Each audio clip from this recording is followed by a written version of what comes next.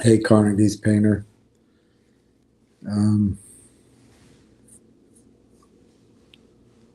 Ham's going to come on in a few minutes, or I may have to call into him. I can't remember. Anyway, I'll figure it out.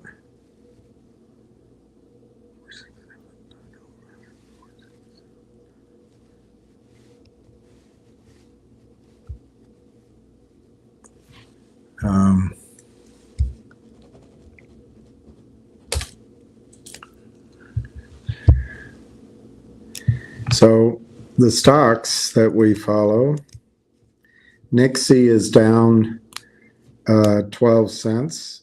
And yesterday, Railtown was down, and I told you guys that that was, that Canada was on vacation. It was Victoria Day. And I suggested that that was an excellent buying opportunity.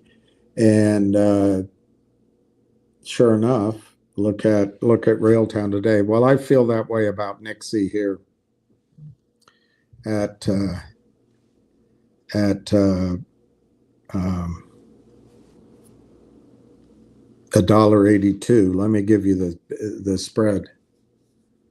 Yeah, 182 to 183. I think NIXX is similar to Railtown. Somebody's selling, getting out, lost patience, maybe pissed off with finger motion, but nothing's changed in the story on NIXX. They filed that their 10Q.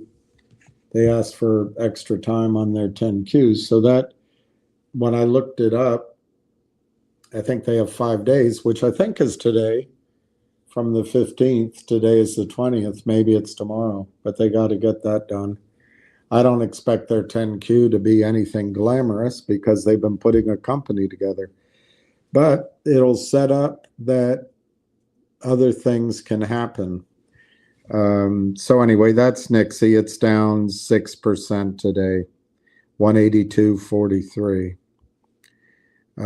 Finger is $4, 40069, 394 to 402, 565,000 shares today. So we'll let, when Ham comes on, he can speak to that with a lot more knowledge than,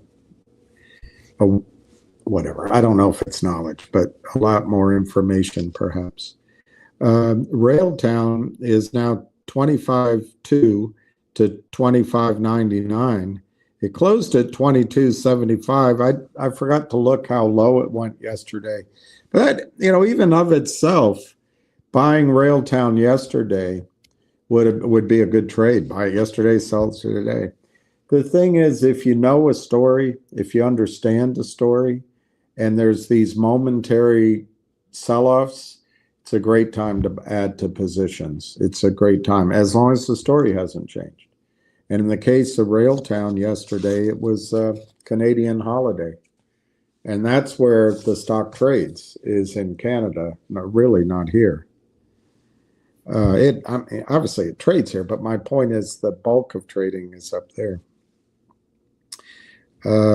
G-Bucks is 305. Let me see if there's anything else.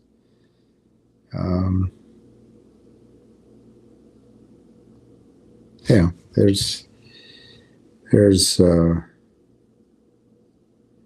nothing else.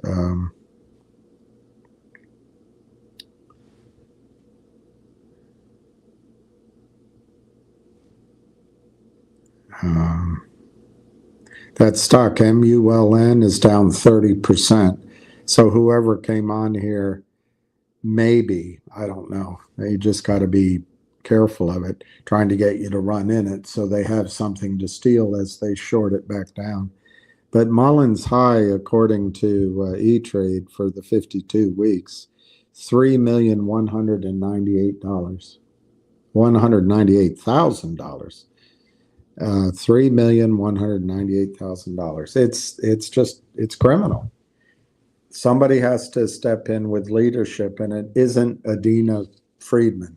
She ain't no leader. She's just a woman who makes $30 million a year because she's a woman. Hey, I'm a woman. Hear me roar. In numbers, too great to ignore.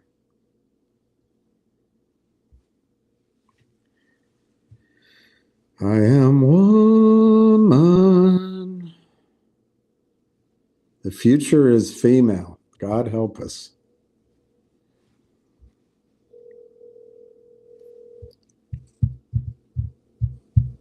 Hello. Is this the number I'm supposed to dial? No, the other one. All right.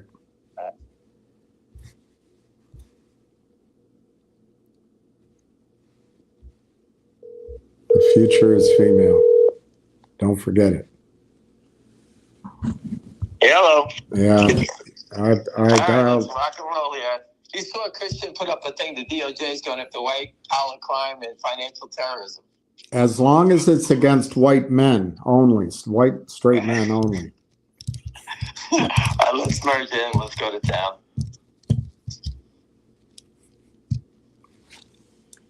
All right, everybody. William, are you here? I'm here. All right, everybody. We're here on time, and we just want to start going over this stuff again.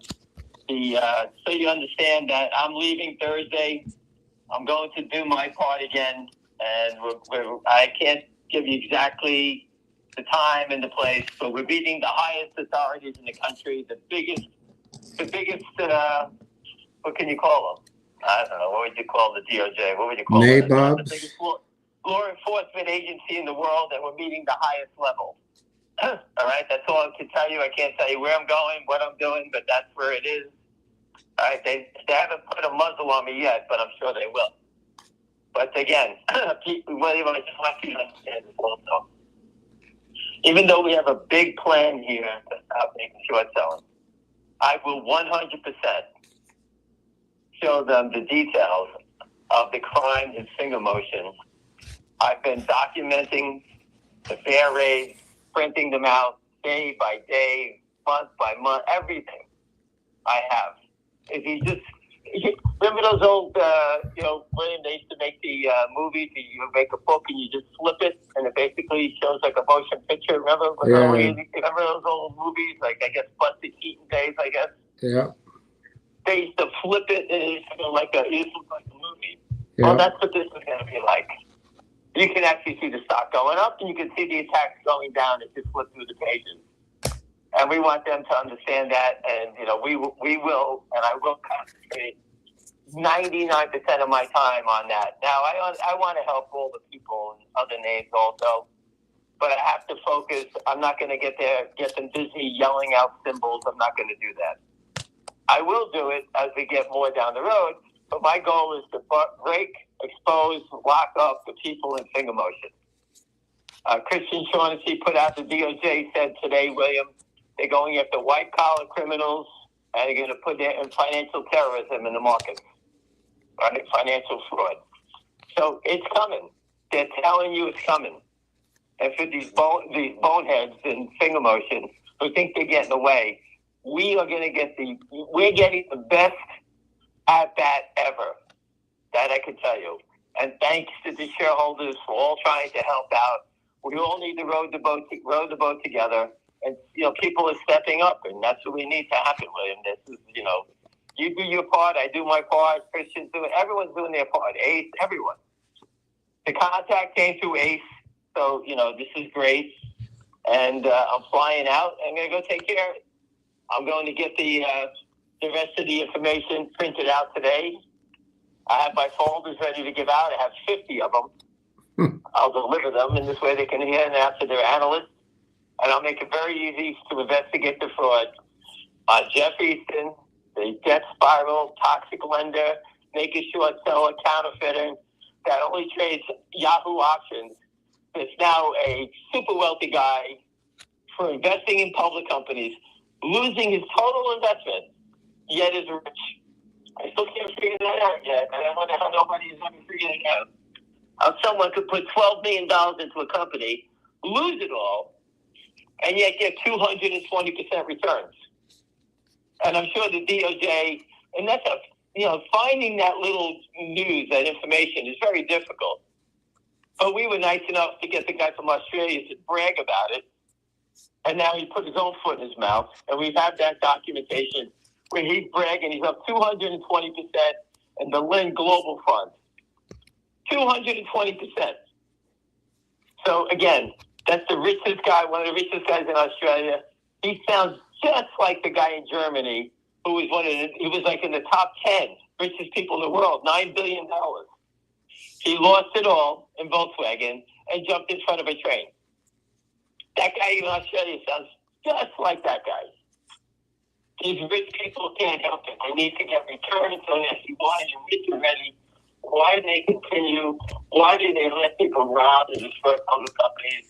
Their greed has to be so disgusting. It's unbelievable. And William, I'm just going to change it for a second.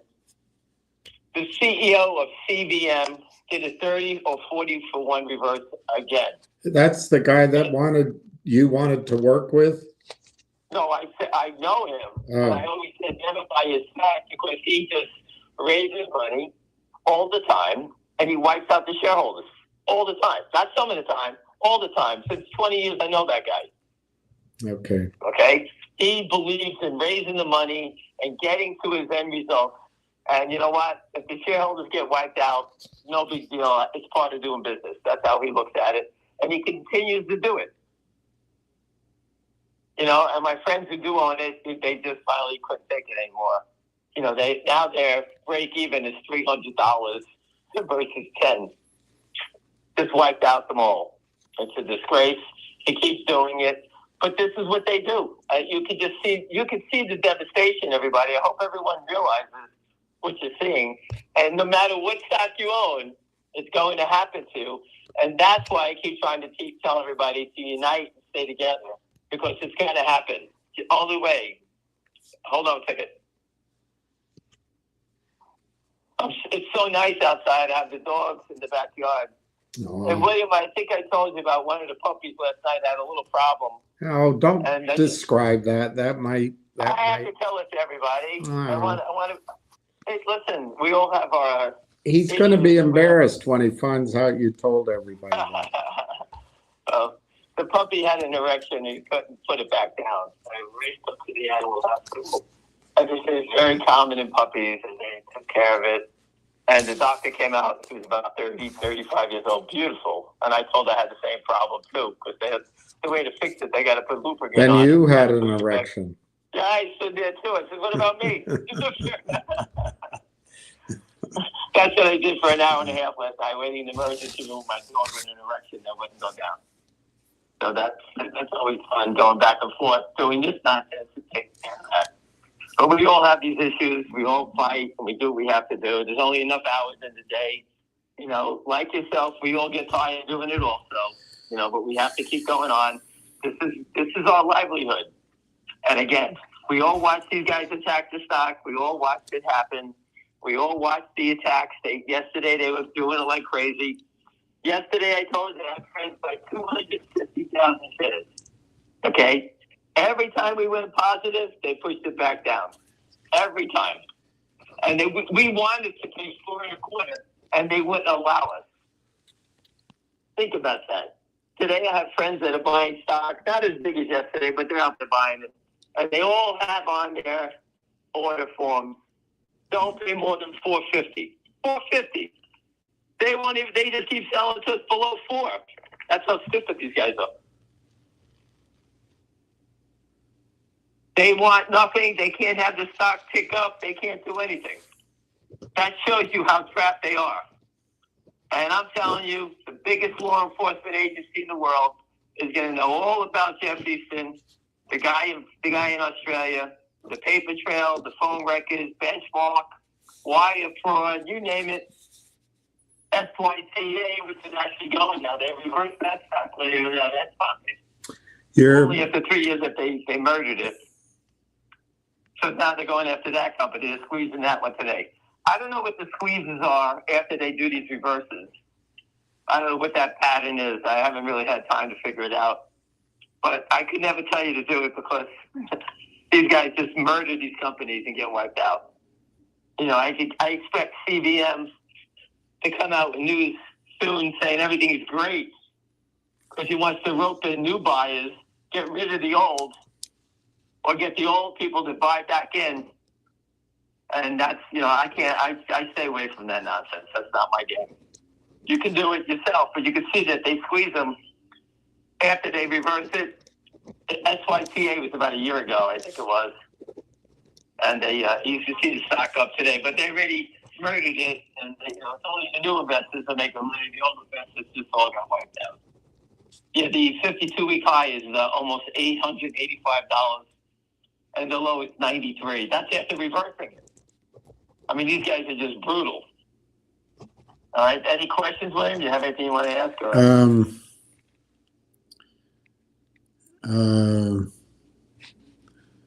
You should get Christian to go to the meeting with Pam Bondi. I can't. I was, you know, so it's a one-man operation. I would love to do it. She'd take the camera away from Pam Bondi. Yeah. I mean, not the, you know what I mean. The cameras would love Kristen. What cameras? We're not filming. We're not filming. I don't know. It's just something I said. It doesn't mean we're going to a location. There'll be a board. I have all the slides. I'll bring my iPad. I have all the videos that we need to see, and I will present it in nice and easy fashion. It'll take me 30 minutes, and they will know everything about finger motion. Every gory detail going back 5 years and showing how the manipulation has continued and what's going to happen here.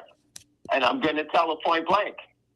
No matter what you say or do here, we're squeezing the stock up to thousands of dollars. Everyone's educated just like you are now. We all know everything they sell, they got to buy back. And the company knows about it. We all know about it. And believe it or not, just like GameStop, which no one knew anything about. GameStop, no one knew anything about it. It went to 550. Everybody knows about finger motion. So it's going to go multiple times 550. All right? And they keep holding it down. At least in GameStop, it started to move up. All right? And short sellers were covering. Short sellers were selling. This one just has people keep selling and making the fire, going to make the fire bigger. All right? No matter what they do, pushing it down, we all get it. We all understand it. All right? We don't have to buy stocks every day. The game's over in finger motion. They basically have trapped themselves in it. The 100-share cha-cha, the morning manipulations, after the market closed, marking it down. I mean, this is complete nonsense. I don't do this stuff. But we all know now, $5, get the body bag out. We're going to tag them and bag them when they go past 5. How do we know? If you didn't watch the trading last week, then you don't know. It's right there in front of you. You'll understand their points that they're going to break because they show you in the trading in the stock. So I look at it this way, people. The downside, in my opinion, is, again, I believe is up. The company just landed the country of Indonesia for their AI product, AI data product. So the downside in the stock is up. People have different valuations. People that I know that really don't know a lot about the company have read it, said this company's worth $20 easy. The people that I met from Singapore and Asia, they all believe the stock's 100 without issue. So let's be conservative. Some say 20, one says 100. Let's make it $25. I'll do it on the low end. So this company, to people that are following it, they all believe it has a valuation around $25. I took the high, I took the low, and I just added a little point off the low and make it $25. What's the rush that you're going to get up in the morning at 5 o'clock in the morning and sell 100 shares, William? No one does that. Okay? This manipulation is ridiculous, and everybody knows about it. The downside is up. That's my opinion. You can look at it, watch the videos, Do your own math. Go look at Snowflake, SNOW. Go look at Palantir, PLTR. Look at their valuations. FingerMotion is not competing with anyone in China. They have the whole game on data. The whole thing. 1.5 billion people, and they're tied to China Mobile, China Unicom. They're dealing with AIZ, which is a $10 billion U.S. insurance company. They're dealing with Munich Re, the biggest reinsurance company in the world. They have the best partners in the world. Pacific Life Free. They're working with everybody. They're working with that Chinese mobile, the electric vehicle battery charge-up company. They're part of that. They are installing emergency response equipment in 4 million trucks in China. The police, ambulance, well, anything around an emergency response, they have to put this equipment in it. All of China. They're the only company has a license to do that in all of China. The CEO has made that statement many times. And yet, these guys are trying to hold the stock down. I told you. If you have a brain, take it to 10, 20, then smash it down. But they can't because they don't have the margin money. I totally understand. They cannot afford to buy the Rolls Royce. All right? They can't afford it. You can't go in there and buy it. They don't have the money to pay for it. That's what these guys are doing. They do not have the money to back their trades. Whoever's lending them or giving them extending credit or covering their fails to deliver, that's where I speak with the DOJ. We want them to look into, and we want those people to go to jail too, because they are just like the bank robber. If you drive the car, the getaway car, you go to jail also. All right? There's no getting off. You want to be a criminal, you go with the whole team. So if you're looking the other way as a prime broker, stock loan, anything in the back office that is assisting these guys to sell all these shares, floating them more margin, whatever it is. All right? Lending them shares that don't exist. They're all part of the crime. And I can't go after all the stocks. We're going to focus straight, a direct hit on FingerMotion. All right? So you do what you have to do. Okay? I have people that are buying the June calls. I'm not going to talk about them anymore. I gave you how to do it. You make your own decisions on what you want to do. Again, my friends are buying calls. I have been buying the June calls since yesterday. Again, I think the value play in the stock is the stock right now. If the options were to continue, if the stock keeps going sideways, the premium will come out of the stock. But one thing you can see, and I described it to everybody, William, is that they need what? They need volatility. They've been trying to create this volatility. Yesterday, they pushed it down and bounced back up. The volatility is what they need. Volatility, I told you, has to go to the upside. These idiots always do it to the downside. Every time the attackers push it down, push it down. If it went up, people would sell. But they can't let it go up because they can't afford it. I hope everybody understands that. So they're giving you an opportunity, not because they like you. They're giving you an opportunity to buy stock at a discount for one reason, is because they cannot let it go up. That's the only reason. Do you have anything to say, William? Or? Well, not related to what you just said, but do you follow the company ZKIN? Yes, my friends told me about that. I had friends that wanted to buy it. Fidelity blocked people from buying it. Do you have any idea the size of the short? No, I do not. I'm just told that I know Bitcoin guys, and the Bitcoin guys are buying the stock. That's all I know. That's it. When you get down there, are you going to talk about MMTLP? No, I'm not. Okay. Listen, people, I have nothing against MMTLP. I can, if they ask me to show other examples, I will. I want nothing more than to help the people. But I'm not here to confuse them. I'm here to make sure. I have to know whether they understand it. I do not know. So why am I going to go from this stock to that stock to this one to that one? I'll just confuse them. I'm staying on point with one stock, and I'll let them know that there's many others. All right. Once you start the ball rolling here, all they have to say is, If you have anything to do with this crime and we catch you, you go to jail. Mandatory 10 years. Don't send your lawyer in here to negotiate. There's no ratting out anybody else. It's 10 years. If you do more, you go to jail for more time. That's it. There's no negotiation. That's how you end it.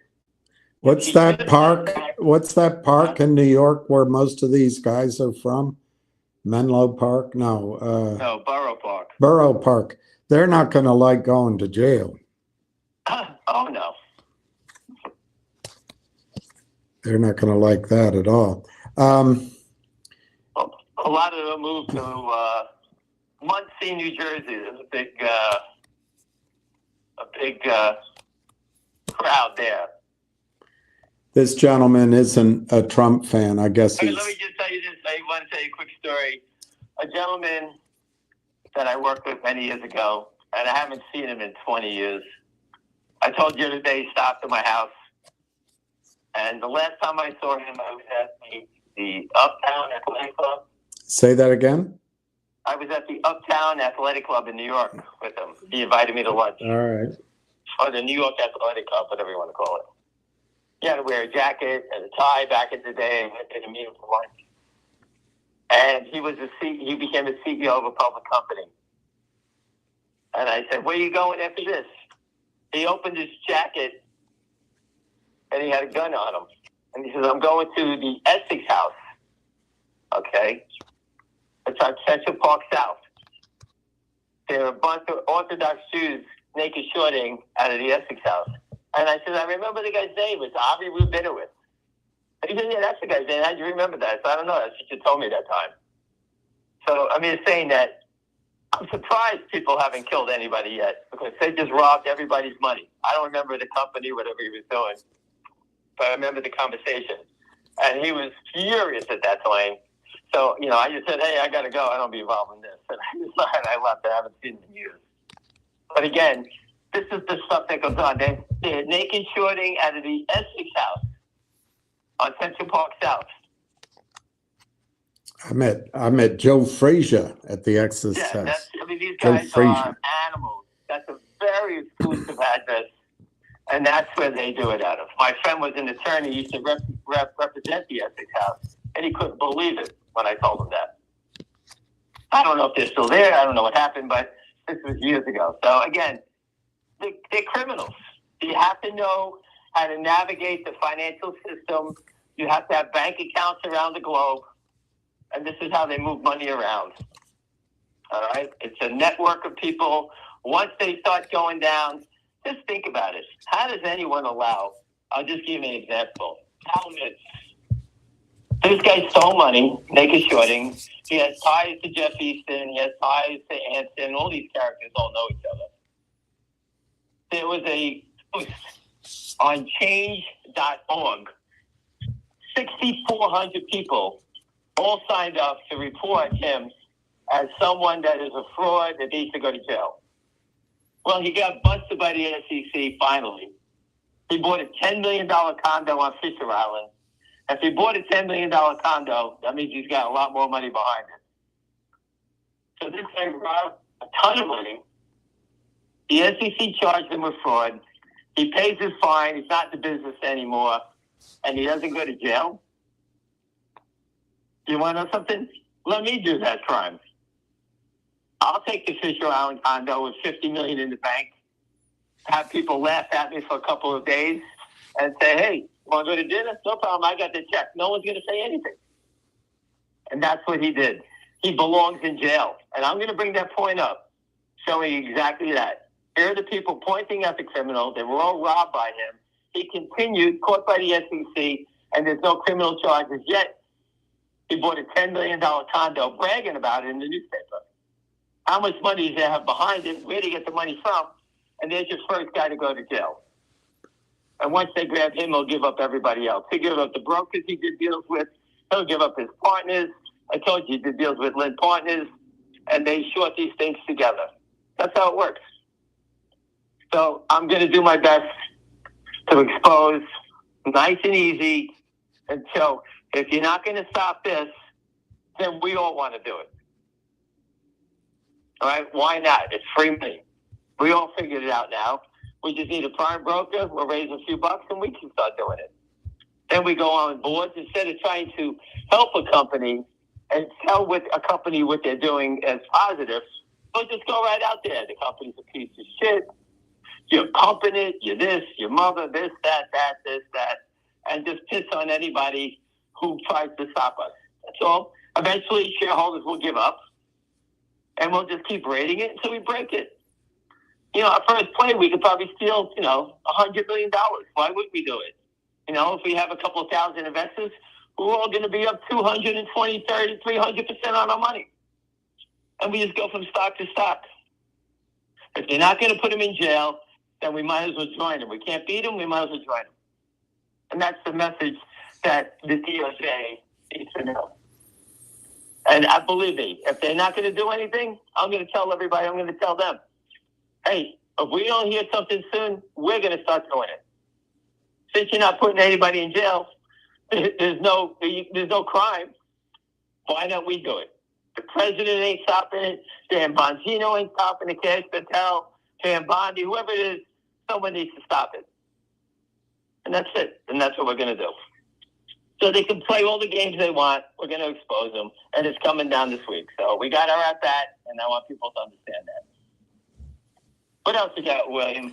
Why don't you recommend that they allow you to be a journalist at the press conferences, citizen journalist, and you can ask questions of the president directly? That's not my thing. Well, you could get somebody else to do it. Listen, people, it takes money. Just to fly around a little bit, it's going to cost me like $1,100. My weekend is going to be consumed from Thursday to Sunday. I have to travel, stay in a hotel, do what I have to do. And, I don't want to leave my family. I don't want to do this stuff. But I'm doing it because it's super important. And I don't want to waste any more money. You put the truck out there, and thank God people kicked in because I can't afford it anymore. Everyone kicked in. That last truck was a lot of people put up money, and I thank you for doing it. But again, I will do everything I can for GBUX. I will do everything I can for MMTLP, but I just can't throw this all at them on day one. I'm going to make it simple. I'm going to make it clear, and we're going to show them finger motion. That's what we're going to do. That's all I'm going to do. When they call me back and say, hey, what are others? Then I'll bring up MMTLP. Or if they ask me about MMTLP, I can always get into John Burdick. Let him bring it in. I'll let John come and tell the story. So I want to get on a trade in front of them? Yes. But I can't get it more complicated. I just want to show them the crime, how they manipulate it, and how much money they steal, and what it means on a daily basis. The guy, Terry, the other night said there was $50 billion looted out of the mining industry in Canada. $50 billion. They're all Canadians. Who cares? Right. Well, listen, we all need these minerals for national 50 billion. I mean, it couldn't go to a better group of men. Right. They add so much to the world. They add so much to the world. They just keep stealing it, piling it in, then they take 1% of it, they donate to a hospital, and everyone thinks they're a superstar for doing what they're doing. Yeah. What else you got, William? I forgot what stocks I was looking at. Well, somebody asked about G-Bucks. I don't think you care. GBUX? Yeah. Yeah, I watch it all the time. They've been assaulting it. I put it up every day. Someone sells it. This morning, I had a friend bidding 266. They marched it down, hit his bid, then crossed it at 265, a couple thousand shares because they're washing it. And then it goes right back up. They don't want you standing in front of their whatever washing they're doing. This stock has been aggressively sold for 30 days, I think, now in a row. 30 days in a row. Before, the stock was going up on 2,000 shares up $1. I remember stock markets where if things were going up, they would pull back, and if things were going down, they'd rally. None of it happens anymore. It's No, just, it's insane what the trading in this stock is. I mean, Finger Motion got to 5. They didn't want it to go past 5. They pushed it to 375, down what, 20% in 2 days, in a day and a half. And if the people were trying to buy it at 5, I had a friend who went to buy 75,000 at 5. They sold it to him at 475. That's how fast they hit the stocks down. the Bears. That's how fast they did it. How could you stop? How do I stand there and always have a bid? Hurry up, get another bid. I can't do that. The Bears. And now you have to watch them sell 100 shares back and forth all day. Remember, retail buyers put an order in, and when they get hit, they're done. So I told everybody, don't pay more than $4.25 yesterday. We tried. They wouldn't let us. Today, I said if the stock runs, don't pay more than $4.50. But will they let it run? I don't know. But don't chase it if it goes past $4.50. If you can get it cheaper, you get it cheaper. Don't say, oh, it's cheaper. If you get it cheaper, you get it cheaper. But don't pay more than $4.50, because if it runs, let it run, then you wait at $4.50. But don't go back down on it. That's if it runs. If it runs. Tomorrow, we're using a 475 top. If it gets to 475, it's trading at 480. Do not chase it. Stay at 475. I say that for a reason, because they need volatility. And that's why you keep seeing the manipulation of 100 shares. It was just 4. Hit it at 397. Hit it at 396. Now 395.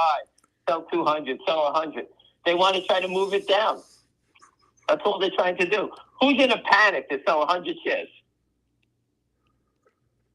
Nobody's in a panic. It's just them. How does the stock always have so much activity? All right. What did the company? The company just landed a major deal, and it's been nothing but selling. Now I got it. If a long wanted to sell, he got out. But how many times are you going to sell it? Longs can only sell a stock one time, right? That's all it is. Once you sell it, you're done, right? Not these guys. They just keep selling and selling and selling. And they're trying to make that news that the company just like the country of Indonesia. That's a major deal. Gets no respect, nothing. Zero. The company got to deal with China. No respect. Zero. Every emergency vehicle in China. Do you guys realize how important that is?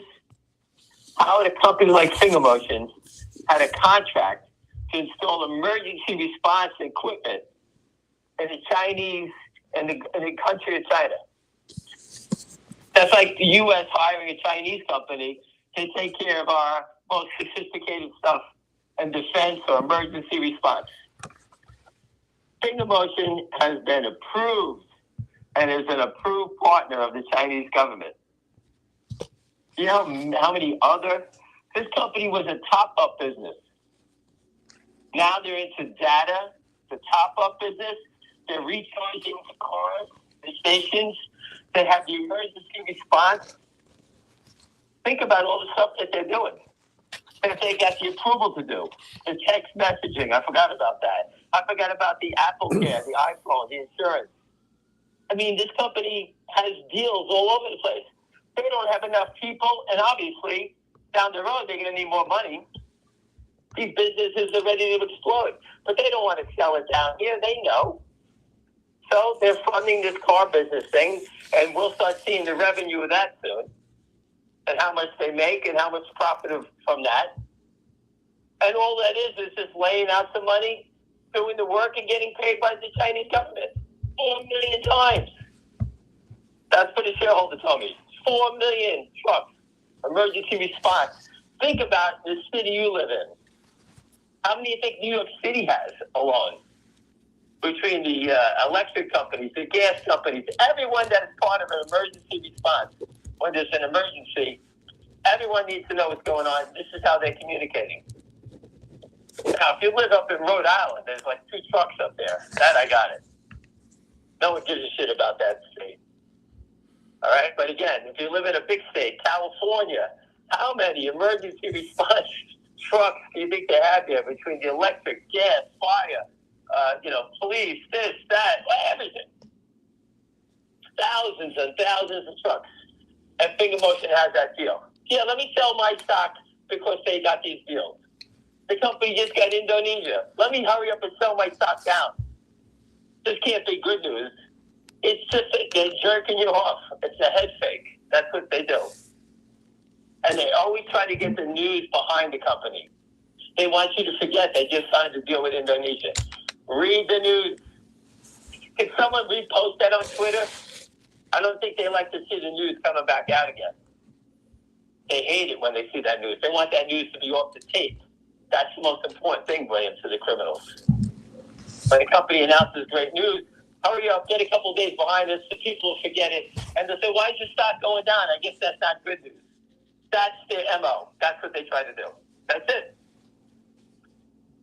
Anything else, William? Adam wants to know, should he sell his GameStop shares for Finger Motion? I will never tell you to do that, because if you sold it and it went up, you'd be mad at me. I can't tell you to do that. What do you think It's happened to me. It's happened to me 1,000 times. Listen, I will give you my thoughts on GameStop. Listen, I'm doing it based on what I say. GameStop sold 140 million shares. Not one long investor filed that they bought one share. That means the people that bought the 140 million shares were the short sellers. Okay? Why do you think he only sold it to the short sellers? The SEC was going after Ryan Cohen for manipulating Bed Bath & Beyond. The day he announced that he covered and he sold those shares, the next day his case was dropped by the SEC. My opinion is the SEC cut a deal with him saying, hey, cover these shorts and we'll get you off the hook. That's what it looks like to me. 100%, that's what it looked like. So there's your answer. That tells me that the shorts have covered. Don't get me wrong, there's probably still shorts here. But you can see the stock doesn't trade with that same crazy pattern when the shorts are really here, right? The stock would tick up 50 cents and run $3. The stock now walks up like a slow motion, like a snail. That means that it's a pyramid scheme. Don't get me wrong, this is my opinion of it. I buy it at 26. I call William, he pays 26.01. William tells Lana, she pays 26.02. And that's how it seems it's moving up. And once we run out of buying, it drifts back down. That's what it looks to me. The institutions that are filing that they buy shares in this company, they're all bad institutions. They get the stock, they own it, and then they lend it out. You see those rates that people are trying to pay at Finger Motion? People want to short GameStop, they have to pay those rates. Pat Byrne had Morgan Stanley in his stock. Morgan Stanley owned, I forget how much they owned at the time. I'll say 10%. We can ask them about that when we do the call. It went from 3 to 130, 128. They never sold their shares. It went back down to 50, went back up to 120 something again, never sold their shares. The third time is when they sold it. So they were manipulating the stock using stock loan. They bought the shares, because if you bought it to play for a squeeze and filed that you owned it, when it ran to 128, there was no guarantees it was coming back to 128 again. But what did they do? They were lending it out at huge rates at 120, because everybody wanted to short it. It's like RGC. When the stock hit 500, you don't think I wanted to short it? But how am I going to short it? I can't borrow it. So these guys were doing that in GameStop. All right, so the rates, they will lend out the shares when the rates go high, and if they keep doing it and they pay $22 for GameStop, after a couple of months, their cost to own that stock is probably $18. Everyone's paying the rate, and they're lending it out. There you go. That's why those guys bought those positions. And that was in, we had Pat Byrne, when we get on the call with him, about Morgan Stanley taking an investment stake in his company. We all knew they were lending out the shares. Everybody knew. Any other questions? So as far as telling you what to do, I can't do it. If I told you to sell it and it turns around, a Finger Motion goes down and that one goes up, you'll get mad. I can't tell you to do that.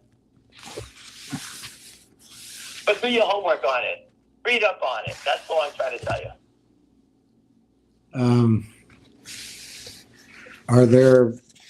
Are there any, I don't know, events or items that? There's 100 events coming out in 6 months.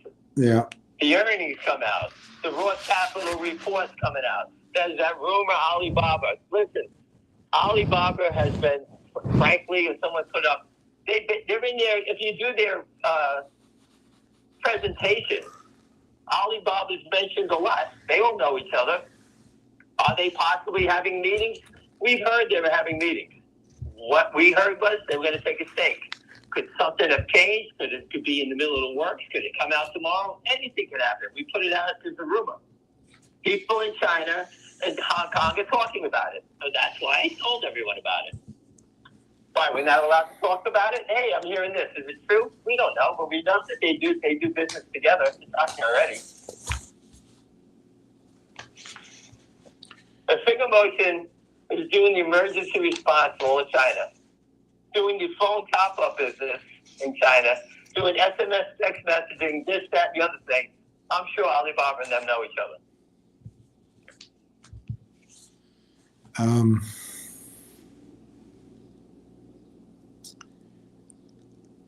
Someone's reminding you that maybe the DOJ, I don't think it's the DOJ's purview, but they should shut down offshore accounts selling short. Well, this is, listen, when you say you're going to arrest people, we're sending a blanket statement, is what I'm trying to say. We don't need to make rules for everybody around the globe. That means the brokerage firms that are not settling the trades, if someone sells it offshore and E-Trade is buying the stock, right, William? Mm-hmm. It's E-Trade's job to settle the transaction. If they do not, E-Trade officials in the back office, they will go to jail. Not the guy offshore, the E-Trade brokerage firm, the prime brokers, anyone giving leverage, anyone that's part of this crime. Right, so that the guy that's hiding in a cave somewhere who's selling this shit, you know what? He's going to beg everybody, and trust me, they're all going to give him up. That's how it's going to work. Fingers 403. Did you miss your chance to go to Singapore? No, I have my chance. I just thought that this cost. I might listen. I haven't been feeling very well. I had these stupid allergies, which I still have. And this opportunity, I thought about driving to Florida, stopping in D.C., and then continuing. But I just can't, I didn't feel well. So I figure a flight, I can take care of it. But I will get to Singapore.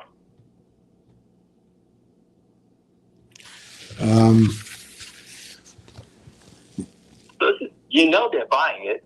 What else can I tell you? I don't have the buy order. It's been around.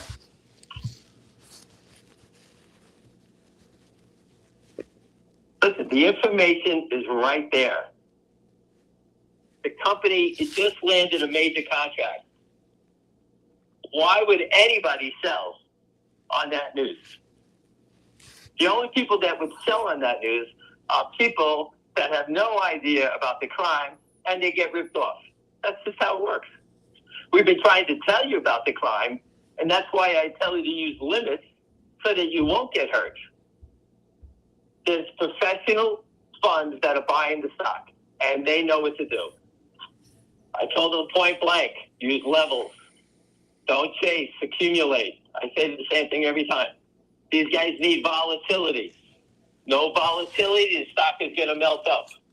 Once we get up to $4.70, $4.90, $5 again, the next run up there, I'm sending in the clouds. We're going to run these fuckers over. Send in the clouds. That's what we're going to do. Maybe next year.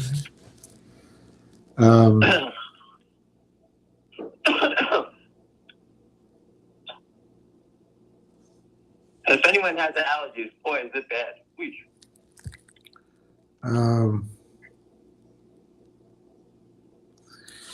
So can you explain the concept of issuing these dividends and how it causes stocks trouble for the shorts? Yes, I can. I put up a bunch of times a little circle and it explains it's pretty easy. But I'll do it again. It's musical chairs. Okay? When you stop the music, everyone that owns the stock on that day is entitled to the dividend, whatever it may be. The short sellers are liable for that dividend. Okay? So they owe the dividend. So you have a record date, okay? And the record date will tell a public company how many shareholders there are along the stock. All right? So let me just go to the brokerage side. It's easier. Merrill Lynch is going to hit a button, or Fidelity are going to hit a button, and I think Fidelity hit the button already, and say, okay, we own 50 million shares of Finger Motion. That's what Fidelity sees. They hit a button, they can tell how many shares everyone on the phone has bought. Then they called the depository trust up and said, hey, we'd like to know how many physical shares, real shares, do you have for us? And the depository trust goes, sure. Hey, you have 1 million shares here. Fidelity looks and says, oh, fuck. We have 49 million counterfeit shares. That's how they know. Now, Fidelity has to get you the dividend. So they have to call up the people that sold them the shares and say, hey, you need to deliver me stock or else I'm liable for all these dividends. So Fidelity is trying to cut off of people not making the mess bigger. Hopefully you would give up on it, okay, and buying more, because the mess would only get bigger and bigger and bigger. I think Fidelity went through that exercise already and said, hey, we need to stop this. We need to get people to deliver the stock that is owed to us. Because when the shit hits the fan, this company does a dividend, we're going to be on the hook for it. So imagine that the stock is 100. And let's say they give out a warrant, exercisable at 5. Fidelity is on the hook because they have to get you that dividend. How are they going to get it? Fidelity could be on the hook almost $100 a share because they got to give you your sale. And they can't just sell a made-up share into the marketplace. So they'll be on the hook. Will the company create more warrants for them? Nope, it's a one-time warrant. It's in the filing. And Fidelity may have to call the company up to say, hey, sell us 30 million shares at $100 so we can cover our mess. That's feasible. And then Fidelity is going to sit there and say, shit, we just lost $2 billion on this thing. Go track down who sold all these things that we never got delivery on. There'll be an empty door. So Fidelity knows. And that's what I keep trying to tell you. The opportunity is now. Because once they all start to figure it out, and the company does the dividend, which they said they're going to do it, we got May 28th, so that's next week. All right, so we'll get the details on it next week when the company comes out with their earnings. They said they were going to tell us about the dividend. So that's what we're waiting for. How come it hasn't worked for G-Bucks? Why is it going to work for Finger? Who says it hasn't worked yet? It just started the game. BW says it hasn't worked yet. It just started the game. Let's give it a little time. Guys, remember, they're selling these shares for more sure. What would you do as VW? You're the offshore guy. You know you're trapped. What do? When someone knocks on your door, they're going to find nobody there. You'll be at the beach hiding. That's what's going to happen. They're going to walk away. The brokerage firms are going to take the bullet on that one. And this one, you could drag down Jeffries. There's a whole bunch of people that are going to get dragged down in Finger Motion. G-Bucks is a peanut compared to Finger Motion. What do you think about Rhode Island? Just We got plenty of shareholders that live there. I always tell them that. What are you living in that shithole for? And they're good people. I figured they're on the witness protection plan if they're up there. What are they doing up there? When does? I'm sorry, Paul. My friend Paul lives there. When does the? Well, it's a small state. It has that going for it. When does? It's like Finger Motion landed the deal to do the emergency response vehicles in Rhode Island. What is there? One cop car, one fire truck, right? Is that only one of each thing there? I don't know anything about Rhode Island. And they're probably protecting those mansions. Everybody else can roast and die. When does the option maker for Finger need to buy in the calls, the 316 calls? 316? That's over. Today's the 24th or something like that. The 2s, 3s, and 4s. I think you're behind. They got to go back in time. That already happened already. They got to go back in time. Just so you understand, we fucked the option market maker good. He sold us 516s. He's saying the 516s. 516s. 516s. There's only options that are available now in June. That's the only thing. Yeah, they don't have to. Yeah, it's very confusing. They're gone. The Mays have expired. They don't have to do anything. The May options. We fucked the option guy good. He was selling options at a nickel, the 2s, the 3s, the 4s, and the 5s, right? Even the 6s. The 2s went to 3, the 3s went to 2, the 4s went to 1, maybe a little higher. The 5s went from a nickel to 50 or 60 cents, and the 6s went from a nickel to 40 cents. One gentleman I spoke to paid a dime, I think about a dime or 15 cents for 100. And he sold 50 of our 6s at 40 cents. So he had a shot for free of 50 calls, and he put a few bucks in his pocket. That's how we described to everyone how to trade those things. The 2s went to $3. I told everyone to sell them, and you buy the next option. The next option went from 5 cents to $2. Think about that. $5 to $200. That's what the equivalent it went to. $20, whatever number you want to make it up. That's how big the percentage was. It went up. That's how big it was. So when you sit there and you own options, and listen, you can trade options, people. You don't have to be afraid of that. You can trade them. Hey, get off of that chair. Get off of there. These dogs eat the chairs. They eat everything. But you can trade options. You can you can trade options, buy 100 at a dime, sell 120 cents. You make 10 cents 100 times. You make $1,000. People do that all day long. You can sell 50 of 100 at a dime. You sell 50 at 20 cents. It gives you 50 for free. Use your imagination, people. You know, Williams always described most people losing options, and I just showed you how you don't make as much, but you get free shots. That's the most important thing. Get some free options. Get a free wheel. Get a free spin of the wheel, as we like to say. You know, out of those, 80% of them don't do anything. But when they go and you own calls for free, that's when you're going to sit there and say, "Holy shit!"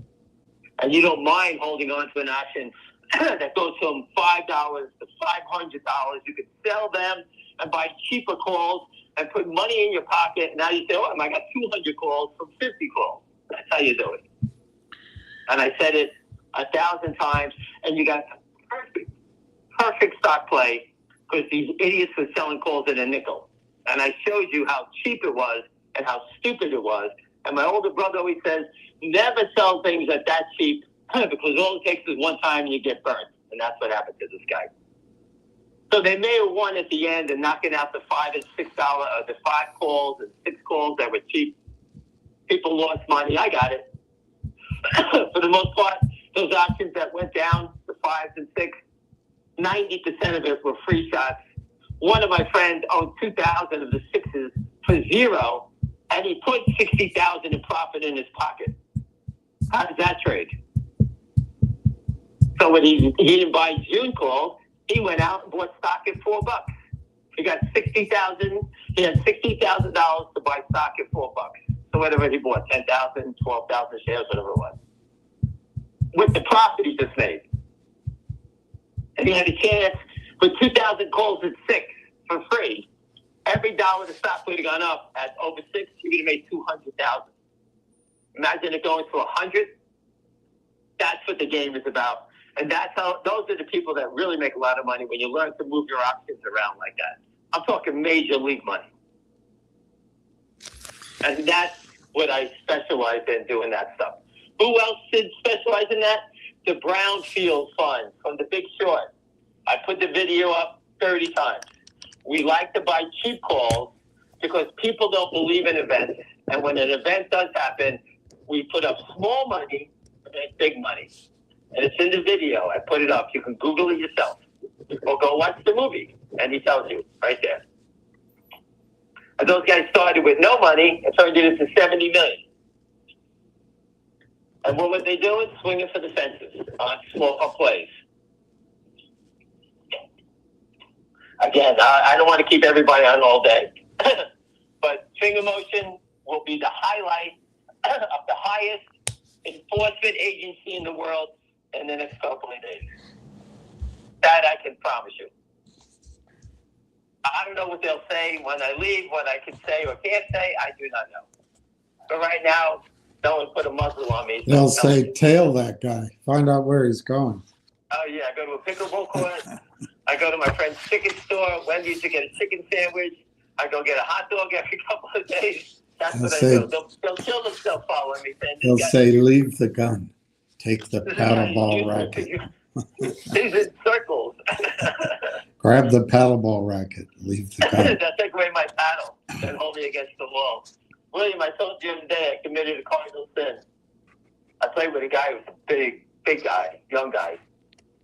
And I normally play against him. And I loved hitting him with the ball because he can't move fast. But he was on my team. And the poor bastard stood in, he moved over with a ball that came over his head. And I'm in the baseline. And this guy moved his ass right in front of my direction. Now I'm not looking at him, I'm looking at the ball. I put that ball into his back, once into his back and one into his left arm right behind his tricep. He got 2 major league welts from 9 feet away from me. The people on the other team said, they said, we've seen it all. You always hit everybody. Now you're hitting your own players. I mean, so that was a cardinal sin in the game. Well, thank God he didn't kill me. He was on my team. He's taken out a contract. Tell him to get in line. There's 50 people want to kill me. No, let's not. So people, I'm just saying that people always say to me, why don't you show your face? People have my life threatened, I don't know, 5, 6 times already. I know that you guys say, they're never going to do it. So I think you take it serious, right? You always pay attention. I reported it to the authorities. So if anybody wants to kill me, they'll just get a murder charge on top of whatever else they're doing here. So they're going to get caught if they want to play the game, and that's how it goes.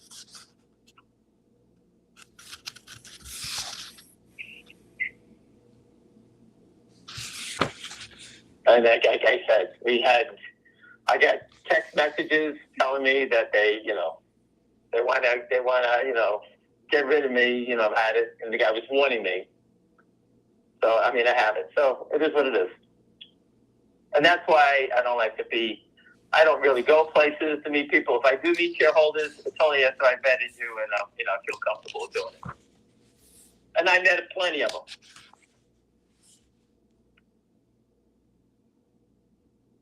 Like the people we met in D.C. I'm still friendly with all those people we met that helped us, walk through the halls. And you know what? Anybody that's doing that, their faces are on camera, you know what? I feel comfortable about that, walking around the halls of Congress.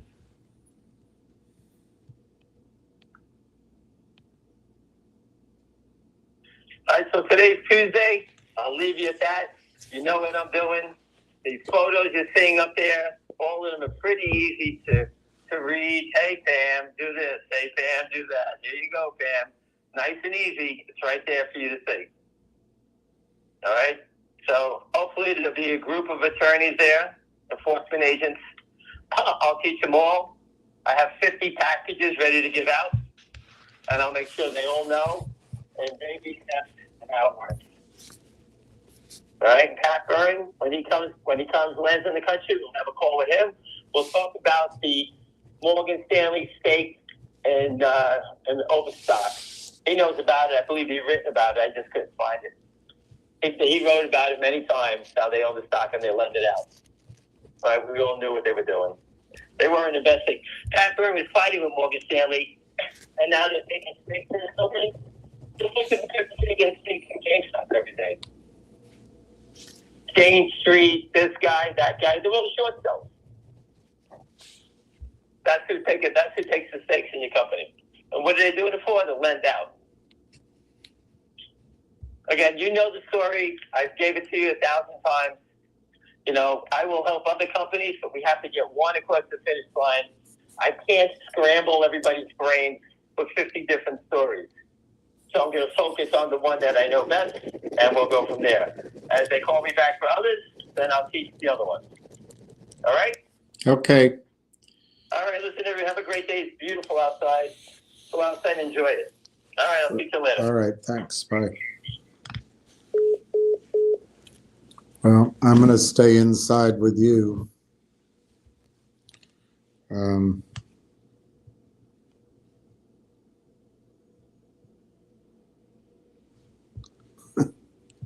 James Comey.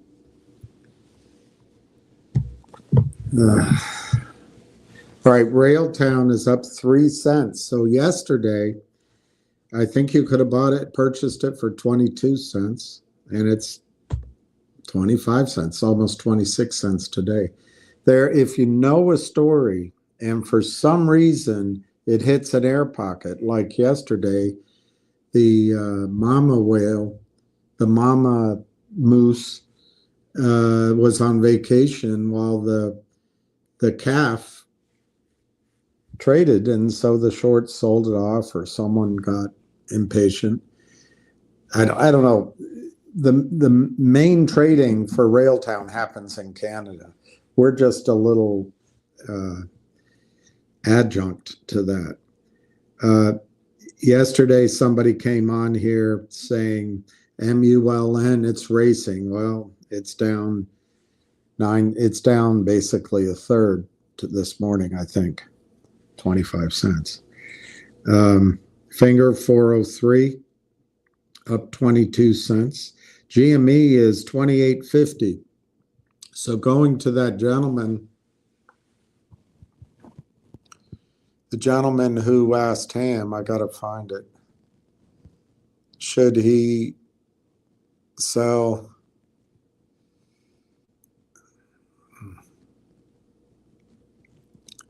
Here, Adam. It was Adam. Should Adam sell GameStop shares for finger motion? Is it too late to get in?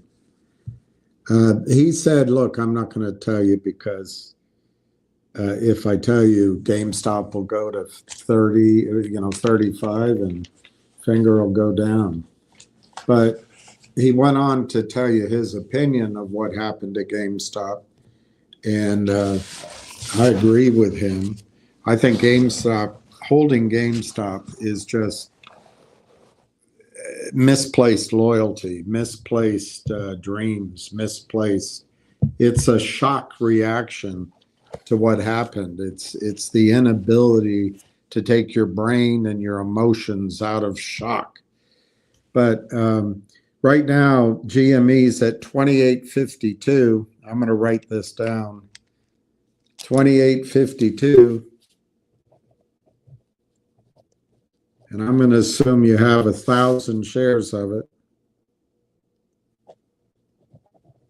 So you would get $28,500. And what I would suggest to you with that is that you buy. It's not financial advice. This is what I would do. You have to do your own thinking.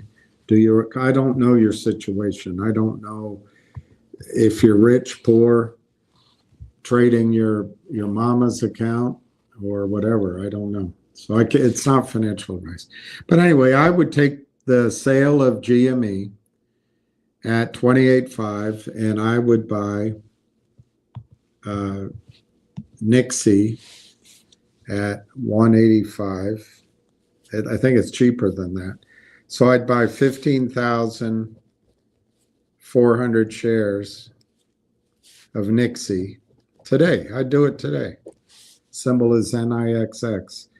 NIXX is trading at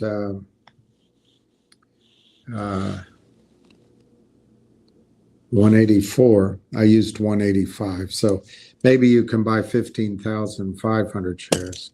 So let's call it 15,500 shares because it's cheaper than the number I used. So that would be my thought experiment. It's not, I can't give you financial advice. I would turn 1,000 shares of finger motion. Sorry, that's GME. I got to write that down. I would turn 1,000 shares of GME into 15,500 shares of, well, let's do it. Let me find out exactly. 28500 divided by 184. Yeah, 15,489. So I rounded that up to 15,500 shares of NIXX. That's what I would do. I would almost put this on hold and go do that. Sell 1,000 shares of GME at 28.50. Buy 15,500 shares of NIXX at $1.84. And we'll see how, and let me write the date here. The date is May 20th, 2025 at 1 p.m. Now, if you have 2,000 shares of GME, I'll also add a thought experiment. Sell another 1,000 GME for 28,500. And if you could bring yourself to sell a little bit more, I think that's up to you. But I can't give you financial advice. I can only tell you as a example so you can learn and I can learn. I would then go in and buy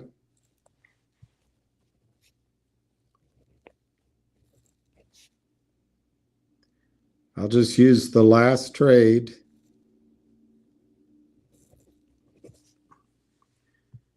I would take that $28,500 and I would buy, I'm just using the last ask.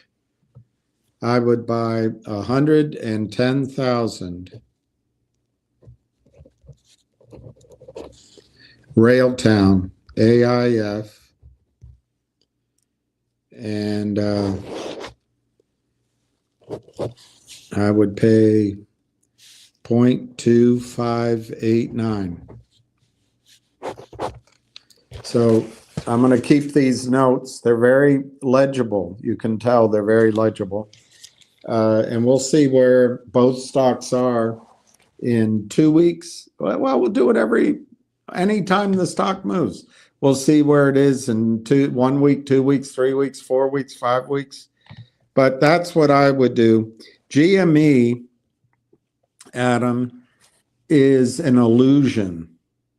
GME has a CEO who adds no value. He's connected. He's pretty well connected. But I agree with him. I think he was paid off to get out of trouble. And you know this, but you won't accept it because there's people out there telling you it's going to squeeze. It's not going to squeeze in my judgment. GME ran to 500 or whatever the number was. And they say it was because of the distribution of cash to everybody by the federal government.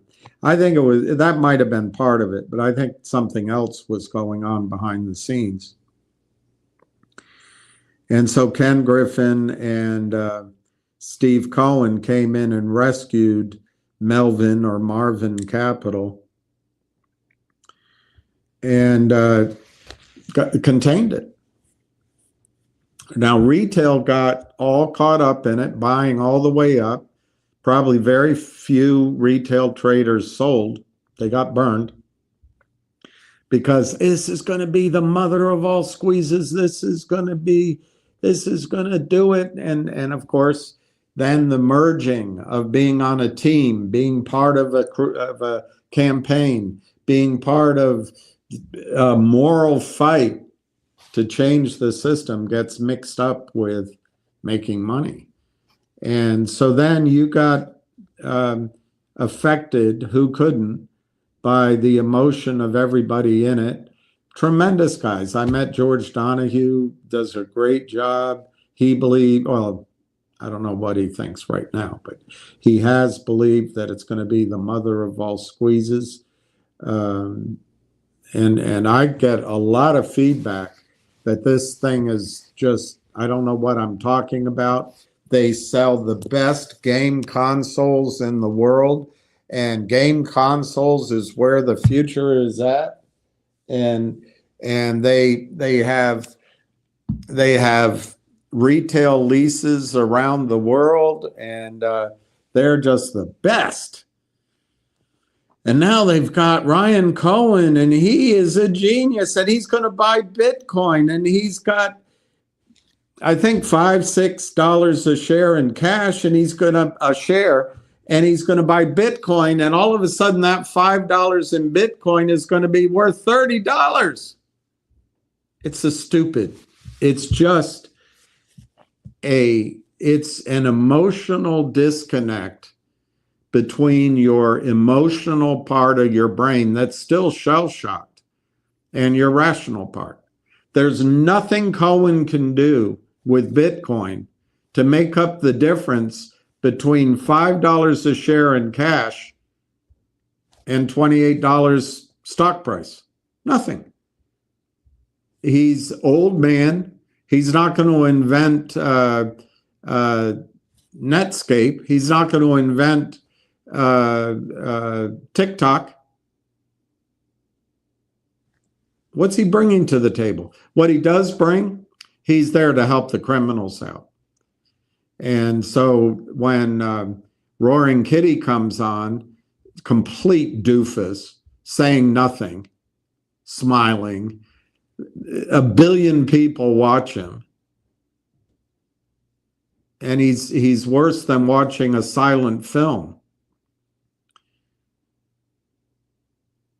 And the stock goes to 80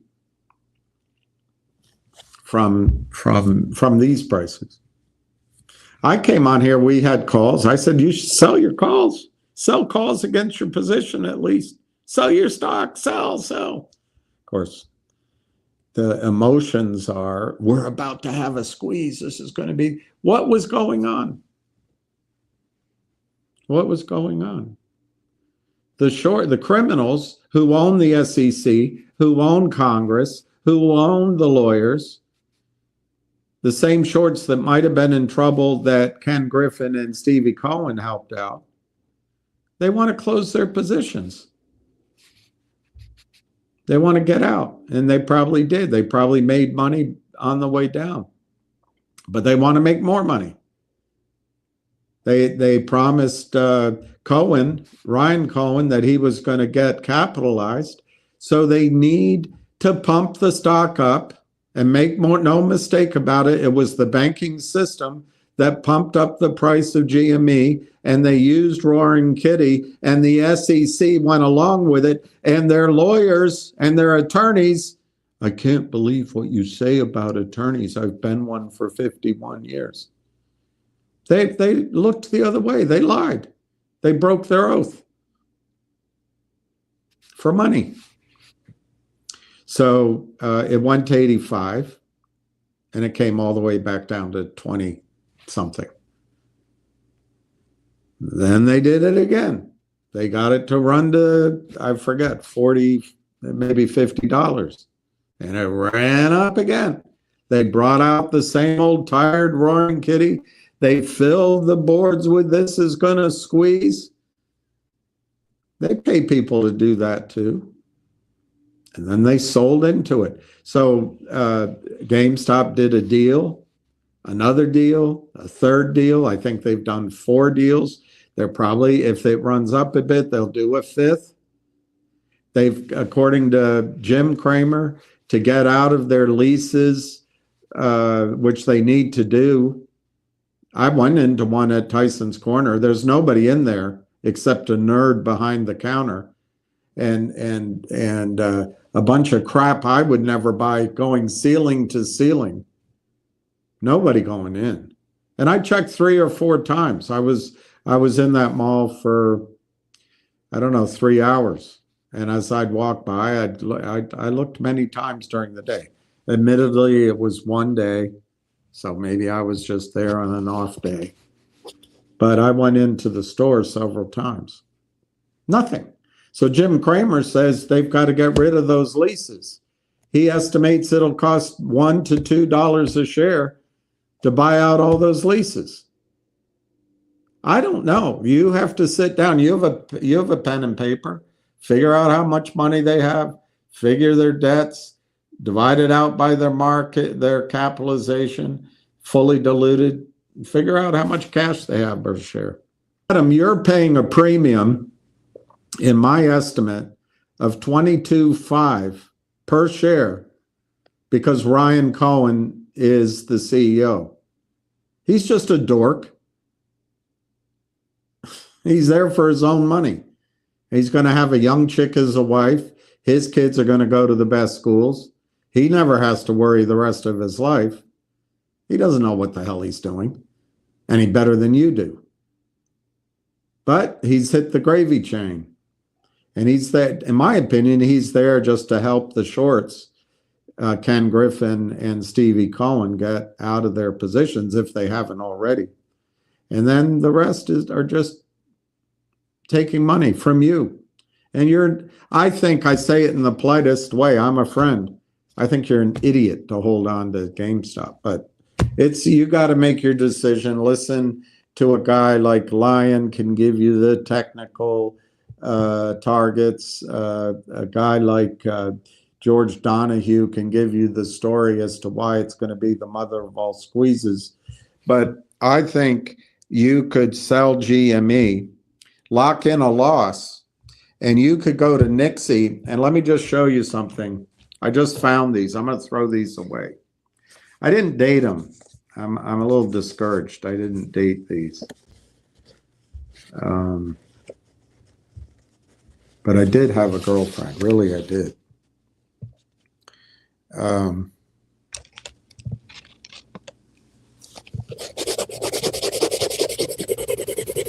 Just crossing out a note I made on one of them.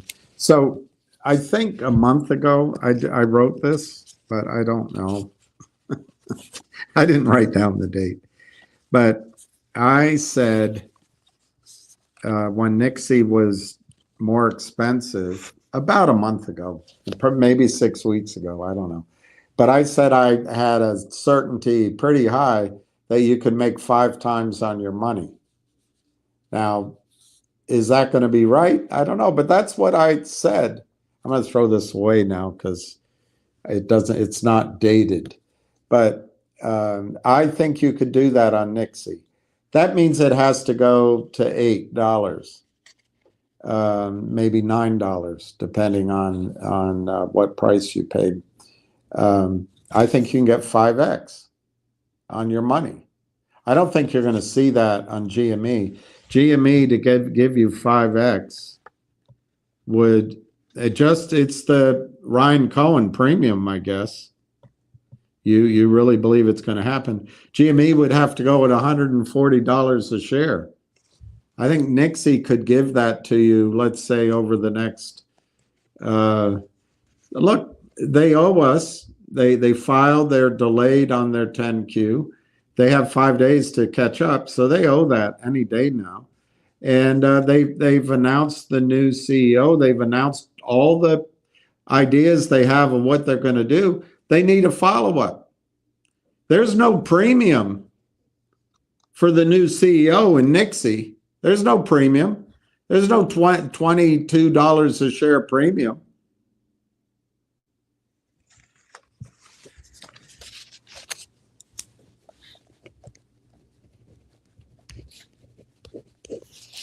So it's $1.84, and it's about $35 million market cap. And anyway, so that's NIXX. I haven't been proven right on this yet because the stock's actually down slightly, but I don't think there's a lot of risk in NIXX based on their PRs and the revenue that they've already earned and are projecting. All right, so that's NIXX. I'm going to throw that away. Railtown, I said, could give you 10x. And this was when Railtown was over 30. I think it was 32 cents. I said it could give you a 10x. And I put my confidence level at 100% on that, on Railtown. Right now, Railtown is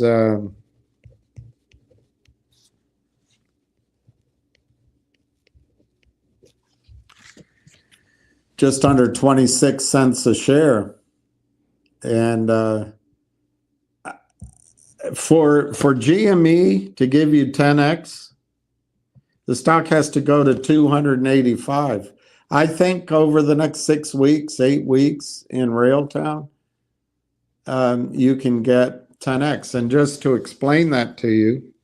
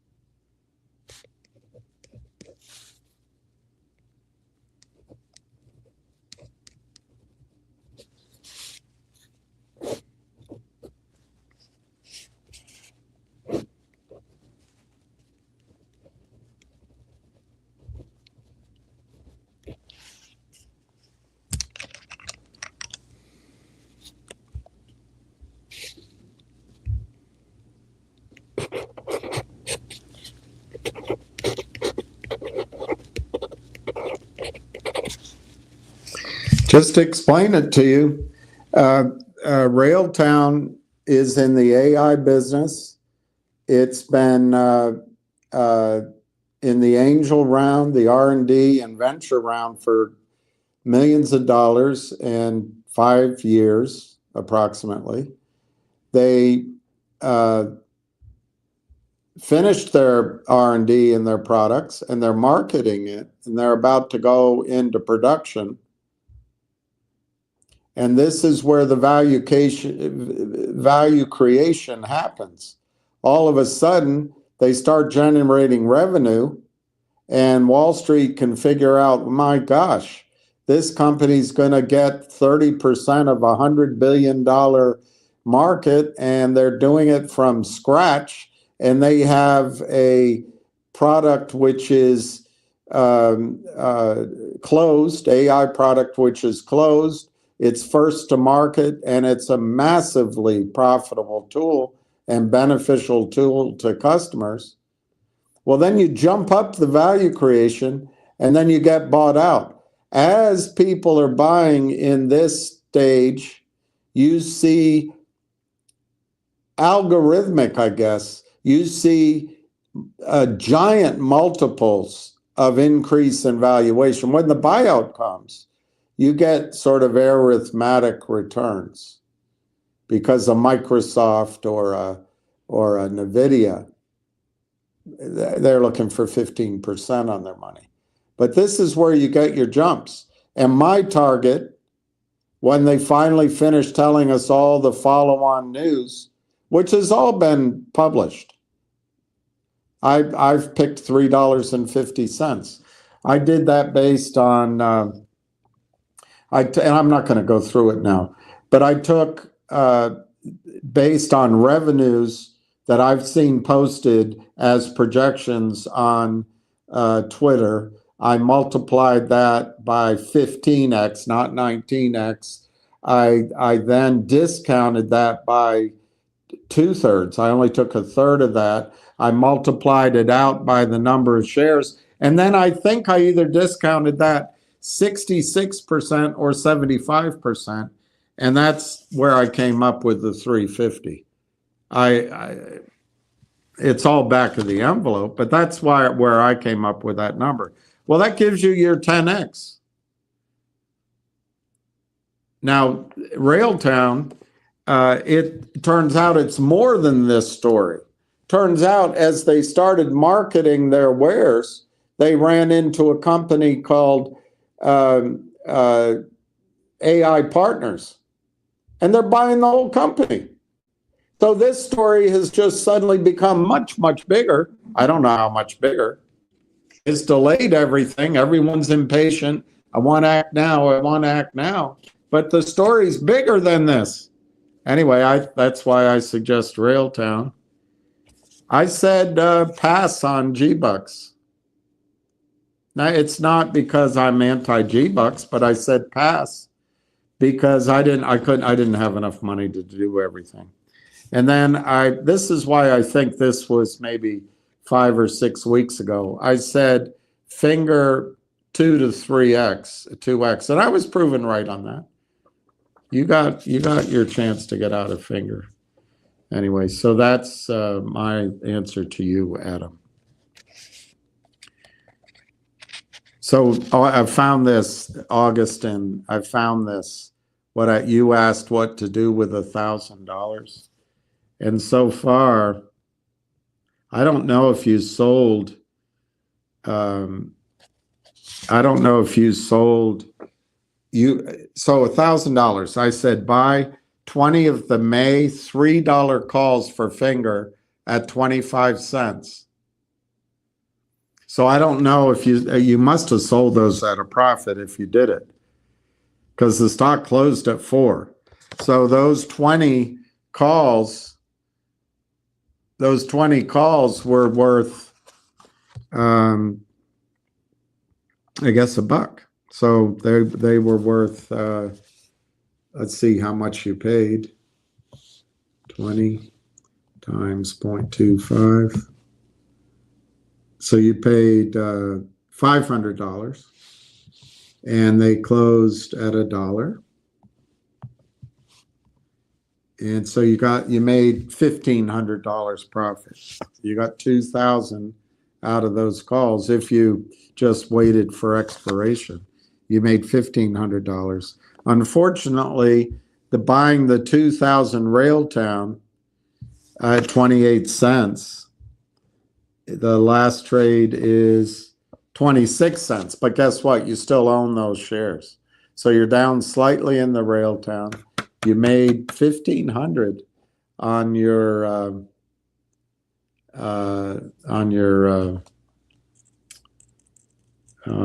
did I do that right? 20 times 25. Yeah.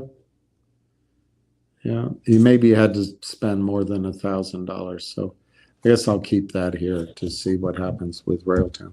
Railtown's now 25.20 to 26.50. So anybody that bought it yesterday at 22 cents has to be happy. The stock's up 15% today.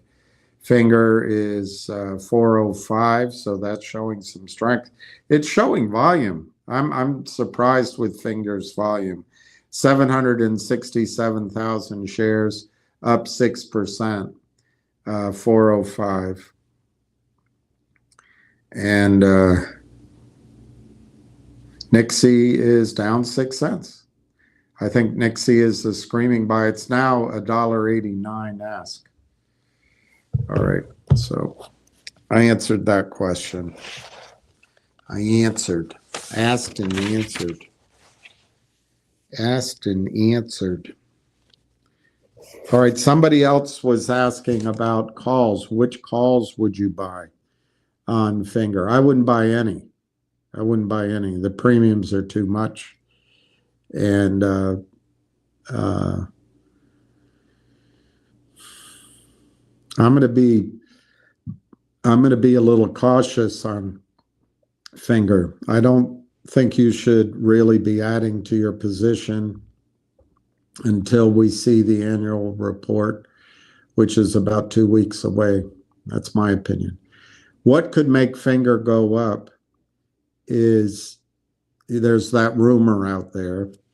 Do you believe rumors? I don't know. But it's always possible, you know.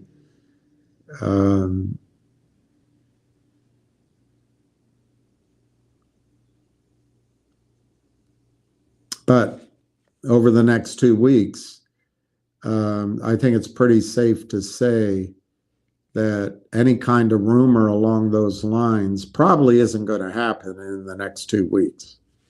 That's a lot of lawyers, a lot of analysis. You need the audit, you need the annual report. Anyway, so I don't think that's going to happen within 2 weeks. The other thing is, Ham said that the contract is 4 million vehicles.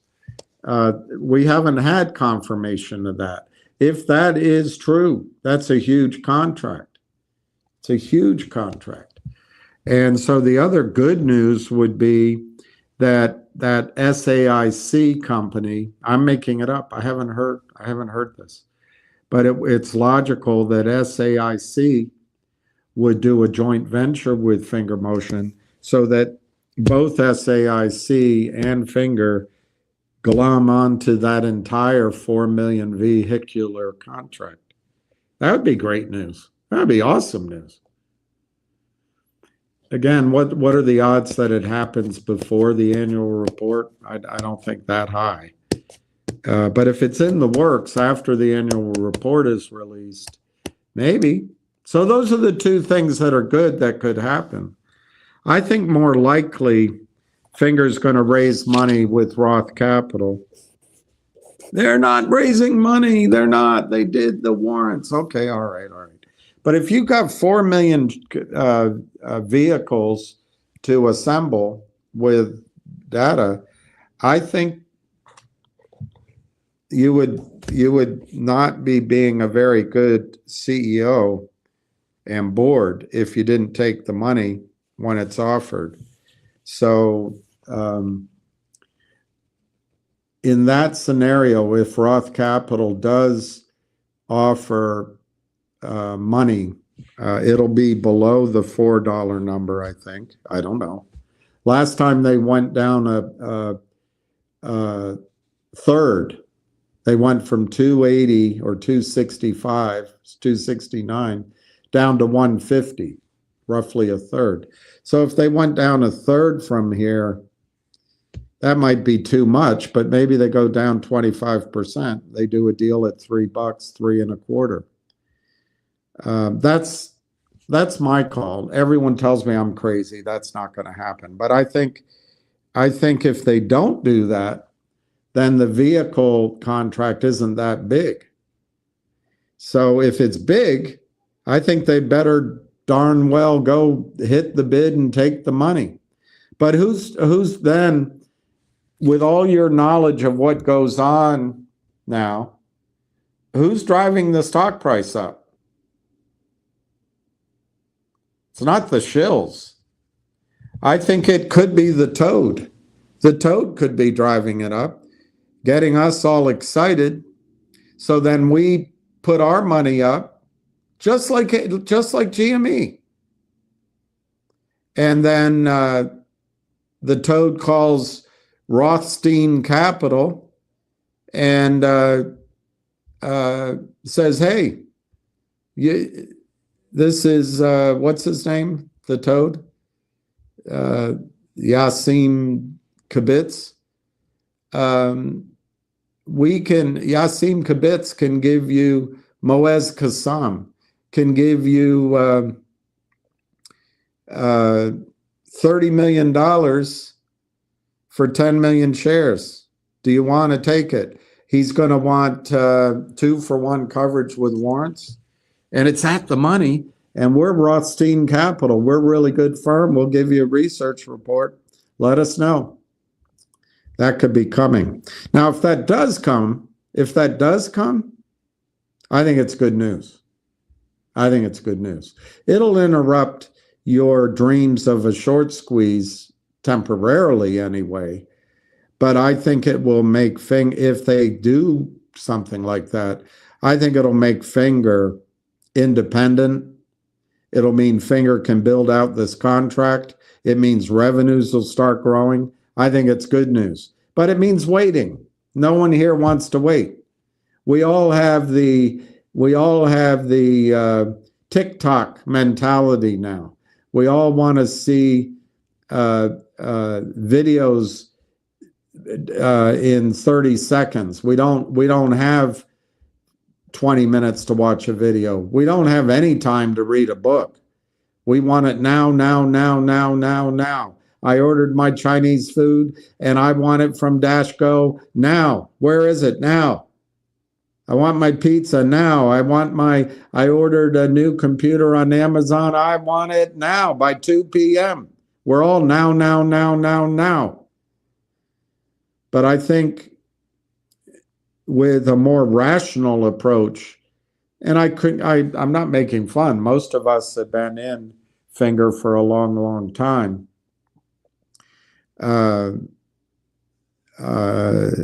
You know my story. I don't want to go back over it, but it's been a long time.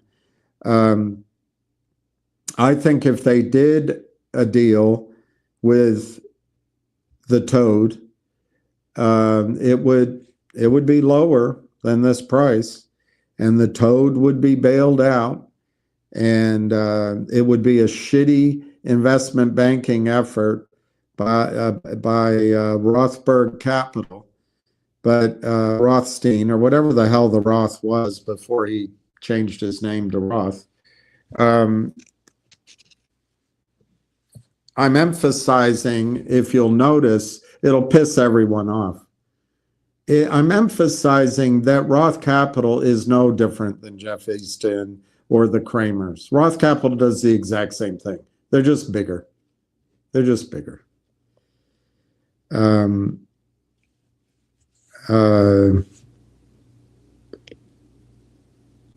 Now the stock's 404, so something's going on, which means maybe I'm wrong.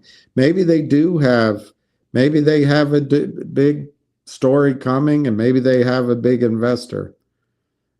But anyway, in any event with Finger Motion, I'd like to wait and see the annual report before I bought any more, before I bought calls. I would just say, hey, I'm in the audience for 2 weeks. And then we'll have time to do something. We'll have time to do something. In the meantime, if you're interested, I think you can double or triple your money in NIXX. I think Railtown might be a June tidbit, but it can move at any time, I guess. I don't know what's going on with G-Bucks. I think I would give up on G-Bucks, although I'm sure there's a lot of effort behind the scenes on it. But I would say, why hasn't that deal gotten done yet? But if it did all of a sudden get done, that'll be a $10 stock too. So I just don't have a lot of squid to play with. So I think my IRA is essentially a little bit of NIXX and a little bit of Railtown. I mean, it's not going to change. It's not going to rock the world. Rhode Island could kick my IRA's ass in a war. All right, so I went over that. I went over that.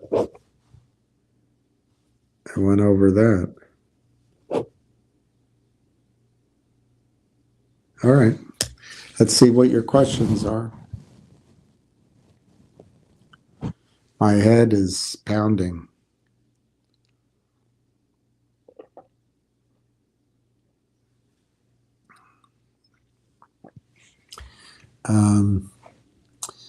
Godspeed Ham. When will I interview the Finger CEO again? I think he's got a pretty good investment relations team. I don't know if he'll want to, but I can ask him. But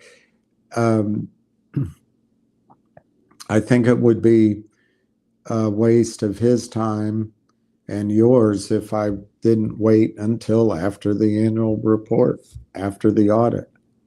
I'm kind of boring on my refrain on that, but I think it needs to.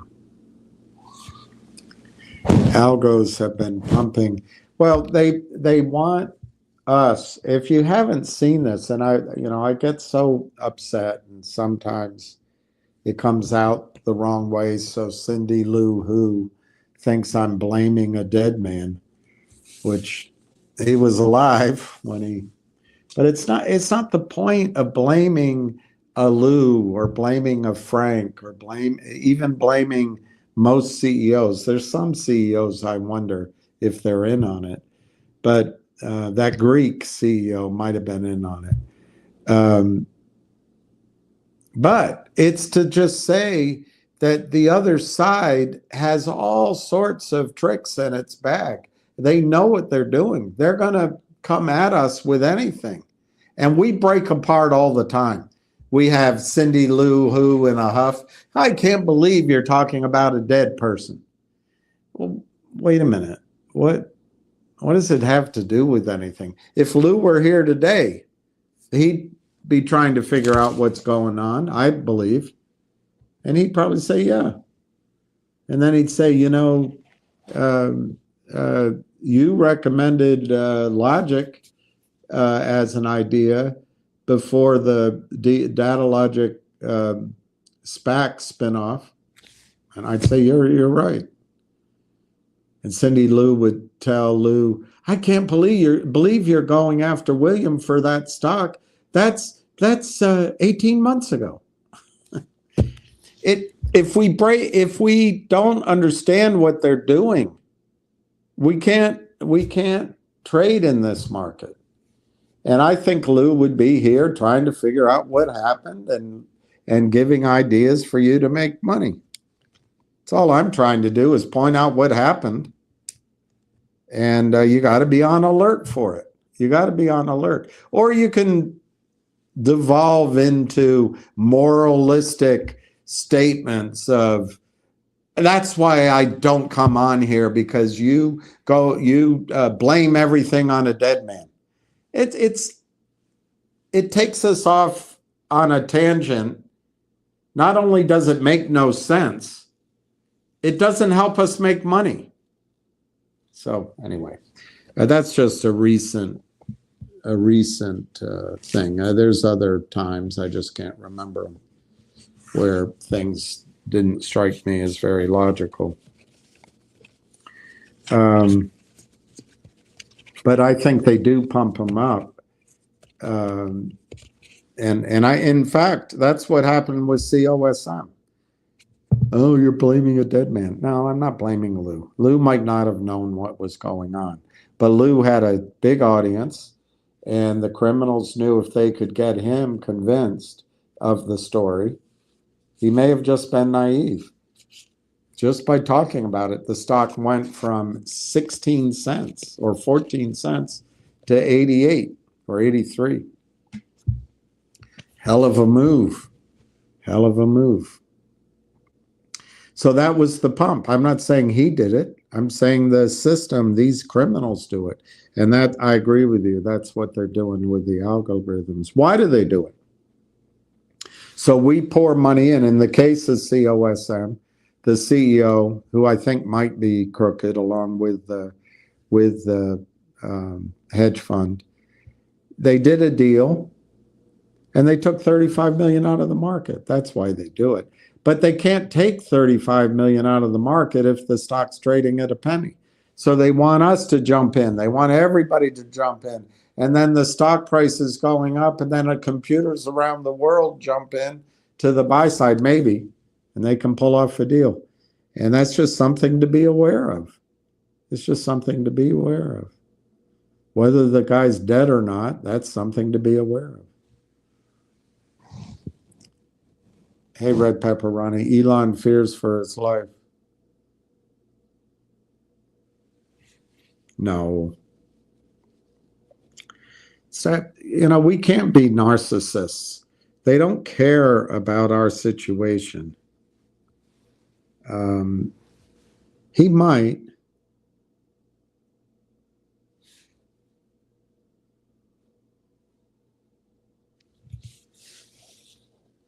I'm looking to see your story.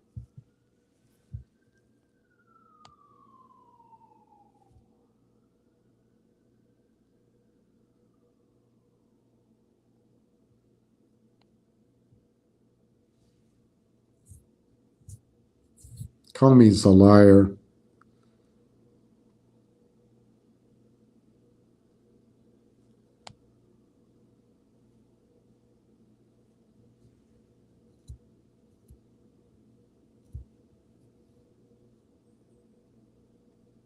Oh, I would say it's more likely on Doge. He's talking, what he's talking about is Congress needs to act in order for Doge to save $2 trillion. But we don't see it. We worry, oh, Trump's not truthful. We get emotional. He's a misogynist. He's somehow an anti-Semite, even though he's fully supporting the slaughter of the genocide, the erasure of an entire human population on behalf of Bibi the Nazi. But they blame Trump for being anti-Semite.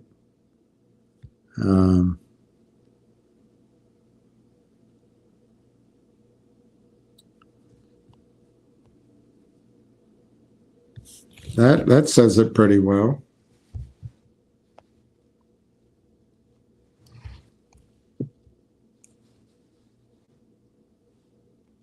That says it pretty well.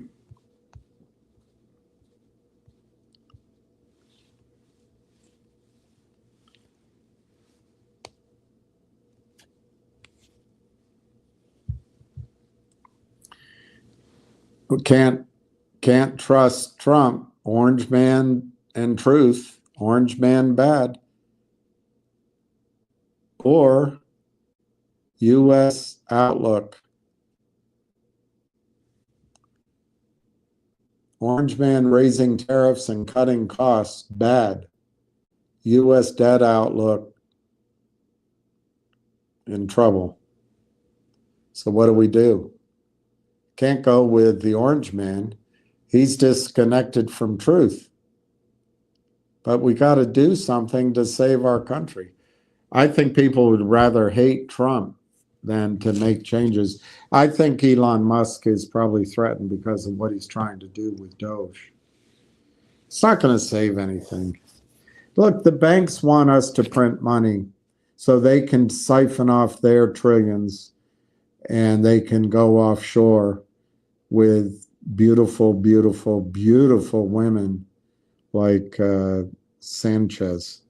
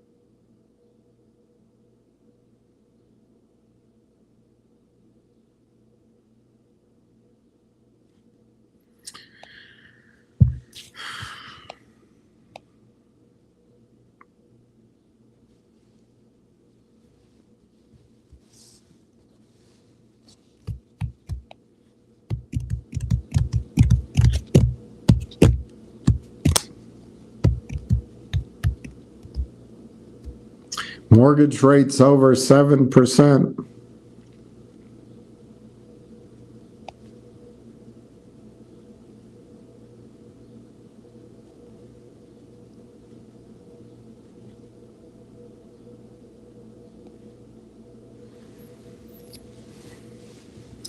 The Japanese market, the Treasury market, just had a tough auction.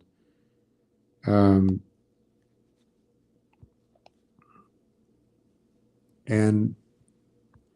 I would say that probably has more to do with the carry trade than anything else. But I might have that back assward.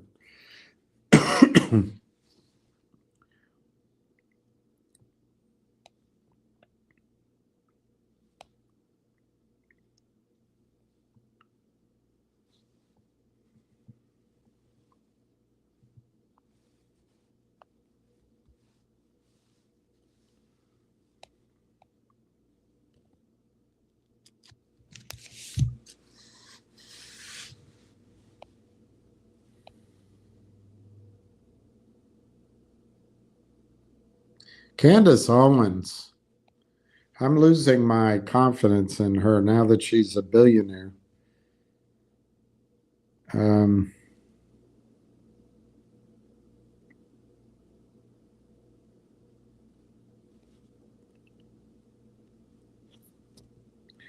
Elon Musk takes a brutal shot at Bill Gates after liberal globalists vilely accuses Musk of killing the world's poorest children.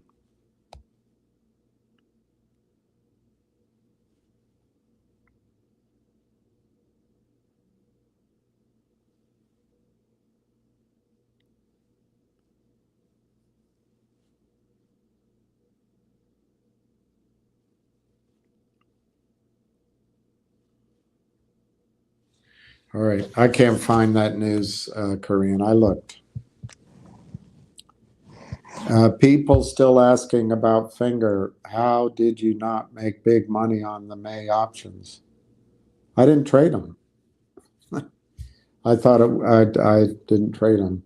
I told people in January/February that I thought that was when the stock was my memory of when I finally said, "Hey, I'm interested." It was at $1.04, and the stock was going up. It went to $1.10, pulled back, went to $1.15. But I said to everybody, I thought the stock could double, triple, or quadruple from there. And I do, Doug. I just didn't have any money. I was thinking I was going to get some cash, and I would have. I hate would have, could have, should have, but I think I would have purchased 20 calls, something like that, 25 calls. But by the time I never got the money I thought I was going to get, but by the time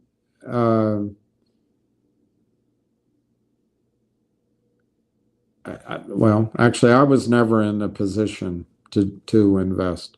But as time went by, the premiums went up on the calls, and there's no way, even if I had the money, that I would have paid those kind of premiums. And in fact, Doug, I was telling people last week and the week before, sell some calls, get out, roll out, sell calls against your stock position. So I missed the trade. You're sharp-eyed, but if I had purchased calls, say in the beginning of February, I would have made a lot of money. But I didn't do it. I didn't have the money, and then as time went by, I just thought the premiums were too much. So I don't know if you judge me for that, but I'm not per se a day trader or a somebody that wants to sit in front of the computer. I would, had I had money in sort of the end of January, beginning of February, if I had it, I would have purchased those calls because I would have gone out and I would have paid the small premium because risk reward, it just looked pounceable. But that changed. Risk reward changes as time goes by.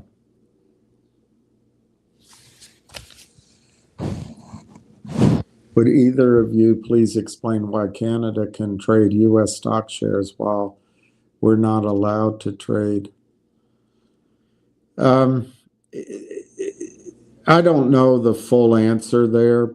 It used to be that you could trade Canadian stocks. That was my experience, my entire so-called career. And then in my accounts, I could always trade Canadian stocks. I think what's happening, if I had to guess, is the law under the cover of the lying attorneys.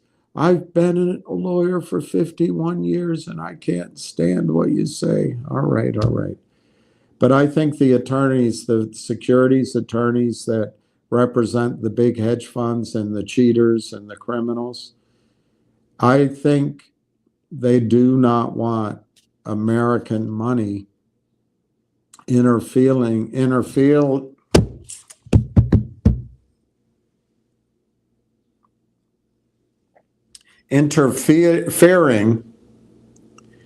with their destruction and stealing of the market caps of Canadian stocks. So the easiest way, don't let Americans buy.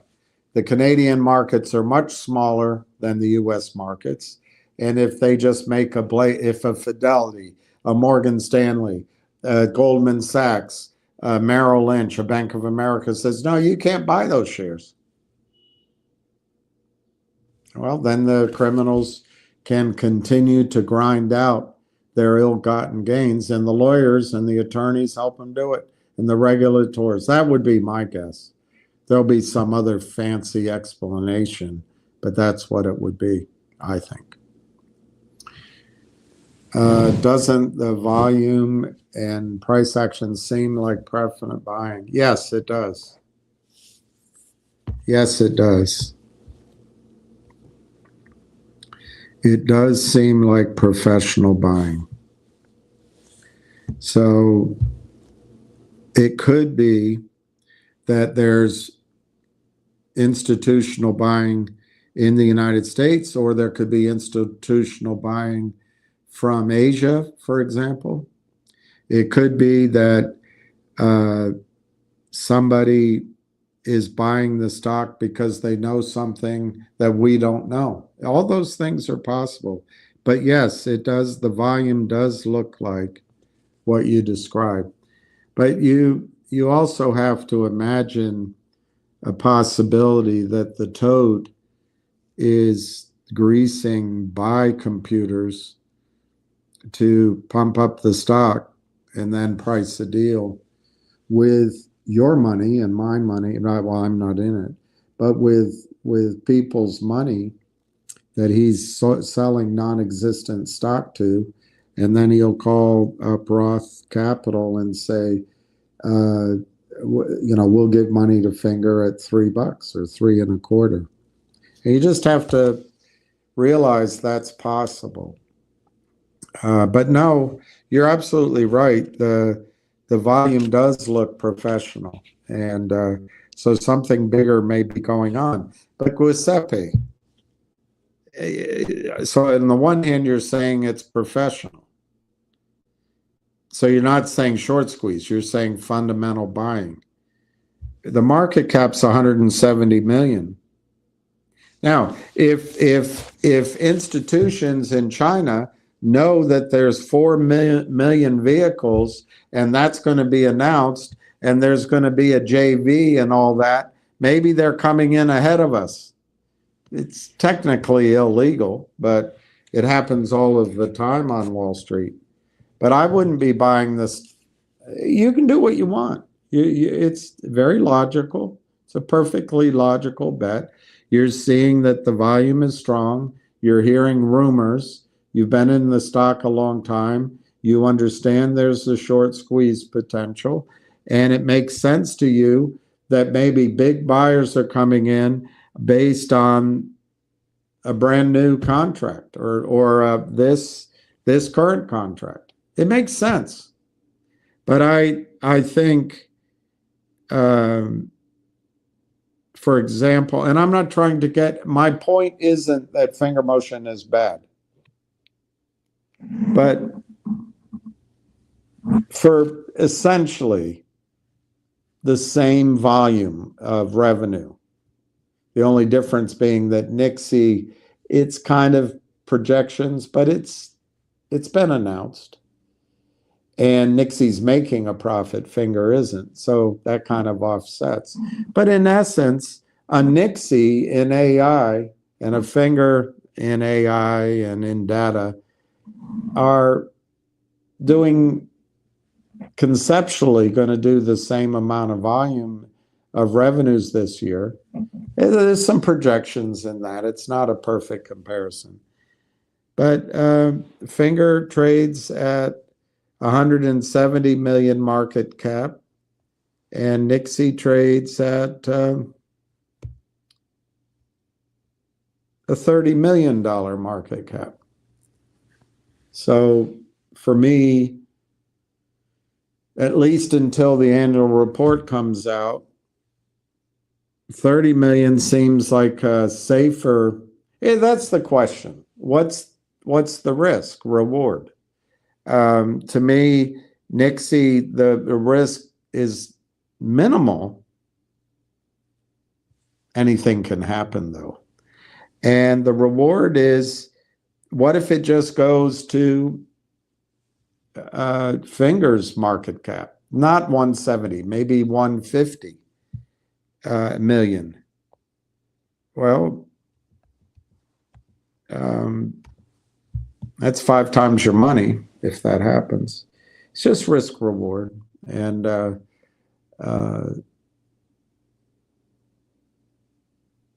I think you're right. It's very clear. And this is one of the things that's gotten me, given me a positive feeling on Finger. But I don't know. That's why it sounds like I'm saying 2 different things. That's because I don't know. The volumes in Finger are strong enough to be professional. It also can be volumes out of Toronto. We just don't know.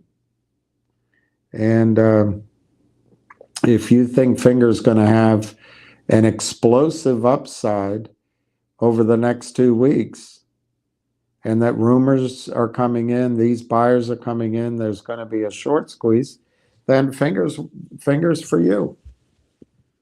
But I mean, that basically, obviously I'm making a projection, which doesn't have to come true. But if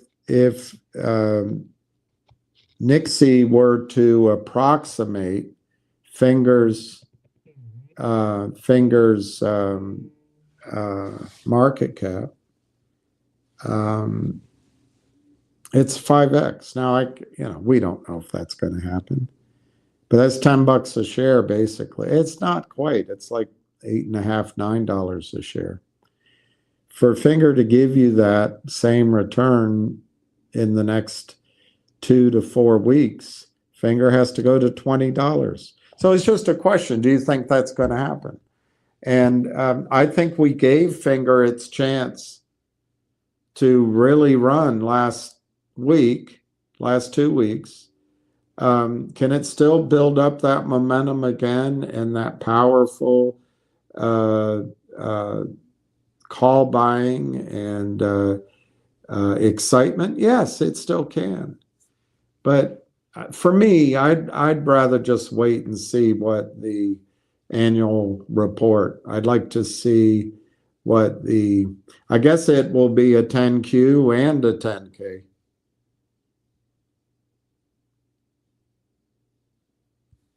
I guess.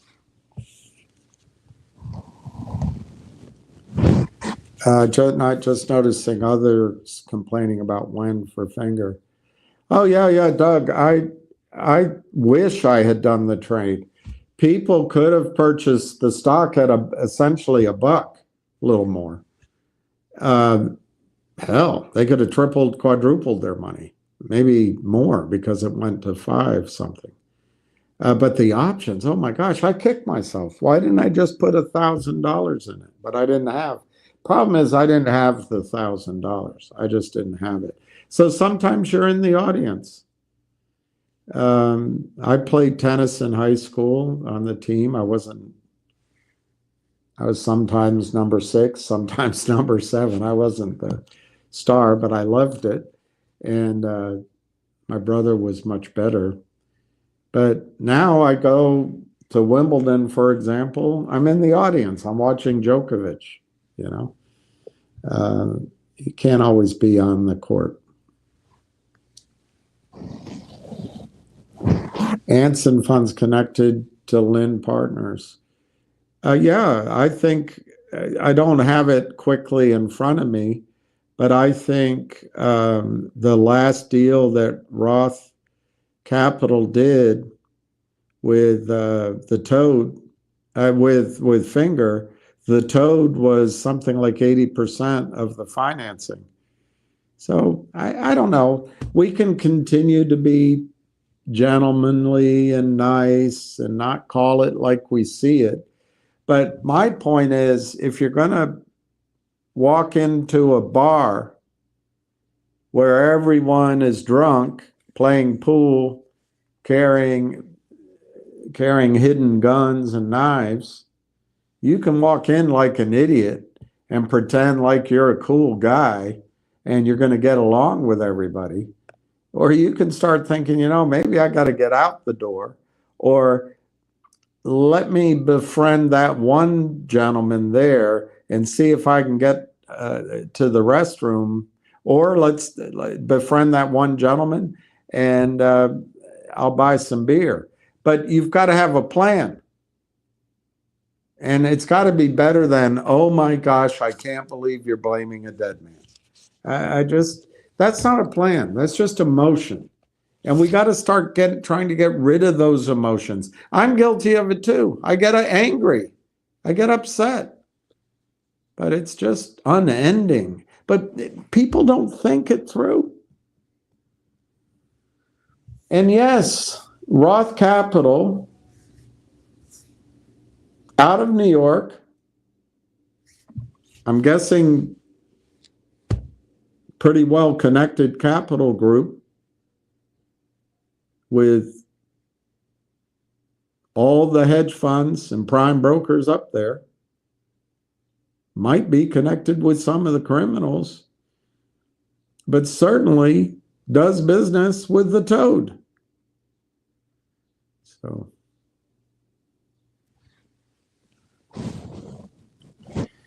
I follow your logic. Yeah, it's not. Look, by the way, let me be clear.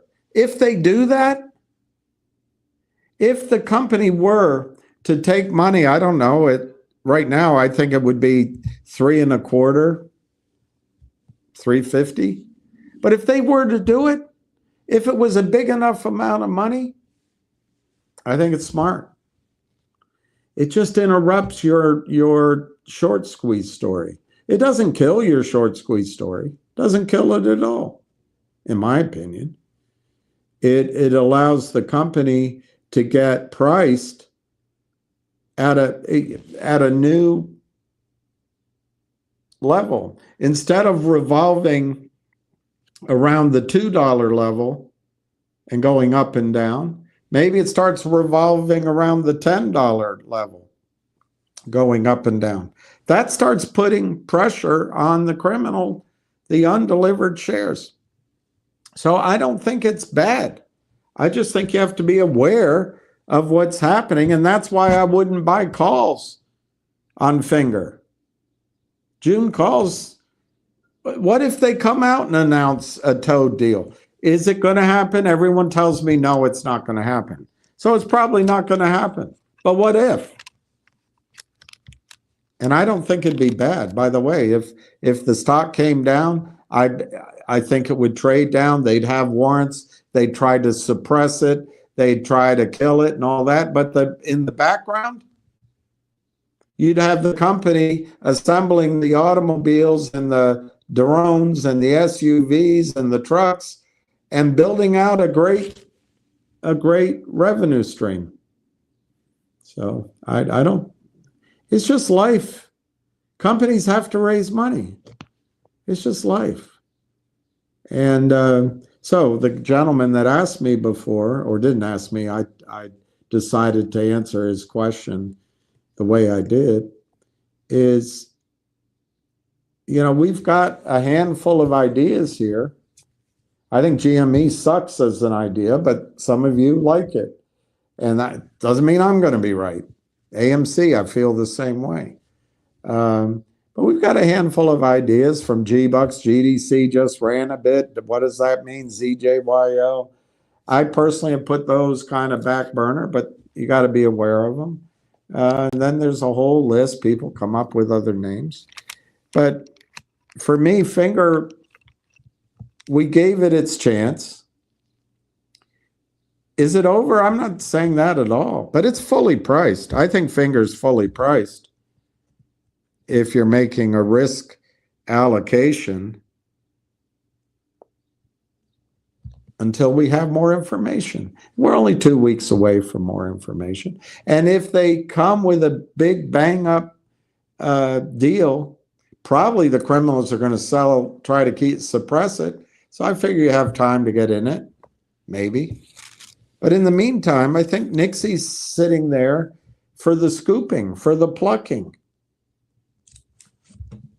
It doesn't have options. It doesn't have ham. So it's got some negatives in that sense. But I think you can make a hell of a lot of money. A young man like you is going to make a lot of money. Well, a young man like you is going to make a lot of money.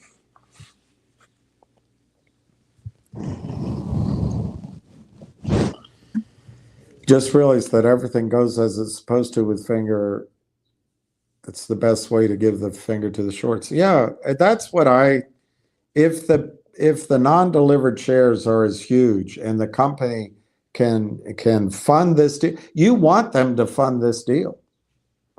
Otherwise, it's a shitty deal. If they don't raise money and they don't fund the deal, somebody else could take it from them, or it's a shitty deal. You want to see them fund that deal. I think it's good, but I'll get a lot of blowback because it's just how it's set up right now.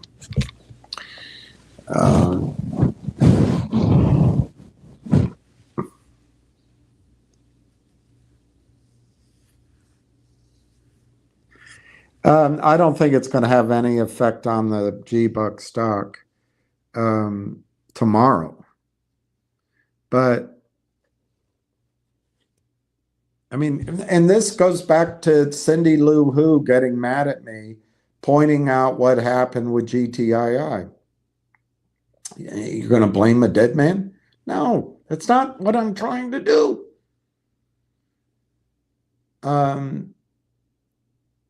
It's just distraction. What happened with GTII is a dividend like this, just like this. It was a warrant. I guess that was different. It was a dividend as a warrant. So the warrant as a dividend. So the warrant allowed people to buy the stock at $275, and the stock was trading at 8 and 9, and it was causing hell to pay on Wall Street. People were exercising their warrants, and Fidelity was paying 1,000% to borrow Finger, and Wells Fargo apparently took away the buy button, and they were having a heck of a time because the shares in the contract, they had to be real, they had to be physical, they had to go to the transfer agent. Anyway, then the criminals were able to pop the bubble by bringing in COSM and Lou and Frank to get everyone, I don't know why, everyone decided, let's not see the squeeze, let's go over to COSM, that's going to squeeze. And it didn't, of course. They did a deal. I can't believe you're blaming a dead man. That's what they did. So that, if you can remember to GTII, is what they were trying to do. And the similar story with Finger. Finger had a similar story. And I'm probably confusing the different strike prices. But Finger was a similar story. That's what this dividend is intended to try to do. Get the back offices under stress to locate shares. But I don't think it'll work. I think the G-Bucks dividend, I don't expect it to work. Why? Because they can just put more securities entitlements in your account. So if you own 5,000 shares, yes, the wording says it's got to be restricted, it's got to go back to the transfer agent, and it might be a way of trying to catch it out.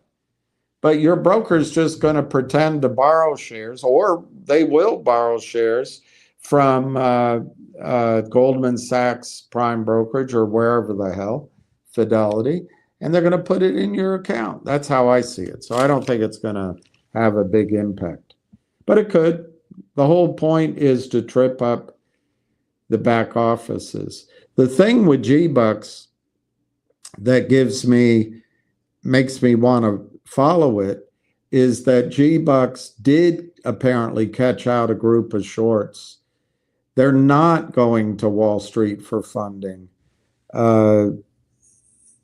And those shorts are trapped out, and there's a real short, and the investors control the float. So this might be a situation where it is a surprise, and it does trap them out. That's all. They're trying to do that. I don't remember the short numbers with G-Bucks, but if my memory is right, it's something like 3 million or 3.5 million shares versus 1 million shares or so in the float. Well, all of a sudden, they're going to be short now. Let's say it's 3.5 million. They're going to be short almost 4 million shares. And that might be enough to cause stress on the system. But in my opinion, the stock price has to go up. There has to be a surprise. And I think the surprise in G-Bucks' case is that they could finalize the deal they announced. A guy putting up 200 million for 30% of the company, and it's stock that isn't going to be issued. But that hasn't been announced yet. But that still could be announced. The finalization hasn't been announced. The deal's been announced. The finalization could be announced anytime. I don't understand why the guy didn't get it done before the dividend, because he's going to miss out on the dividend. On the other hand, G-Bucks could just make a decision, we're going to give him the dividend anyway. Or they could say, we're going to delay distribution of the dividend. But they clearly haven't gotten the deal done. That's why the stock's trading at $3. If they get the deal to accept $200 million for stock that's being issued not by the company, but in majority part by existing shareholders, and they finalize that deal, G-Bucks will be $10 and it'll be on its way up higher. But for some reason, the deal didn't get done. And the dividend isn't gonna, it's a cat jumping on the back of a docile horse. It's nothing to me.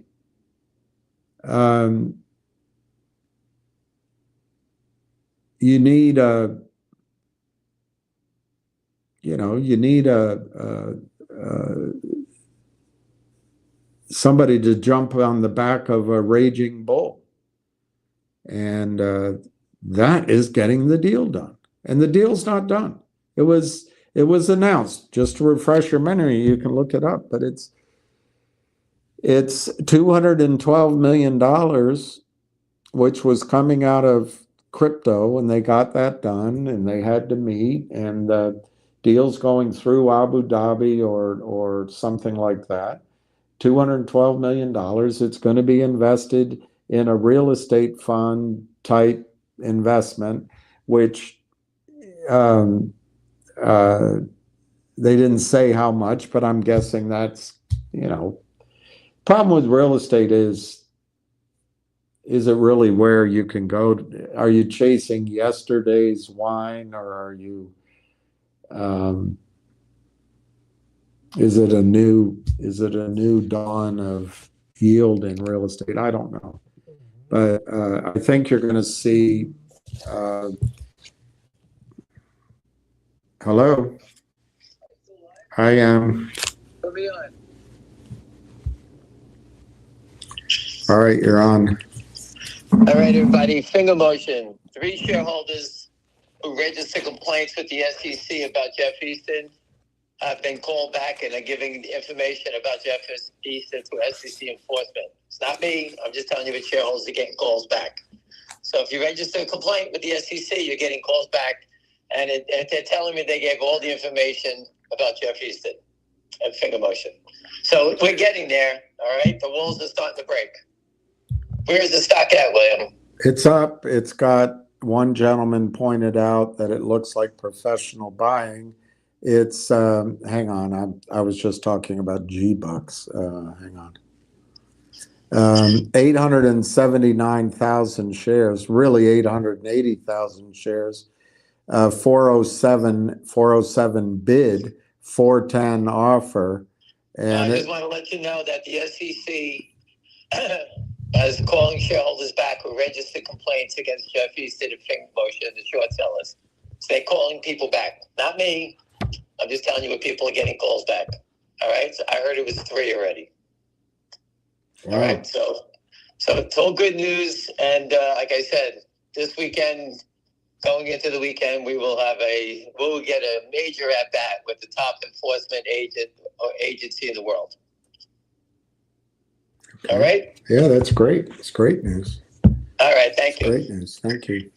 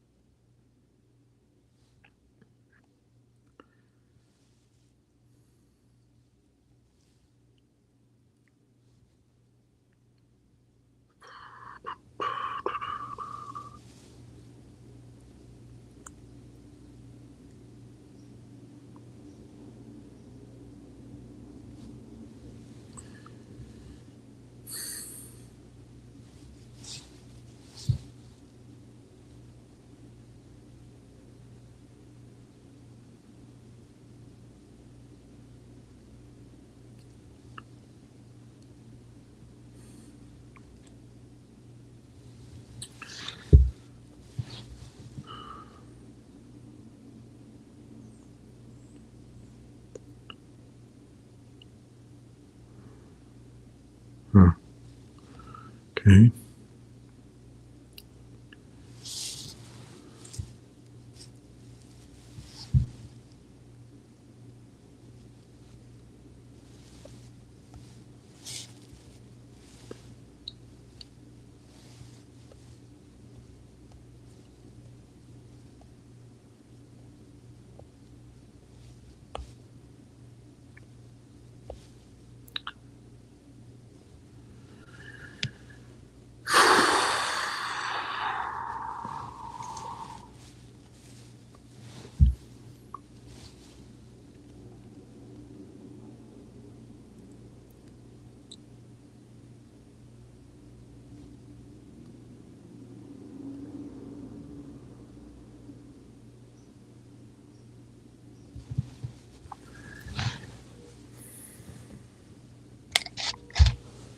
Okay. So anyway, I think the key thing to G-Bucks is they have to finalize that deal. Now, what the criminals do is they try to get everybody to sell. They try to reduce the price of the shares so that the agreed deal, which was to give 212 million for 30% of the company, suddenly looks very expensive to the investor. And the investor says, hey, wait a minute. I agreed that deal when it was $7. I'm making it up, $7 a share. Now it's $3. I want to renegotiate. That's what the criminals do. So what I think's going to happen with G-Bucks is they're going to change the record date for the dividend or delay it. Or they'll say to the investor coming in, instead of selling 30% of the company for 212 million, we'll sell 35%. And I think those are the negotiations going on. And the reason that it's taking so long, we don't know. But it's probably negotiations about price and number of shares and where to locate the shares and things like that. There's a lot of money on the line. I doubt the players have walked away.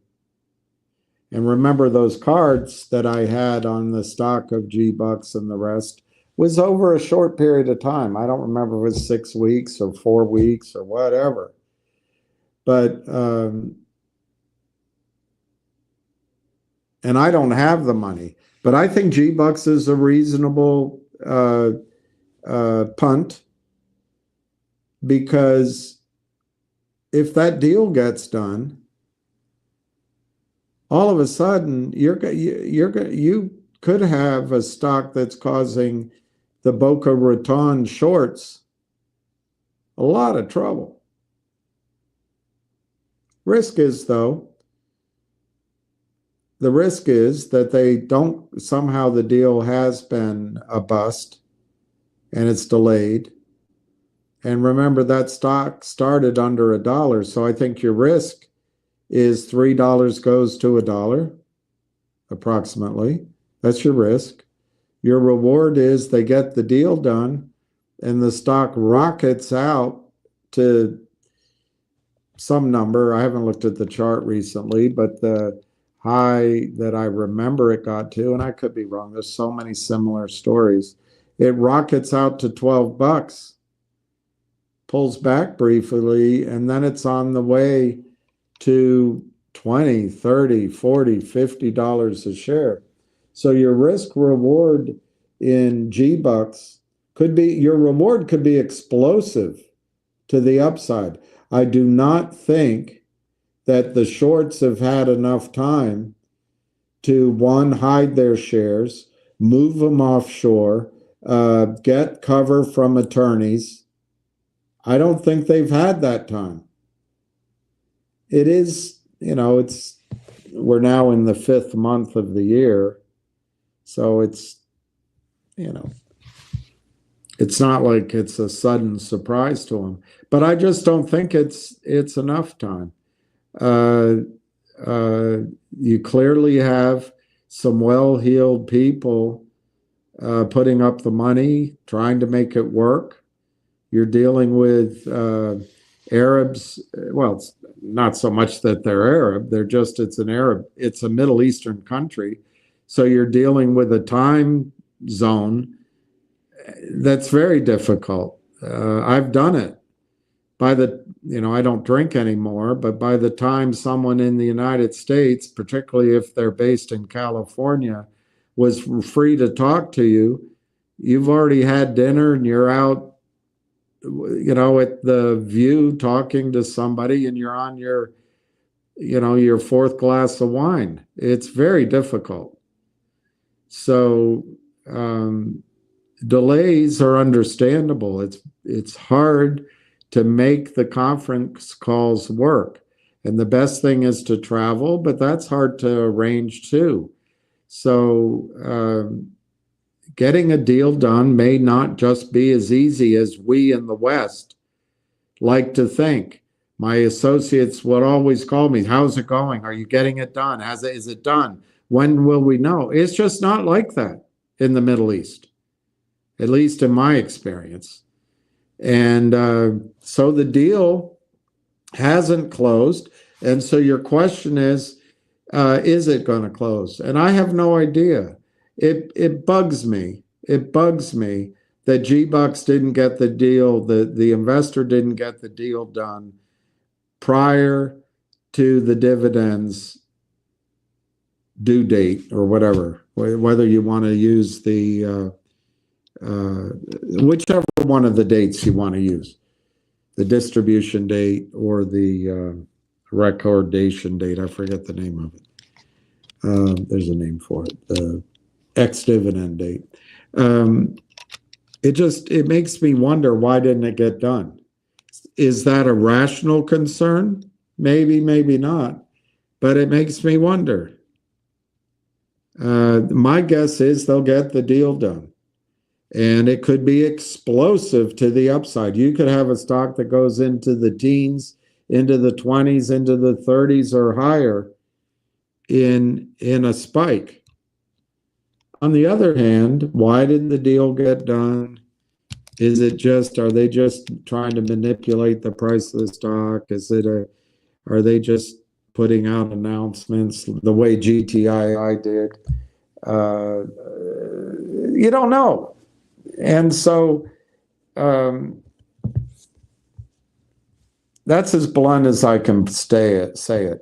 I think you've got a $3 stock that can go back to, frankly, to 75 cents if everything turns to shit. And the criminals are trying to make that happen. They're trying to destroy the agreed price by lowering the price of the stock. So the investor says, hey, wait a minute. Because remember, investors and the SEC look at the stock price and they assume that is the value of the company. So the criminals destroy that price because they can sell unlimited shares. And Adina Friedman doesn't care about protecting price discovery in her markets as she waddles around and very mellifluously says, well, we're trying to give opportunities to everyone everywhere, whatever the hell that means, and just put women on the board. She doesn't care. So you're looking at stocks. And if you can afford more than one, then you afford more than one. I'm not in that position. I can barely even do anything.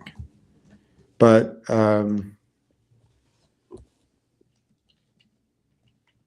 today is May 20th. If we gave ourselves 2 to 3 weeks, which is all anybody seems to want, is short run. How can I make a lot of money in the short run? How can I make 10 times my money in a day? I mean, it's all silliness that eventually is going to go away. But for now, it's here. So we got to try to make money for now. Me, I'm not telling you what to do. I am legend. But this would be my priority right now.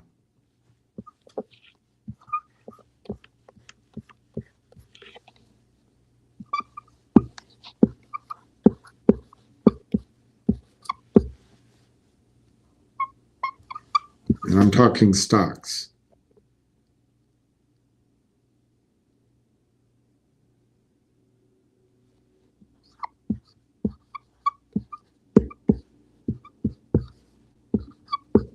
I'm talking the stocks we're conversant with.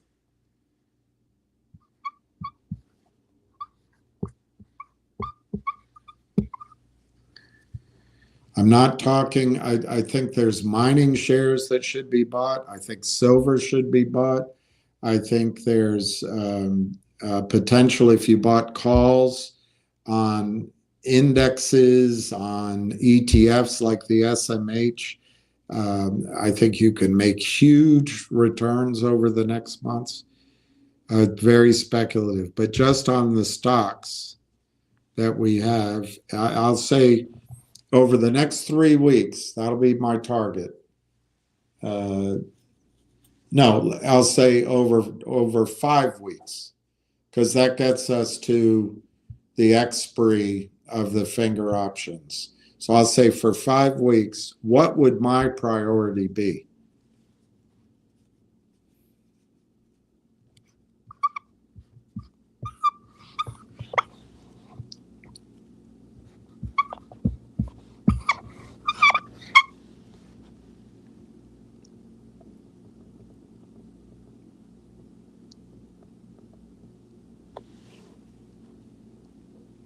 I'm not going to write it down, but I'll tell you.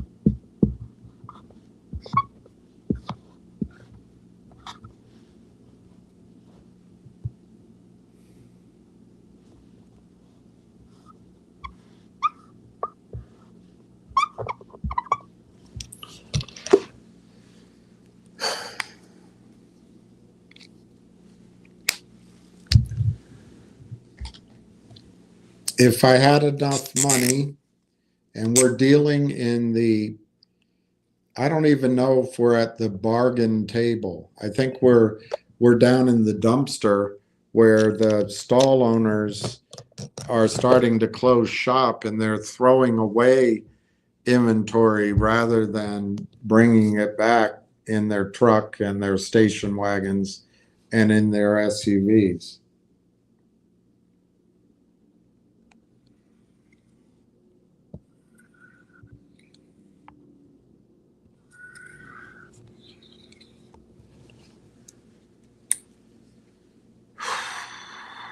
I'm not going to put the risk on here because there's not enough room, but also I don't want to write it down.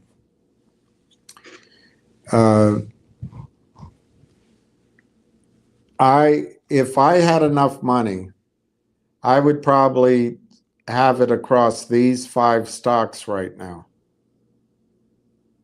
But I don't. I don't have a lot of money. So I don't know. My positions are small. They're mainly in my IRA. And I actually don't know the breakdown. But I have 2 positions. I have NIXX and I have Railtown. I've underlined them in red. If I had just a little bit of money, not enough, I would do NIXX first in the hopes that NIXX so-called runs, and I might have time to get in Rail to get a 5X, because Rail could go up. But that's number one, NIXX. What is my, now, why are you saying that? Last week, you for 2 weeks, all you did was let Ham and others talk about Finger. Well, guys, all you wanted to talk about was Finger. That was all anybody wanted to talk about. I think we gave Finger a chance. When's a better chance for it to squeeze? Again, I think Finger, we should wait for data from the annual report. Sometimes you know, you're at the prom and you want to go dance with Roy Lee Dickerson's girl. Pam Roberts, but you're with your girl, and Pam's tied up with Roy, and he's the football quarterback, and she just looks amazing, but she's not going to do it. So you got to go back to your date. You gave it a try and it didn't work. But later on, she's a great ally. I don't know. I don't know how to describe it to you. But if you're forcing finger to work, sometimes the market, it didn't work. So you come back and you say, my goal here is to make money. My goal here isn't to force finger to work. It could work though. It could work though. So I'm going to show you that if I had the money I used to have, and we're just talking these stocks, I would have these 5. I'd have all 5 of these stocks. But right now, because I just going from the PRs, knowing that they have to file what'll probably be a mediocre 10Q, but just know they have a new CEO. They've put out in their press releases they want to be $1 billion company. They want their revenue, their AI. They're bringing things in. They're fast acting. They've only got 18 million shares outstanding. Their market cap is 30 million, and they're going to have revenue, it looks like, that's more than Finger Motion's past revenue. We don't have enough information. But risk on NIXX, obviously these are all highly speculative stocks. They're all at the shit end of the pool. But I think the risk on NIXX is, I think it's there. I think the stock is at its risk level right now. 180. That's your risk. Timing, I think we know they've got to get their 10Q out. We don't, any more than the rest of these, we don't know when they're going to put out news again, but it's been a while. They've had plenty of time, and they just announced a new CEO. So did that new CEO come on to sit on his thumbs? I don't know. It feels like NIXX is ready finally to fill out the news they owe us. So let me guess, sometime over the next 4 weeks. But I'm putting it first because I think there's an urgency that could be now. It's a risk-reward game. So what do I think? I think you might have, in a spike, you might have 10 cents. Essentially, I don't see any downside if you're willing to hold it for a few weeks. I really don't see any downside. But remember, these are speculative stocks, so I'm comparing them to each other. But as a group, the whole area could get thrown in the dumpster and hauled off to the barge and delivered to Vietnam without you noticing. So they're risky. But I think NIXX can give you 10x in a period of 2 to 4 weeks. 2 to 4 weeks. That's not good enough. I want it in a day. I'm saying that NIXX in a month, by the time the options expire, that's 5 weeks from now, NIXX could. It's not a promise. It's a prediction. NIXX could give 10x on your money. What's the risk over the 5 weeks? I don't think there is any. In the context of high risk speculation, Be sophisticated as you hear my words. My second one is Railtown. Why is Railtown second? Because I don't think it's going to start up as quickly. Why do you say that? Well, they were simply a story to me of a company that was going to prove up its products and then sell out to a NVIDIA or a Microsoft.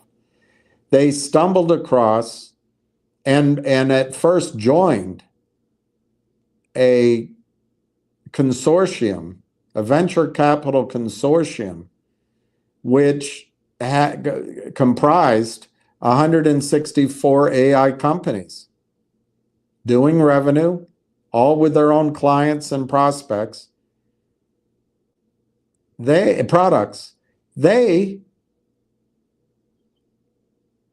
upped the ante. They bought the whole company.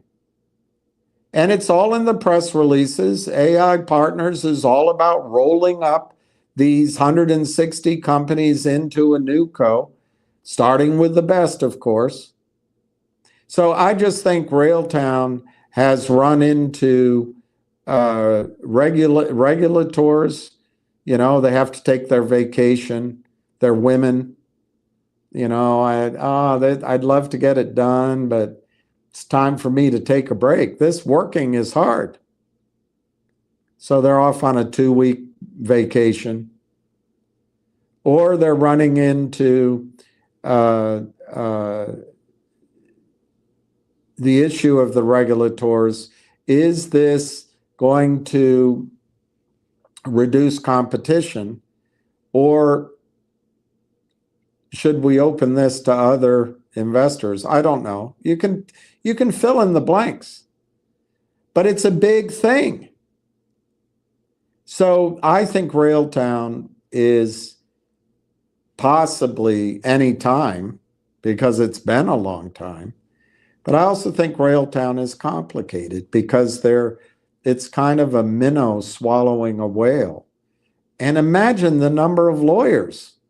They've got to preen around and tell each other they went to Harvard and Stanford and they were on the law review and they found this or that, and they've got to read this document, and they're tied up in another big case and they can get back to you, and the clock is running. There's got to be 25 of these blowhards,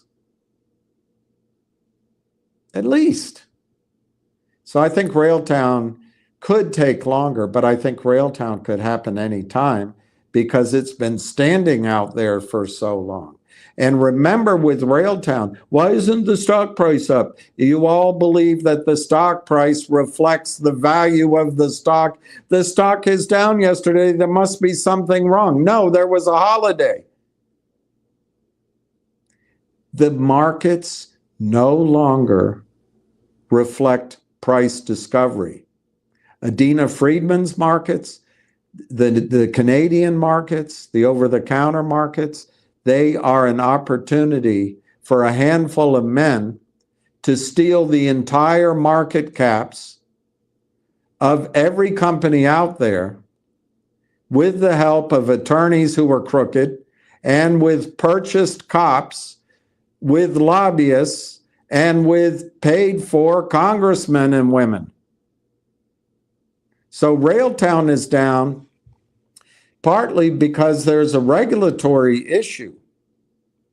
They are in the process of acquiring AI Partners. That means every broker, institutional or retail, at Canaccord Genuity is precluded from soliciting buy orders from their institutional buyers, their family office buyers, their whales, their Mrs. and Mr. Smiths. There's no buying coming out of Canada in Railtown if you are solicited from Canaccord. They can't do it.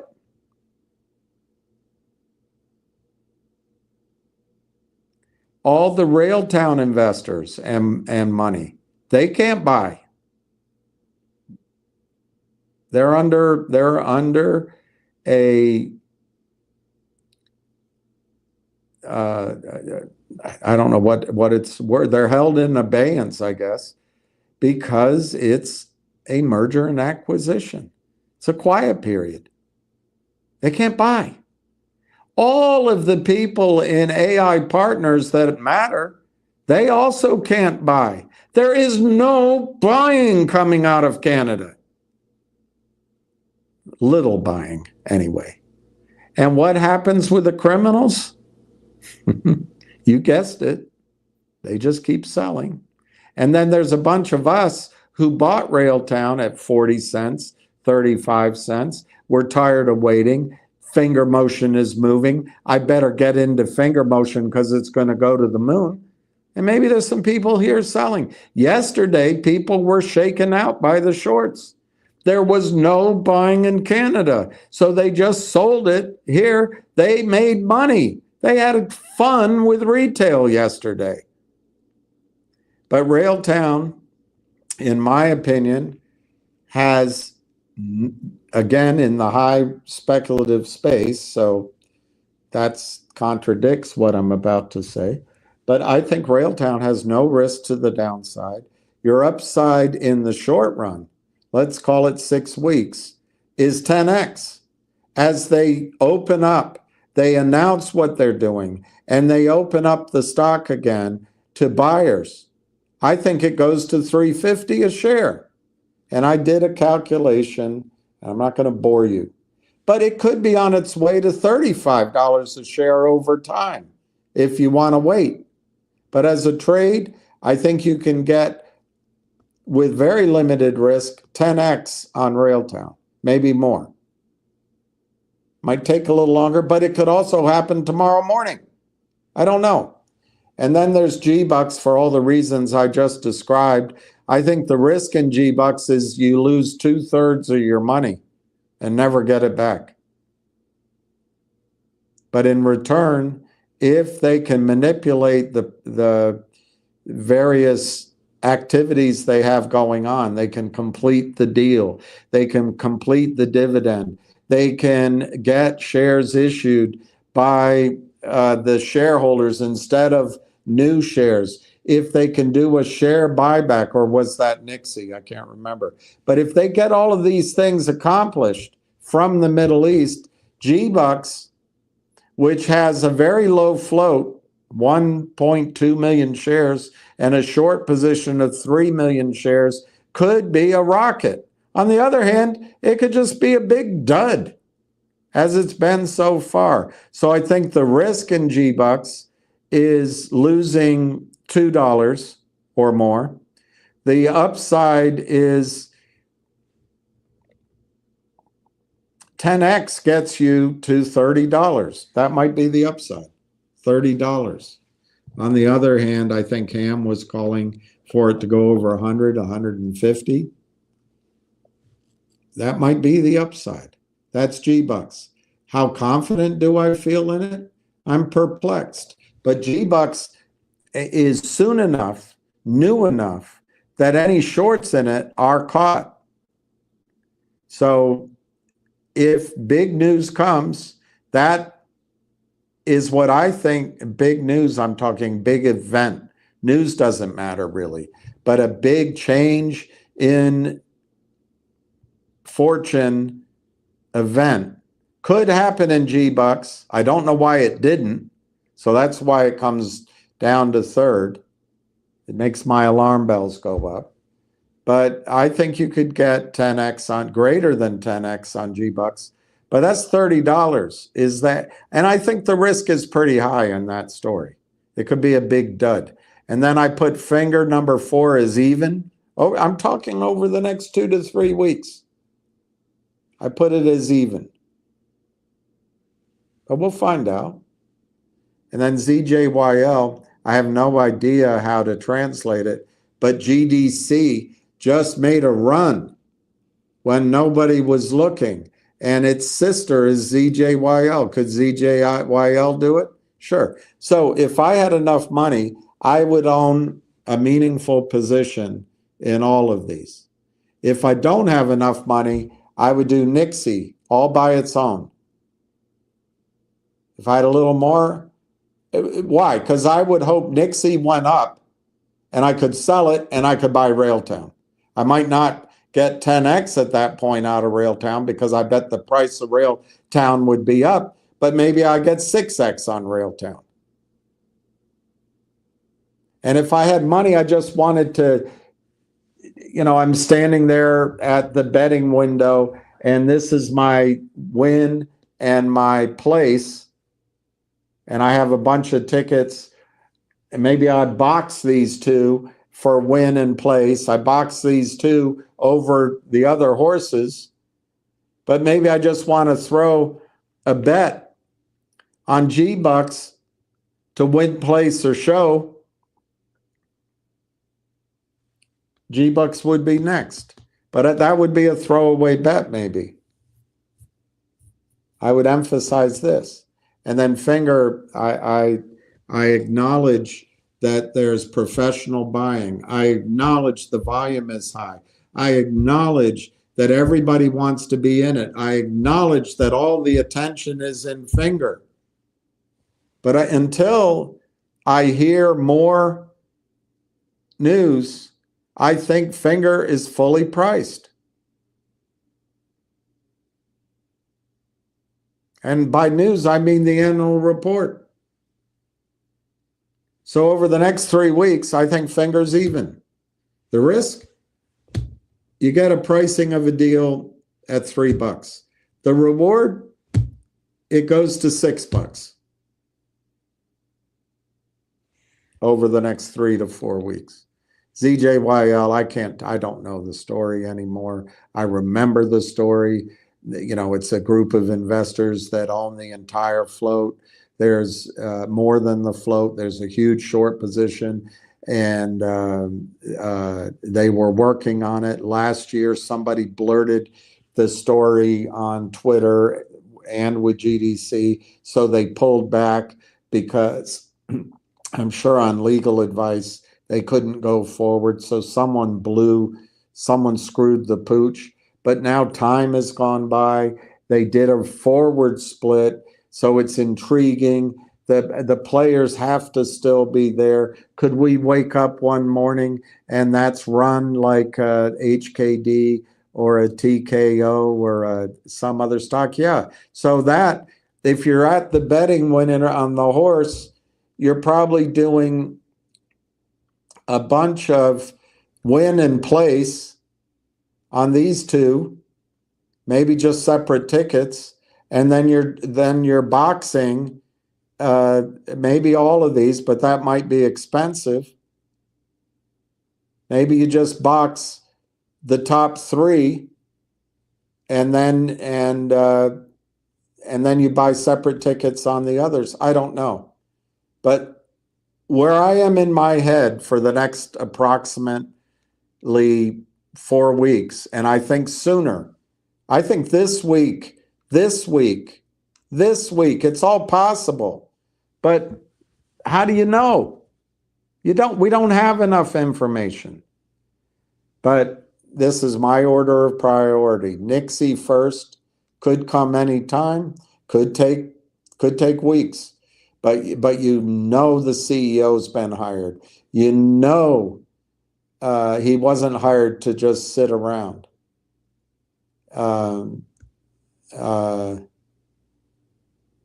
Railtown, same kind of story. You've heard it. I'm not going to repeat it anymore. I don't see much risk in either one of the top 2 stories. I do see risk in G-Bucks, but I also think G-Bucks could be a bloody grand slam. So it's kind of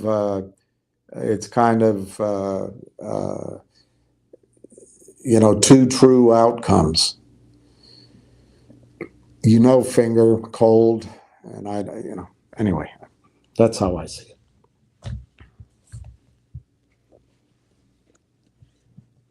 You can't focus on too many. Well, you've got 2 stones. I guess you only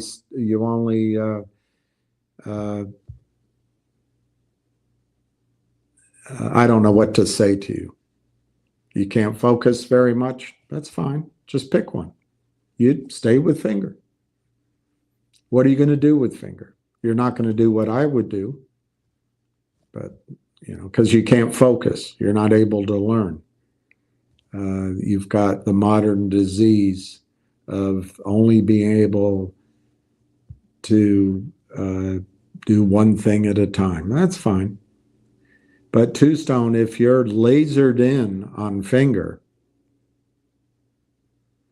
then one suggestion with your laser is maybe you sell some calls against your position, but you don't want to do that because that's 5 weeks. Okay. I don't know what else to tell you. Buy some more. Or just sit on your hands. Just be lasered in on it.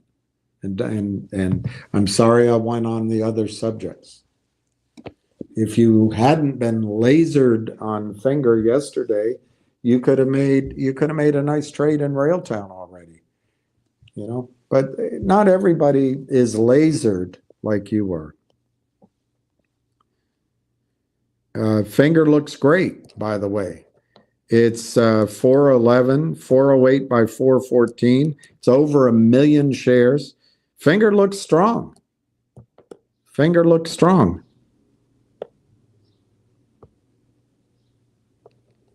So, there may be, you're focused on it like a laser. What are you focusing on? Do you know something out of Asia? Do you know something on the contract? Or are you just staring at it? I don't know. But it looks strong right now. Finger looks really good right now. I don't know what to make of it. I don't know what to make of it. If Ham is saying finger is life changing, it's not worth it to take the risk. What's not worth it? I don't know what. I'm not telling you to get out of finger at all. I was just giving you my thinking right now. If you believe that finger's on the verge of a short squeeze, you got to go with that. It's your money. It's your due diligence. It's your understanding of what's happening. And finger looks massive right now. It's 1 million shares. It's breaking through 413. But do you remember on Friday and on Sunday, I told you that I thought finger would sell off on Monday and then bounce back by Wednesday? I did say that. So I'm not sure it's totally out of what people would have expected by the stock. I'm not trying to be negative on it at all. And finger could have a huge move in it. It's always possible. But I think finger's already had just a tremendous move. Tremendous. So it's just all risk and reward and where you want to be, what you believe in. And we've all been waiting for finger to squeeze. And maybe now's the time it will. Maybe it will. If finger has a huge investor coming in, if it has a JV, if the rumors are true, if they partner up with SAIC, if they raised a bunch of money with the warrants and an investor's coming in and they don't have to go through Roth Capital and it doesn't get back to the toad and there is a huge short position and it is running up and Bam Bondi's going to do something on finger and Atkins is going to focus like a laser on finger and Jeff Easton is talking because Philip Vallier is his associate and Philip Vallier works with the toad and the toad is talking and the pressure is on, maybe you can't afford not being in finger motion. I agree with you. Somebody asked me And I'm telling you it the way I see it. I understand that I may be in the audience when finger motion becomes one of the greatest squeezes of all time. I understand that. I just don't have enough money. And again, Benjamin, he says it's going to be life-changing. Is it going to be life-changing in the next 2 weeks? I don't know. Is it going to be life-changing in the next 5 weeks? I don't know. And you're right. That's a decision you have to make. And if you feel like it's not worth the risk to be out of it, there's no question you should stay in it. I point out that people maybe should take the time to sell some of the calls, get some of that premium. But I understand people don't really understand it. But, to sell even now, fingers 413, I don't get the whole call spread. I really don't. But you can get 70 cents on the 450s. I don't think I'd sell the 450s, but I bet you can get 60 cents on the 5s, and maybe you can get close to 60 cents on the 550s. I'd probably sell the 550s. And then you're going to say, well, that caps it off. It's going to be life-changing. And I'm tied into it for 4 weeks, 5 weeks. Yeah, that's the risk. On the other hand, if it's flat for the next 2 weeks, if it's essentially goes up and comes back down because of the annual report coming, everybody's waiting for the annual report, and it just ends up sort of in the 410 range in 2 weeks' time, those 550s might be, the bid might be non-existent, or it could be 5 cents. The ask could be 10 cents, or it could be no bid to 5 cents. And you could buy them back at 5 cents. What you sold at 55 cents, you make half a point. You've just lowered your cost basis on finger by taking advantage of really high premiums. But the hard part of taking advantage of high premiums is the reason premiums are high in the first place is everybody else out there thinks it's going to squeeze, and therefore you don't want to miss out on the squeeze. Therefore, you don't want to take advantage of the high premiums because everyone else is thinking it's going to squeeze, and I'm part of the crowd, and I don't want to stand out from the crowd. I'm uncomfortable with it, so I'm not going to be a contrarian. It's fine. It's fine. It's all fine. It's all fine. I don't know. There's risk. There's risk to any decision you make. There's no question about that. There's the risk of missing out. There's the risk of not being in it to win it. And I'm sure there's other risks I can't think of. Richard Rumor, finger shareholders get call from SEC. And I like that. I like how you write that. Yeah, I think Ham's information is good and it's sincere, but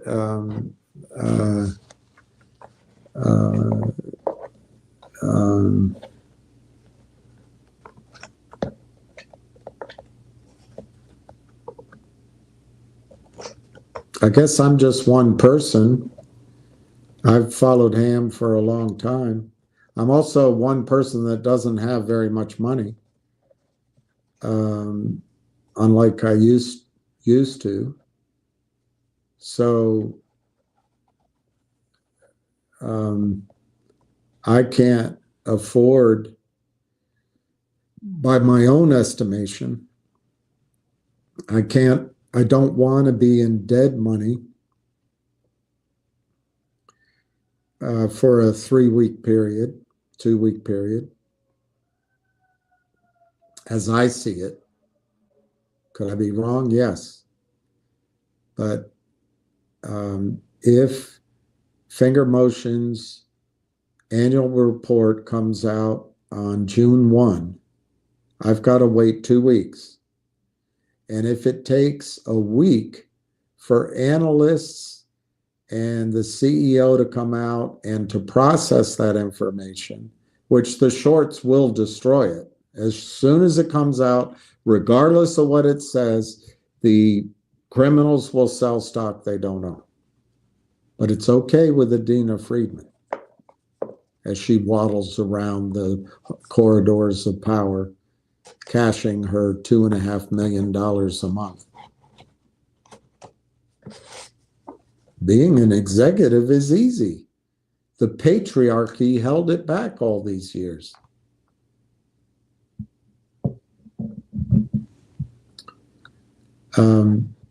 But Benjamin, there's no reason for you to believe that NIXX is going to go to $8, $6, $8, $10 in the next 2 weeks. There's no reason for you to believe that. So don't do it. You don't know the story. There's no reason for you to believe that Railtown could be a $20 stock, but when it's revalued, it could be a $5 stock, a $6, $7 stock. Well, let's just use $3. No reason for you to believe it. You don't understand AI. You don't understand roll-ups. You don't understand a company full of people that have done it before. You don't understand a company that's going from R&D into revenue producing. You don't understand that a company can be revalued overnight. So there's no reason for you to be in Railtown, Benjamin. No reason at all. I think with G-Bucks, I think it's a flip of the coin. I don't know why they didn't get the deal done. So I think it's more of a flip of a coin, and there's risk in G-Bucks. And I personally could see where you'd rather be in Finger than G-Bucks. I totally see that. But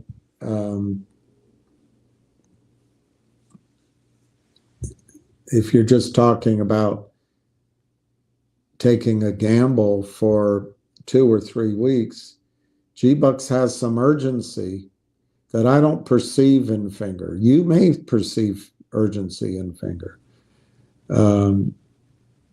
I think it's quite possible that Wall Street has Finger Motion under control, like they got GME and AMC. I don't know. But it's traded millions of shares over the last 2 weeks, and it hasn't broken out yet. Does that mean that eventually enough shares will be purchased that Finger Motion is going to break out and it is going to cause a short squeeze? Sure. That could be the case.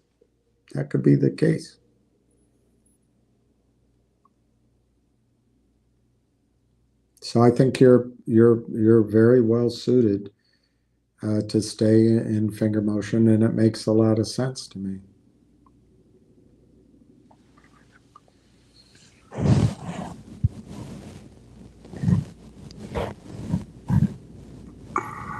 Finger at 417. Finger's doing great. Finger is doing great.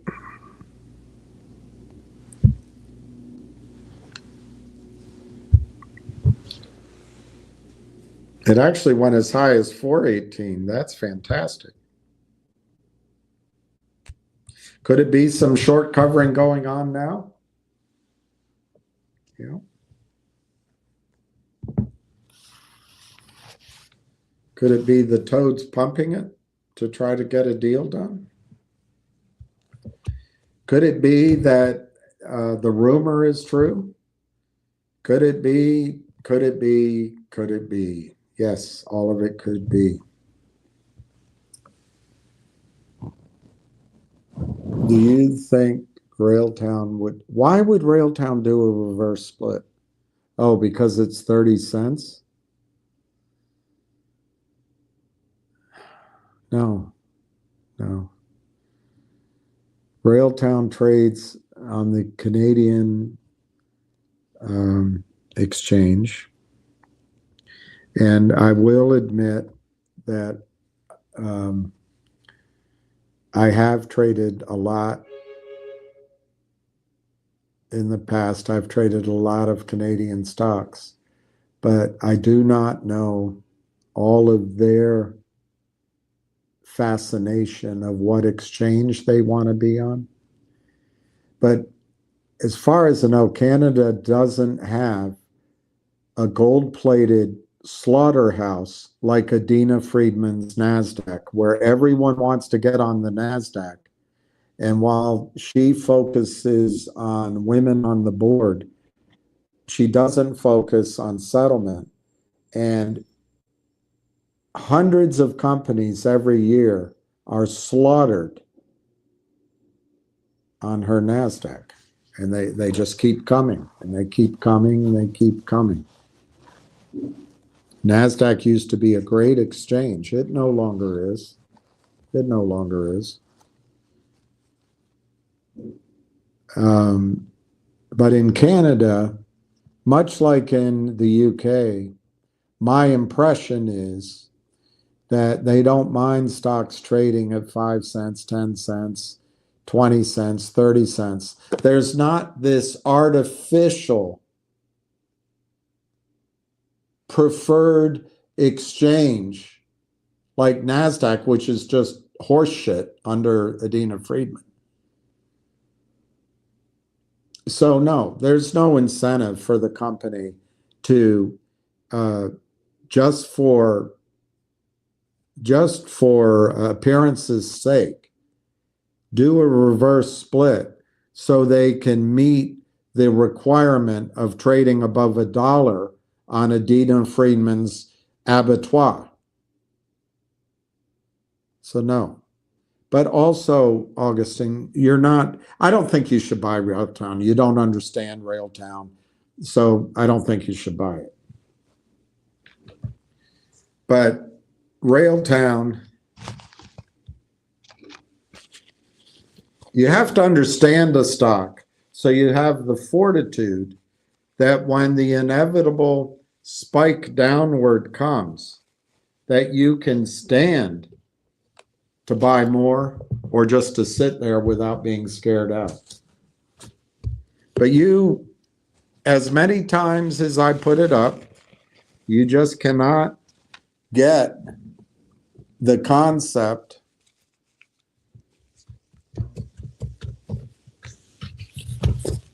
of value creation. You're unable to get it.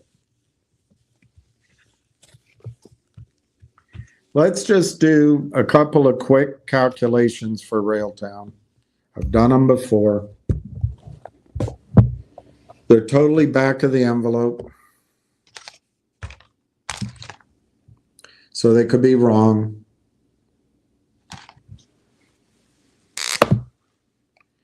And I get the calculation from Twitter.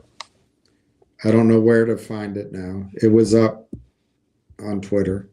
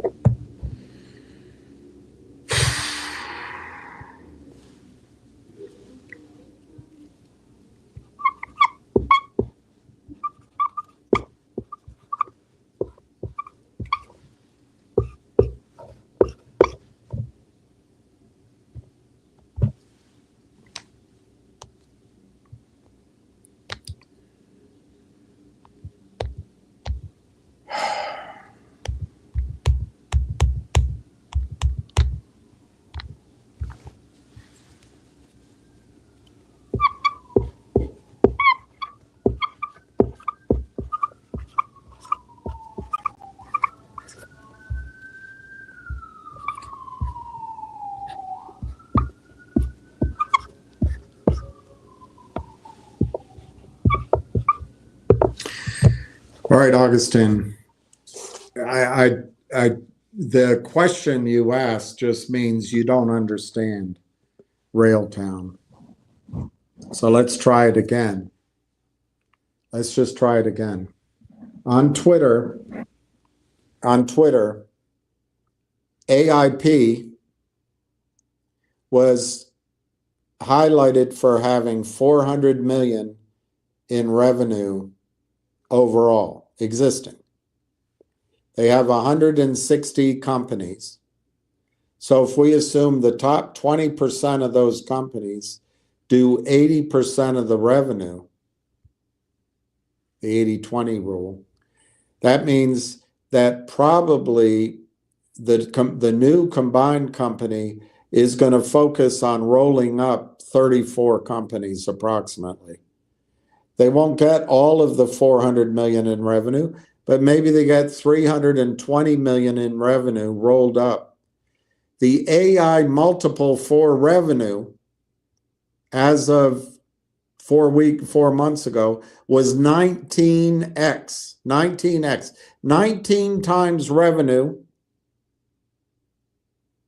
is the price that is being paid by institutions, by family offices, by mutual funds, by merger and acquisition candidates.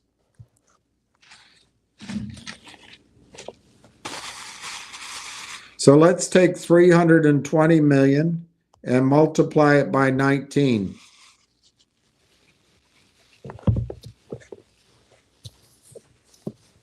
That implies a valuation of the combined company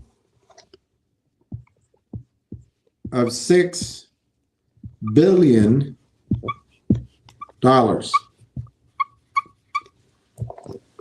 Why would they have to reverse split? I mean, it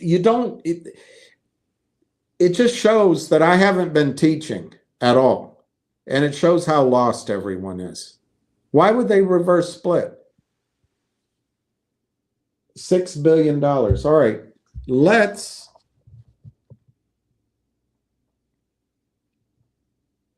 just to discount this, to risk it, let's just take a third of that number. Let's assume rather than being able to be valued at 19 times revenue, like every other AI company, let's just take a third of that number.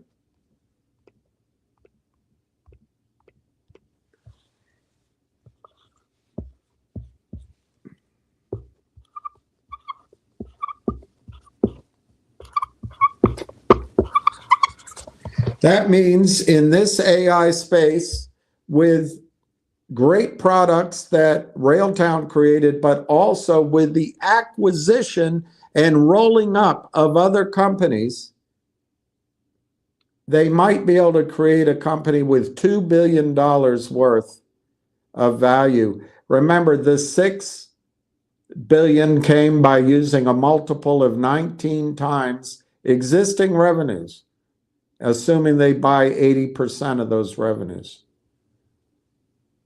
We took a third of that to risk it, so we're down to 2 billion. They have 18 million shares outstanding.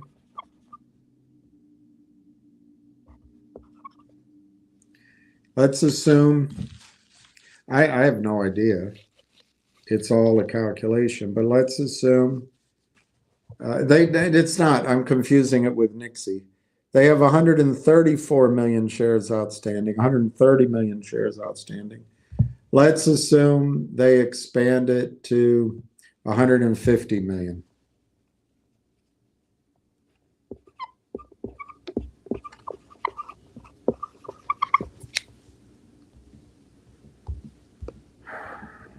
To get it done.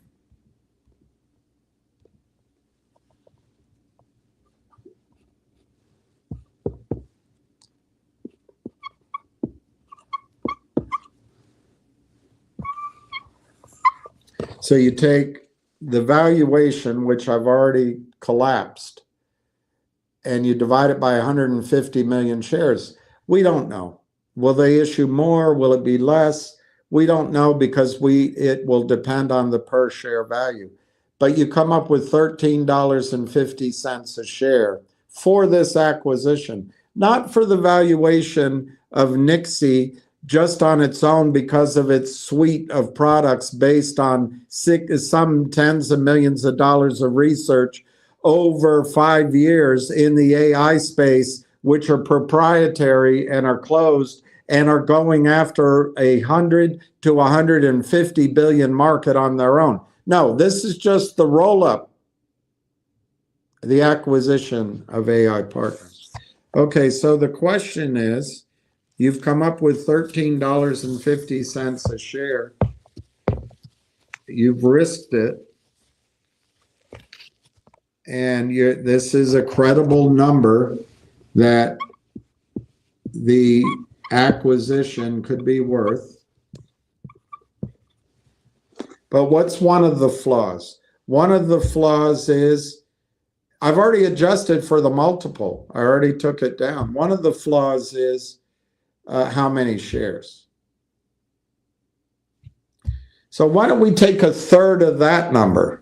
Why don't we discount this to a third of that number?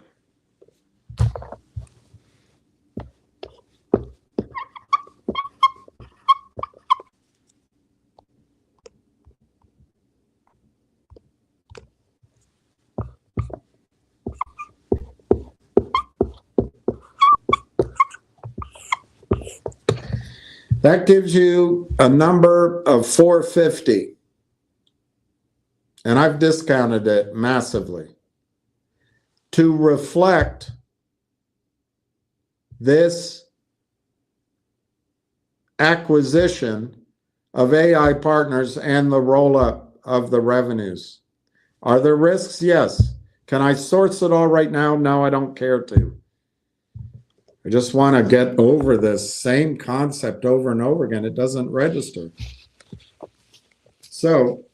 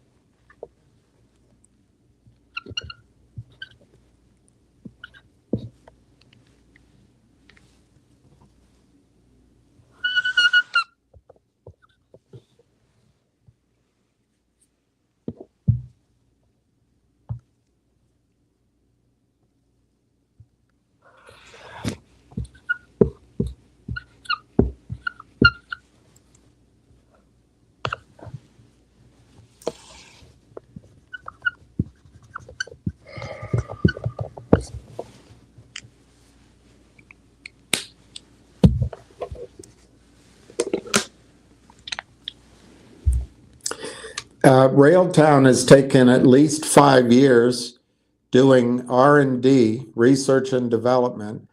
Their group of people have each done this before. Amongst them, they have 6 buyouts.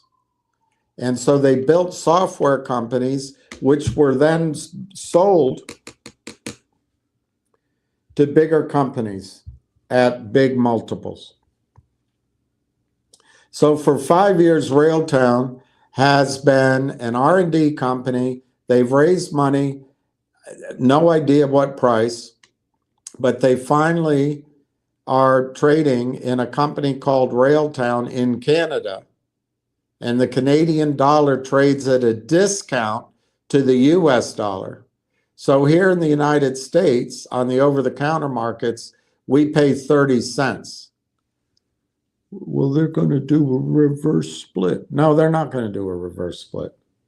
Because frozen in time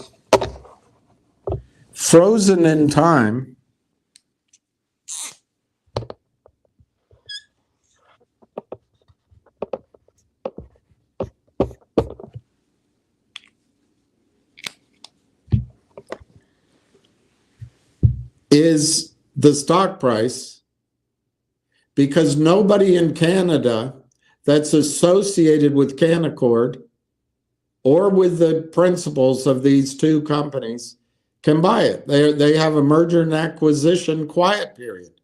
So frozen in time at 30 cents. But what happens in a valuation creation period is you start bringing in revenues, you apply the multiples, your revenues grow quickly, and an acquirer comes in at the top of that value creation. But down here, the analysts, the family offices, the mutual funds, they start valuing your revenue and they give it a multiple. So you start going up the hockey stick of value creation after an interminable delay. Now, I gave you $4.50, but I'm using $3.50 as my belief that after they announce the conclusion of everything that has been announced, that the buyers that have been precluded from buying will get the price up, this value creation, and I think it'll be $3.50. Could it be $4.50? Could it be? I tried to haircut it. Why would they need to do a reverse split?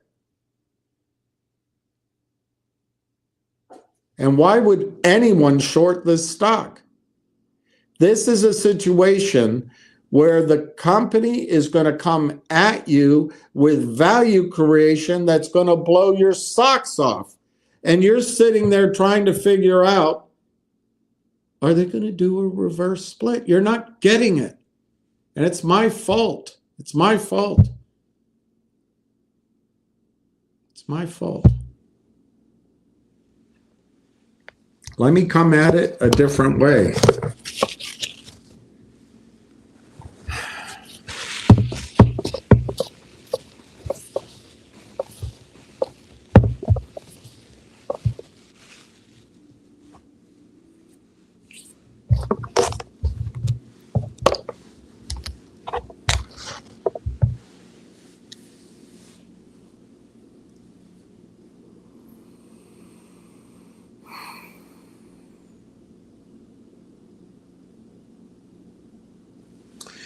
Let's say that Railtown simply does the same revenue as Finger Motion, 35 million, which is very low, but let's just say they do that, 35 million. And let's say they get 19x on that revenue because it is an AI company.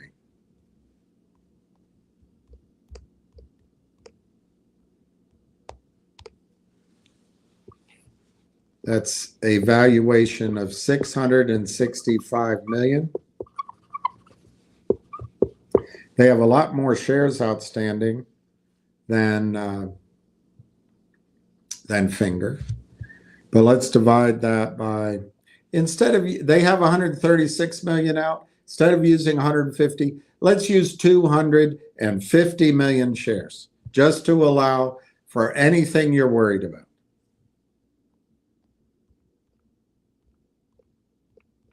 I don't know what this is going to come to.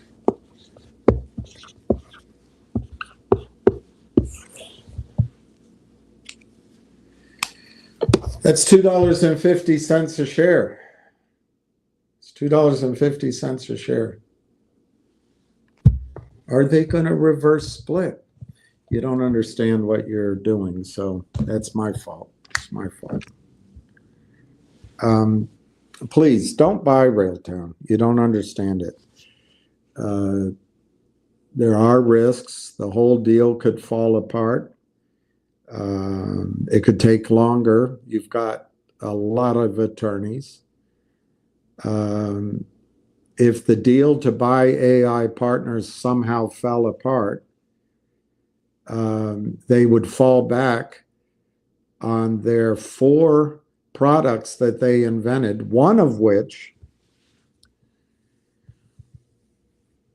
it takes a process, as they say in Canada, which could require 18 months, 2 years, millions and millions of dollars, and a team of people to go in and look at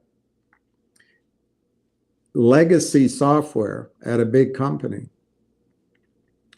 Take months to isolate the problems, take months to write the new code, and take months to install it. Railtown, one of Railtown's products literally takes minutes. Call it hours, call it days, call it a couple of weeks, maybe one person, 2 people. That market, that addressable market's in the 100 billion or more. That's one of the things they go after. So if the deal falls back, they'll go to that. They're partners with Microsoft, NVIDIA, AMD, some others. These are the potential buyers of the company. But please don't buy it. You don't understand it. If you're asking, will they do a reverse split? You don't understand the power of this opportunity. The other problem could come from the Canadian regulators saying, no way, because it's anti-competitive, I suppose. Or maybe there could be a bidding war. I don't know. You can come up with all sorts of things. But if you're asking, are they going to do a reverse split, you don't understand the power of Railtown. And I'll see you at 350.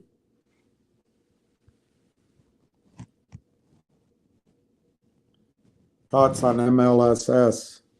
Not really. Let me look.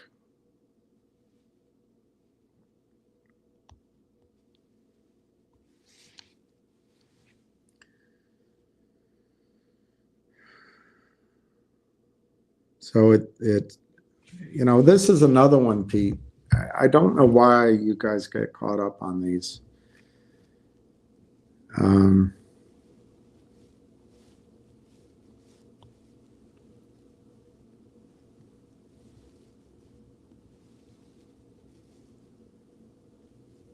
But you love them.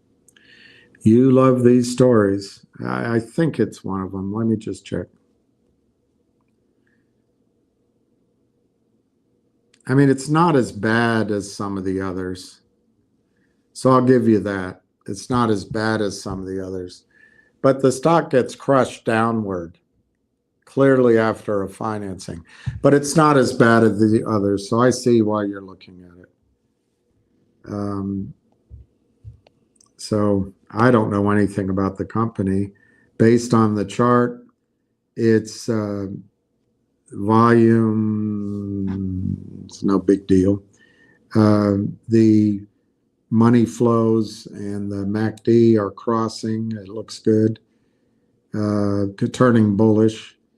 The stock price has crossed the 200-day, 20-day, and 50-day moving averages, so that's a good sign. I think it's still in resistance at, well,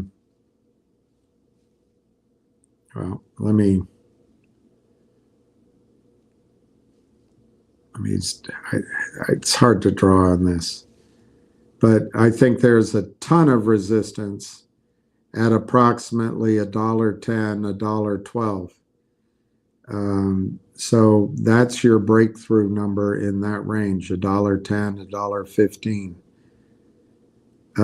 If it breaks out of that, and there's a lot of resistance there, if it breaks out of that, I think the next place obvious number is $1.25. Doesn't mean anything. It'll be around $1.30, $1.35.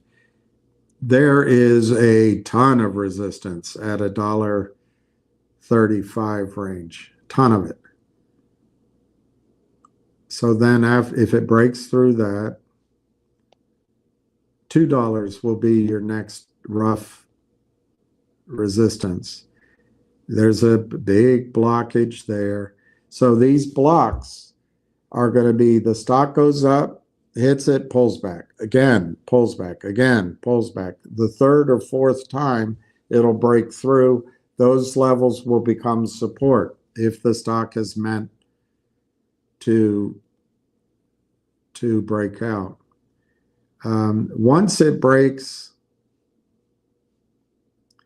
the 250 level, it's significant. But once it breaks $3, I think you're on your way to much higher. The all-time high, well, the 5-year high is something like 475. I don't think that's going to cause any trouble. So once you break through 3 with volume, you should be on your way. But there's a lot to get through and digest before that. The stock went to a recent high of, I don't know how recent, it got to 139. So it's pulled back. I would guess it's going to keep trying to go up. I don't know anything about it. I don't know the story. But I think the pullback is normal. And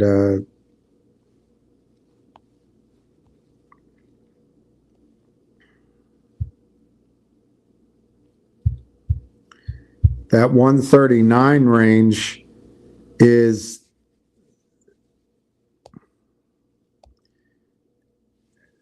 it's the resistance. And I'm not surprised that it pulled back. I don't see it on my chart, though, which is weird. Oh, I see. It happened back in February. Yeah. So it pulled back. It came back to the 200-day support. It's breaking that. They're trying to break it down. But I think that's a trend line that looks pretty solid.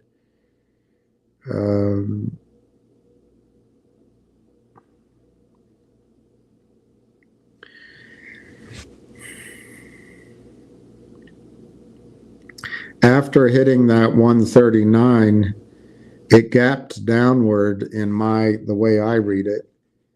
I don't know if there was a financing or something. But since then, it reversed on the 200-day moving average. It tried to break the 50-day, which was around $1.15. And it's tried 3 times to get through that resistance. And there's a lot of clutter there, a lot. But if it breaks through again, the 4th time, which I think it's going to try to do, I think what's likely to happen is the stock goes to 125 and pulls back. Maybe it goes to your 139, but I think it'll go to 120, 125 and pull back. But I think the difference this time is the dollar. It's hard to tell what it is, but that rough $1.125, $1.15 will become support. That'll be support. And then you might have some back and forthing, but that will be your new support. And then you're hoping it breaks out of the 139 and runs. I don't know how long it takes. I don't see anything here that says it's going to happen immediately, but it could. It could. And time destroys all optimism.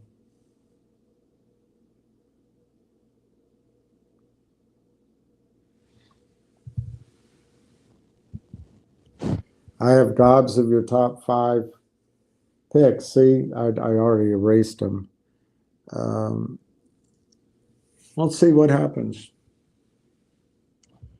Too bad you can't call in. I'd like to get that. There's the next time I have a good trade, I'm going to improve my computer and upgrade and stop using StreamYard. But I wouldn't mind calling in because I get tired of talking, and I'd like to say Altoona, hello. And then I'll hear a question and I'll say, okay, can you ask your question, please?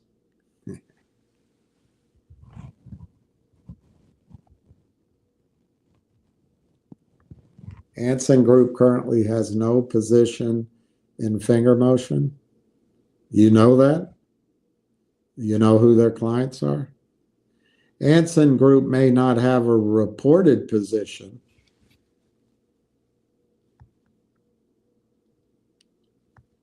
but yeah, anyway, you can trust the data you get. You can have faith in the system. I don't think you know, and I don't think anybody knows what Anson Fund and their clients have. So your comment to me is apropos and nothing, absolutely nothing. But if you think the Anson funds are good NIXX, trust your information. I'm here to try to get people to trade out, to take profits, and to get in setups where you can get, I don't know, 50, 60, 70% of the move and get the hell out. But to recognize the risks. Anson funds are criminals. But if you want to believe their reporting is above board, believe it. Believe it.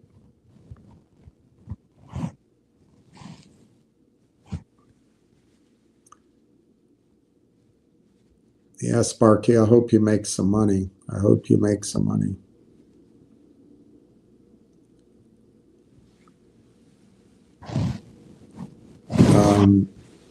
If you see the words reverse split in any stock, at the F out, it's a death kiss. Well, as usual, that's not, blanket statements aren't correct.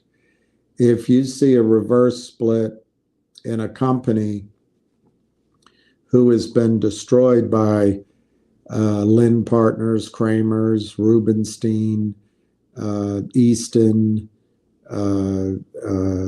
Anson Funds, and others like COSM, like CRTD, like GTII, like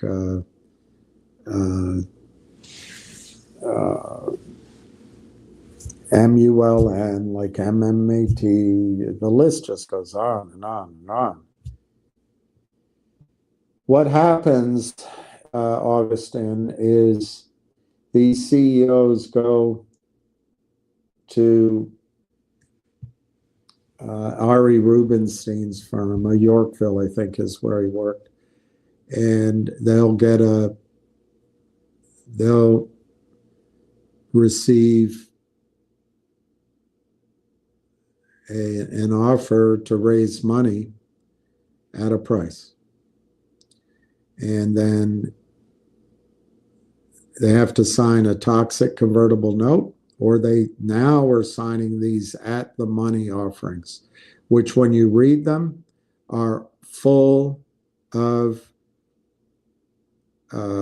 mechanisms which allow derivatives to be part of the deal. So in both cases, Ari Rubenstein, in my example, his company or his clients will start selling the stock that they don't own. They do it without delivery, and they do it on a massive scale. Now, if it busts the reason for raising the money in the first place, like a merger or a contract, all the better for them because they've already sold stock they don't own. If, however, the target victim company still wants the money, Rubenstein will give him, or his clients will give him the money at a reduced rate, which they've already sold in the markets downward.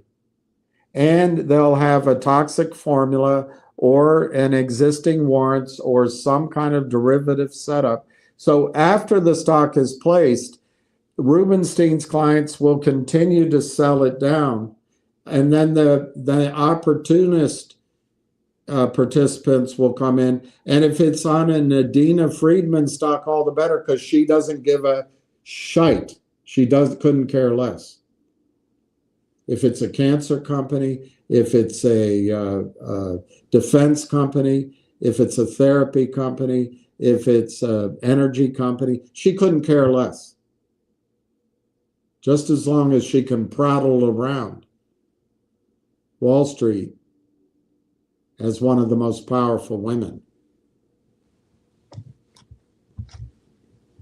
So what happens, the stock gets driven down under $1, even with the financing. And on Adina Friedman's NASDAQ, they have to be at $1 above or they're delisted.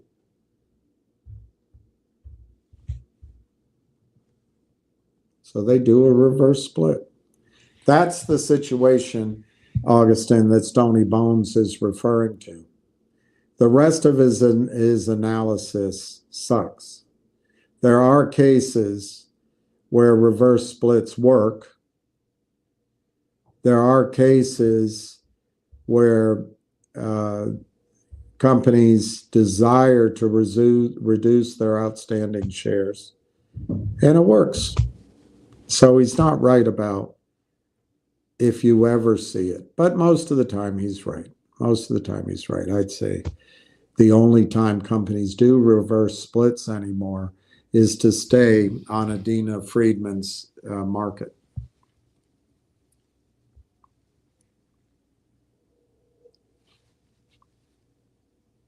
Finger is at 406, up 25.5 cents. G-Bucks is down 9 cents at 301. NIXX is off 3.5 cents at 191.5. Railtown is 26 cents essentially. What's the volume? It's a lot of volume today, 345,000 shares.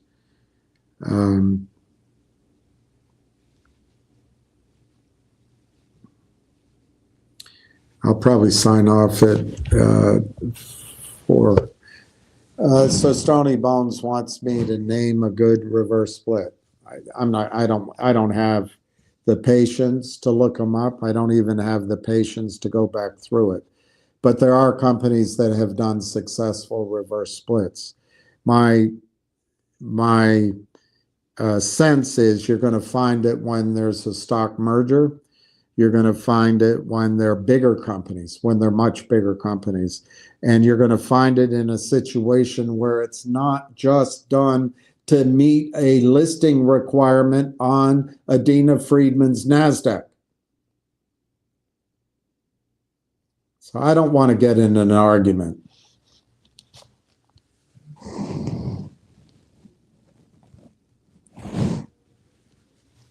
I disagree. I've lost money if I've stayed in any money. Yeah, because you're in the shit companies, just like I am.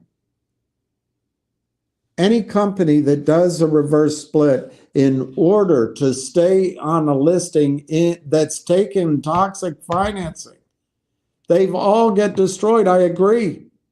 Logic's going to do it. It'll get destroyed. Collective Audience will probably do it. It'll get destroyed. MMAT, MULN, Root. We weren't in Root. CRTD, Vocal, GTII. I don't know that they've done it, but they will. They'll all be destroyed. I agree with you. But to make a blanket statement that if a company does a reverse split, they're going to be destroyed, it's it's a blinking red light, no kidding. But in and of itself, all by itself, it's just you're reading tea leaves.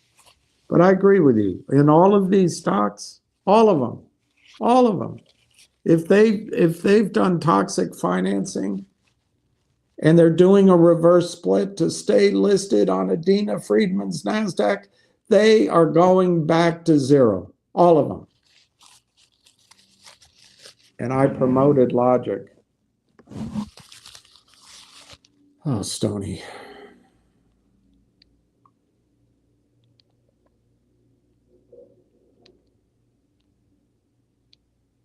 Do I have to go back through the whole story of Logic?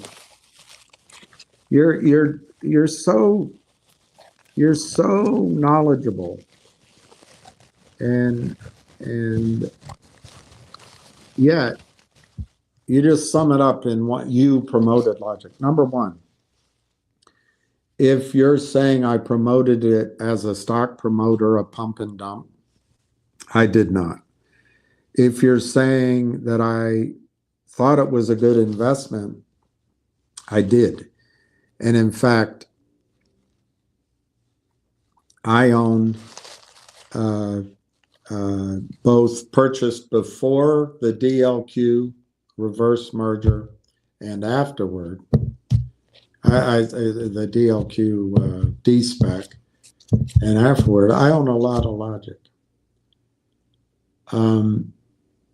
When you're such a jerk, really, because you're saying I could predict what they were going to do.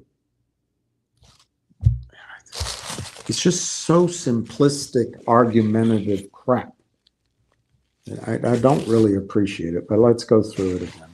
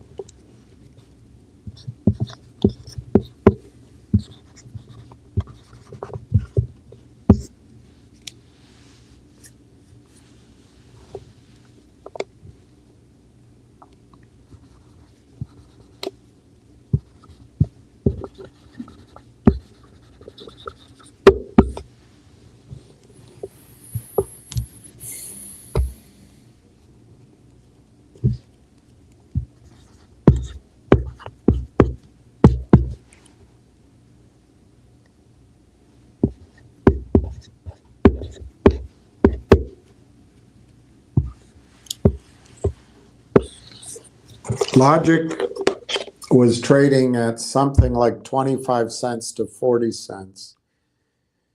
Logic split, they put all their technology and their revenue into a SPAC, DLQ. And then they were staying back as essentially a shell. The DLQ was valued at $10 a share, and it was expected to be worth over $20 a share. There's a whole lot of reasons. I don't want to go through. Logic was going to do a reverse merger as a shell with 7 companies, and it was going to be worth 50 cents to $1 a share.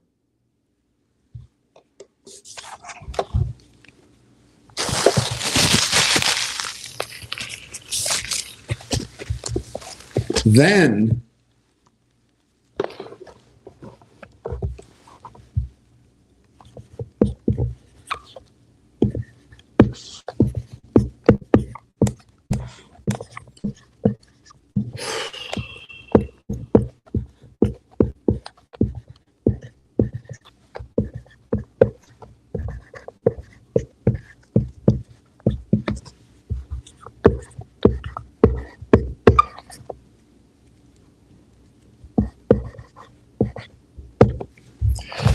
Aubrey Advisors and Chadron sponsored the SPAC, and then Polar was their biggest investor.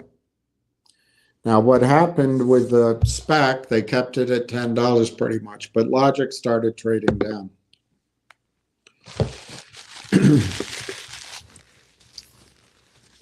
If you owned Logic, you were meant to get, I think it was 1 for 15, but they lowered that to 1 for 8.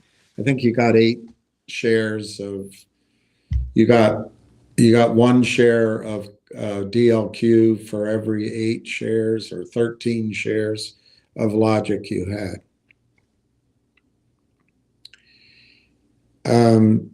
The process took about 16 to 18 months. And I got upset when I saw the financing, and I did that here, but it was already too late in many respects. But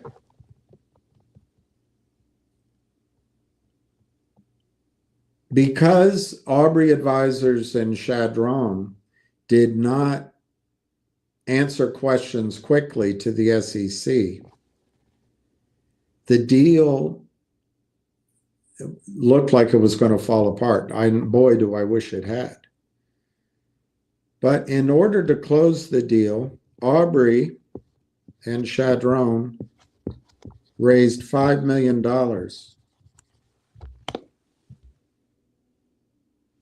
And it came out of the shares of Logic and Data Logic specifically.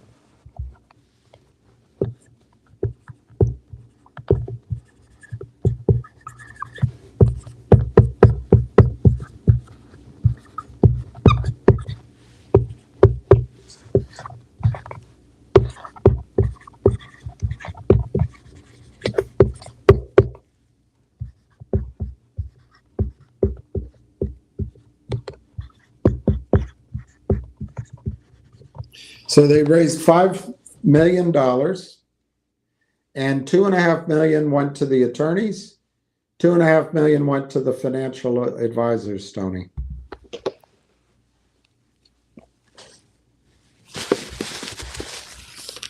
Now you couldn't trade the Data Logic SPAC. You weren't really able to trade that, and you didn't get your shares in the Data Logic SPAC until it de-SPACed. So you just had Logic, and you got shares in what was changed to collective audience after it de-SPACed. So you couldn't sell. There was nothing to do. But this manipulation went on with Aubrey Advisors, Chadron, and Polar. I didn't know they were signing up with these guys. But they did. I didn't know how bad they were. So when the de-SPAC occurred, I don't remember what Logic was trading for, maybe 8 cents or 10 cents. But when the de-SPAC occurred, let's go to the name collective audience and use the symbol CAUD. The de-SPAC happened on Wednesday, and the paperwork slash shares completed on Friday.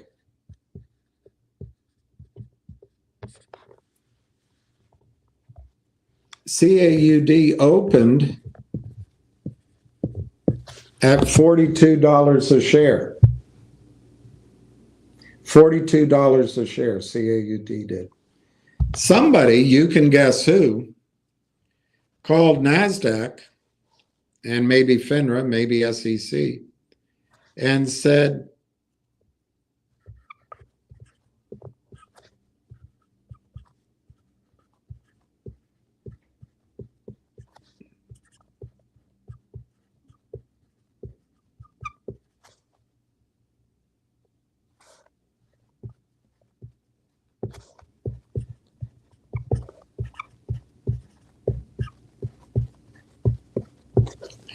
somebody called up on Thursday or maybe Wednesday afternoon, and they said there's not enough shares in collective audience. Delist.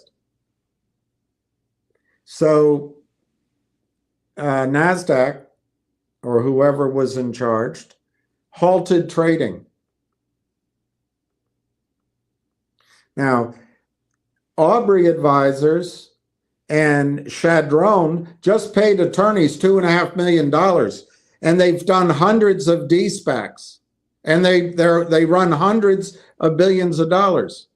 You don't think they had some on their staff that could call in and say, you know, we're doing a de-SPAC, and it's going effective on Wednesday, and we're biking the shares across town, and the shares, the paperwork, the new co will be all set to go on Friday with enough shares. You don't think they could have made that call? They didn't. So the stock went from $42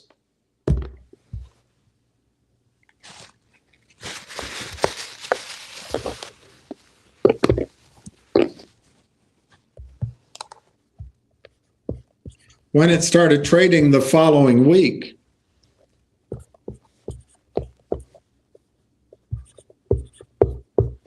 Now, what was funny, they allowed Polar and some of those investors to trade it. But by the time we were able to trade, the stock was $2. It went from 42 to 11, and there were some trades in between up here. So the people associated with Aubrey were able to get stock out, and it went to $2. Now, I fought this, and I warned against it, and I wrote emails, and it was very uncomfortable. 15 to 20 people were against me. And I said, your stock's going to $1. And then in anger, I said, your stock's going to a penny. They wouldn't listen to me. They listened to this Amex guy. They hired a CEO named Peter Boards. He's a wealthy man. I've heard he may have also have connections with Aubrey. He certainly liked the people at Aubrey. So Aubrey, the main principle at Aubrey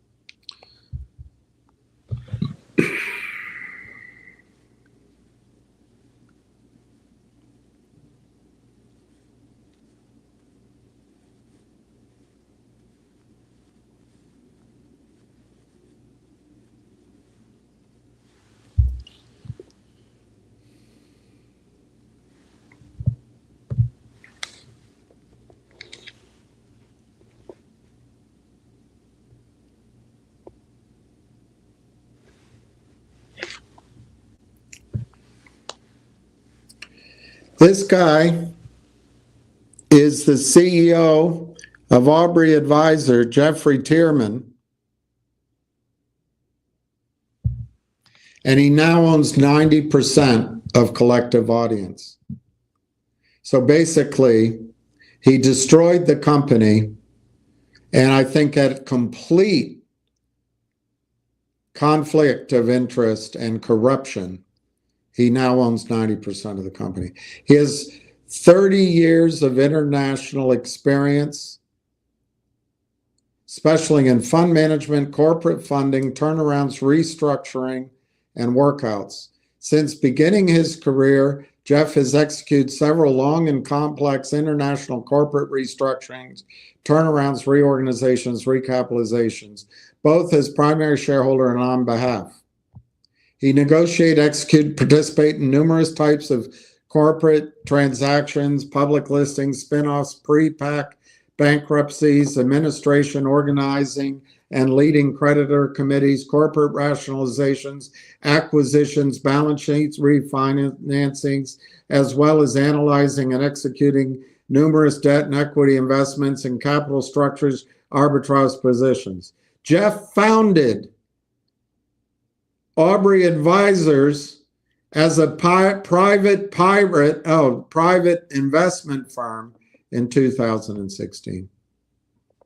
From 2021 until 2023, Aubrey was the sponsor of Aubrey SPAC 1, which was a U.S.-based entity to steal capital from, was the U.S.-based $66 million special purpose acquisition vehicle traded on NASDAQ.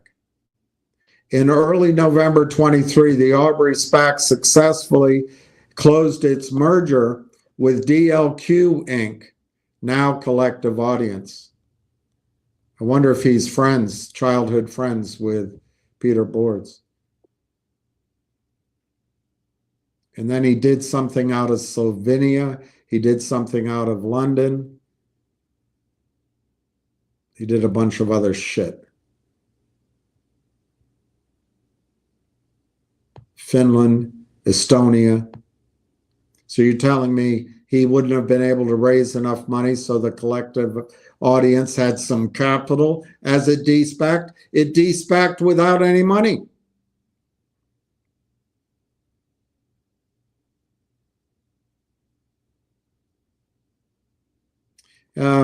He was an adjunct professor of advanced corporate finance for the Master of Sciences in Finance program at l'École de Haute Études Commerciales in Lausanne, Switzerland.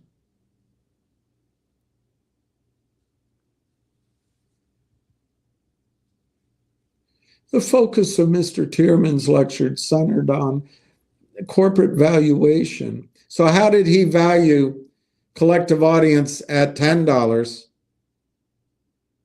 And then he swoops in and buys it for pennies. He's been a guest lecturer. Oh, yes, and he with French Federal Swiss Banking Institute. Oh, and he's a guest lecturer on the credit markets and credit risk for asset and wealth management. MBA. Piece of crap. He founded Rhodium Capital Management, a London-based pirating firm.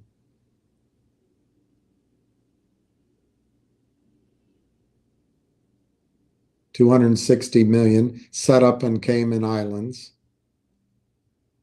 He was president of Talisman Capital. So he didn't know that Logic and Collective Audience needed cash. He left them bereft of capital so he could steal.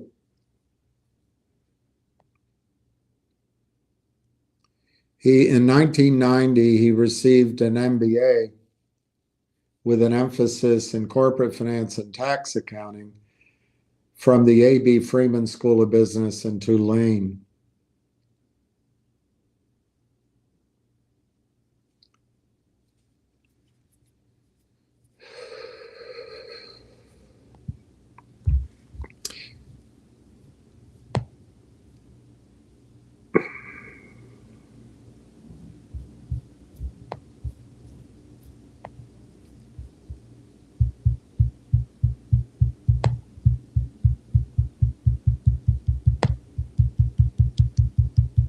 They're based out of Bermuda. That's Aubrey.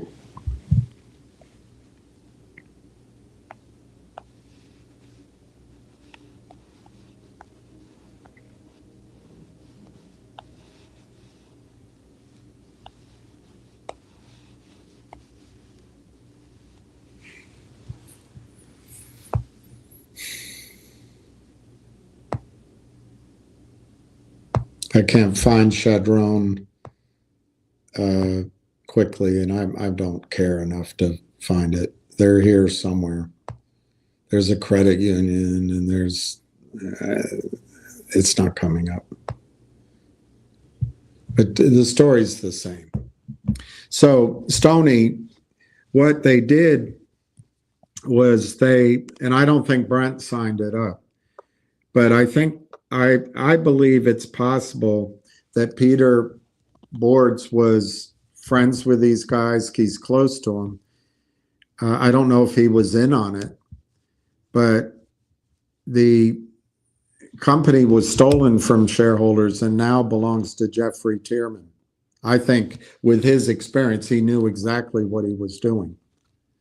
So it was a sting operation. In terms of logic, the shares went from 100 million to 300 million, now 750 million. And Brent sold the company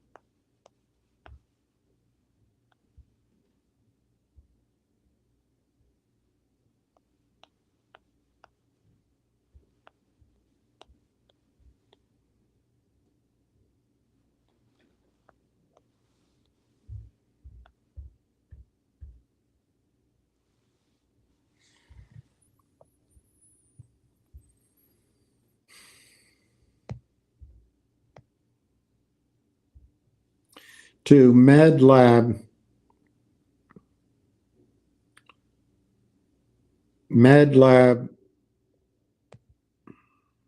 Essentials in a $100 million deal. Now, MedLab Essentials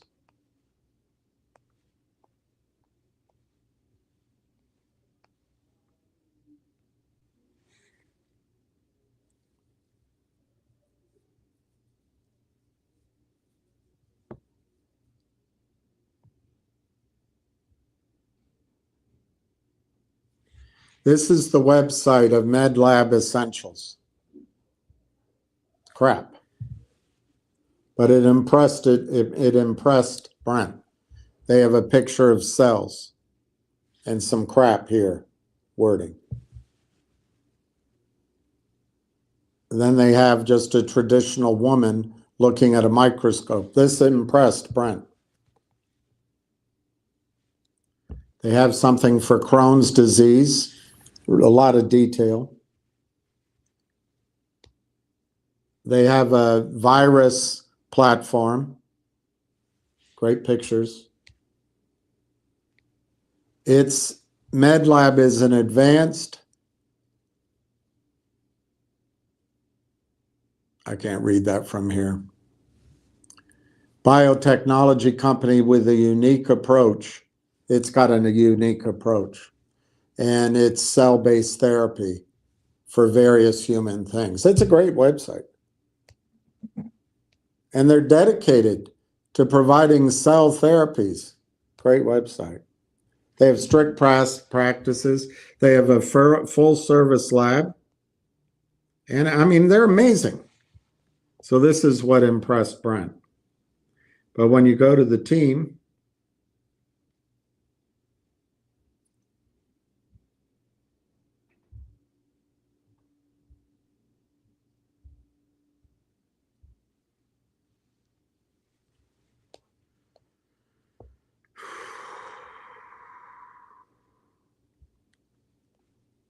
can't find the team. It may have taken it down.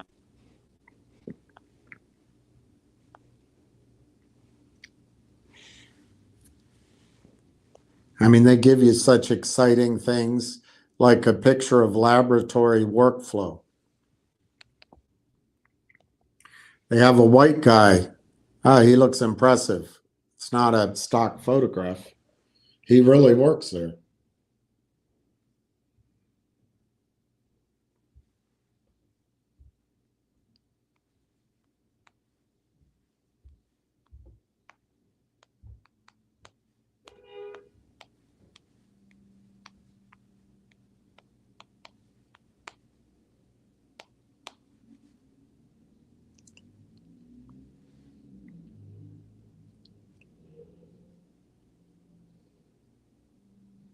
When you go to MedLab Essentials on LinkedIn, this also really impressed. This really impressed Brent. They have an overview.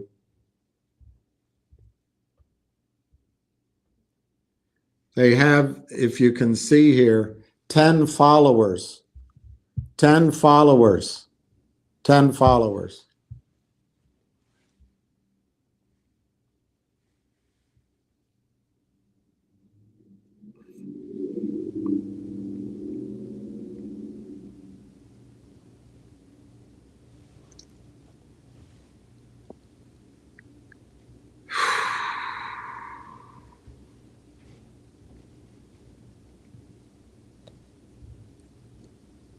It doesn't say here, but they have 10 followers, so it's obviously a very important company.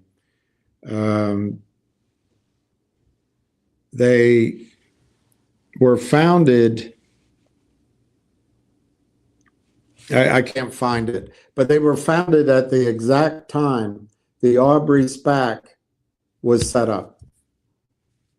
Where did the 60 million go that they talked about? On. So what happened, Stony, was Aubrey Advisors stole the market cap, gave the company Jeffrey Berman. And you're saying that I promoted it. I didn't.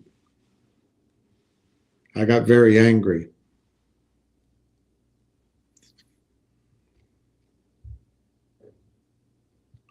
I'm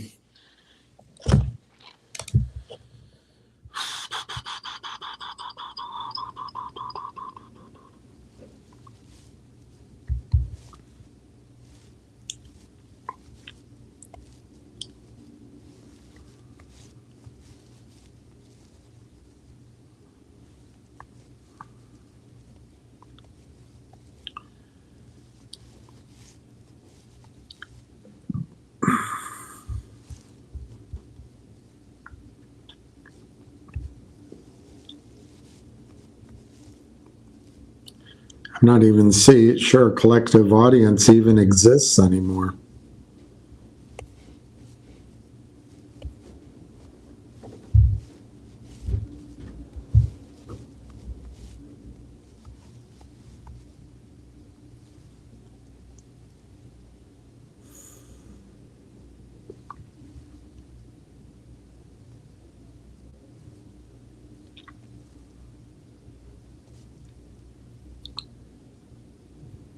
It's an invalid symbol.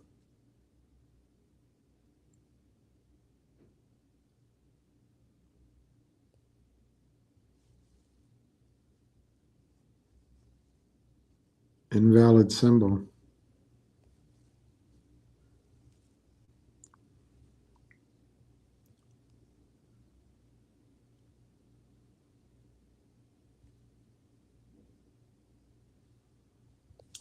Anyway, Stony, I'm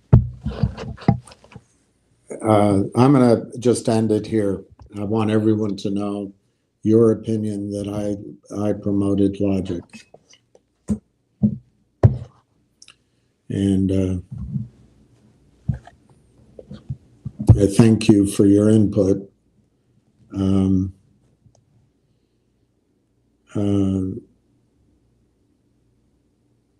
It's so valuable, and your insight is it's invaluable. All of these stocks suck, every single one of them.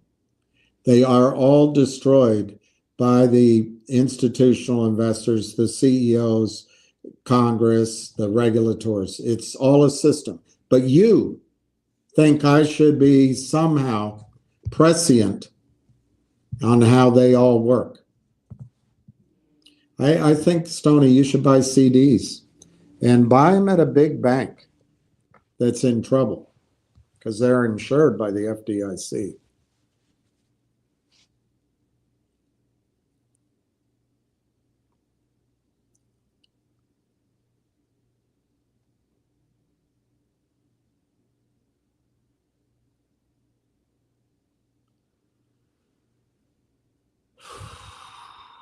All right, guys.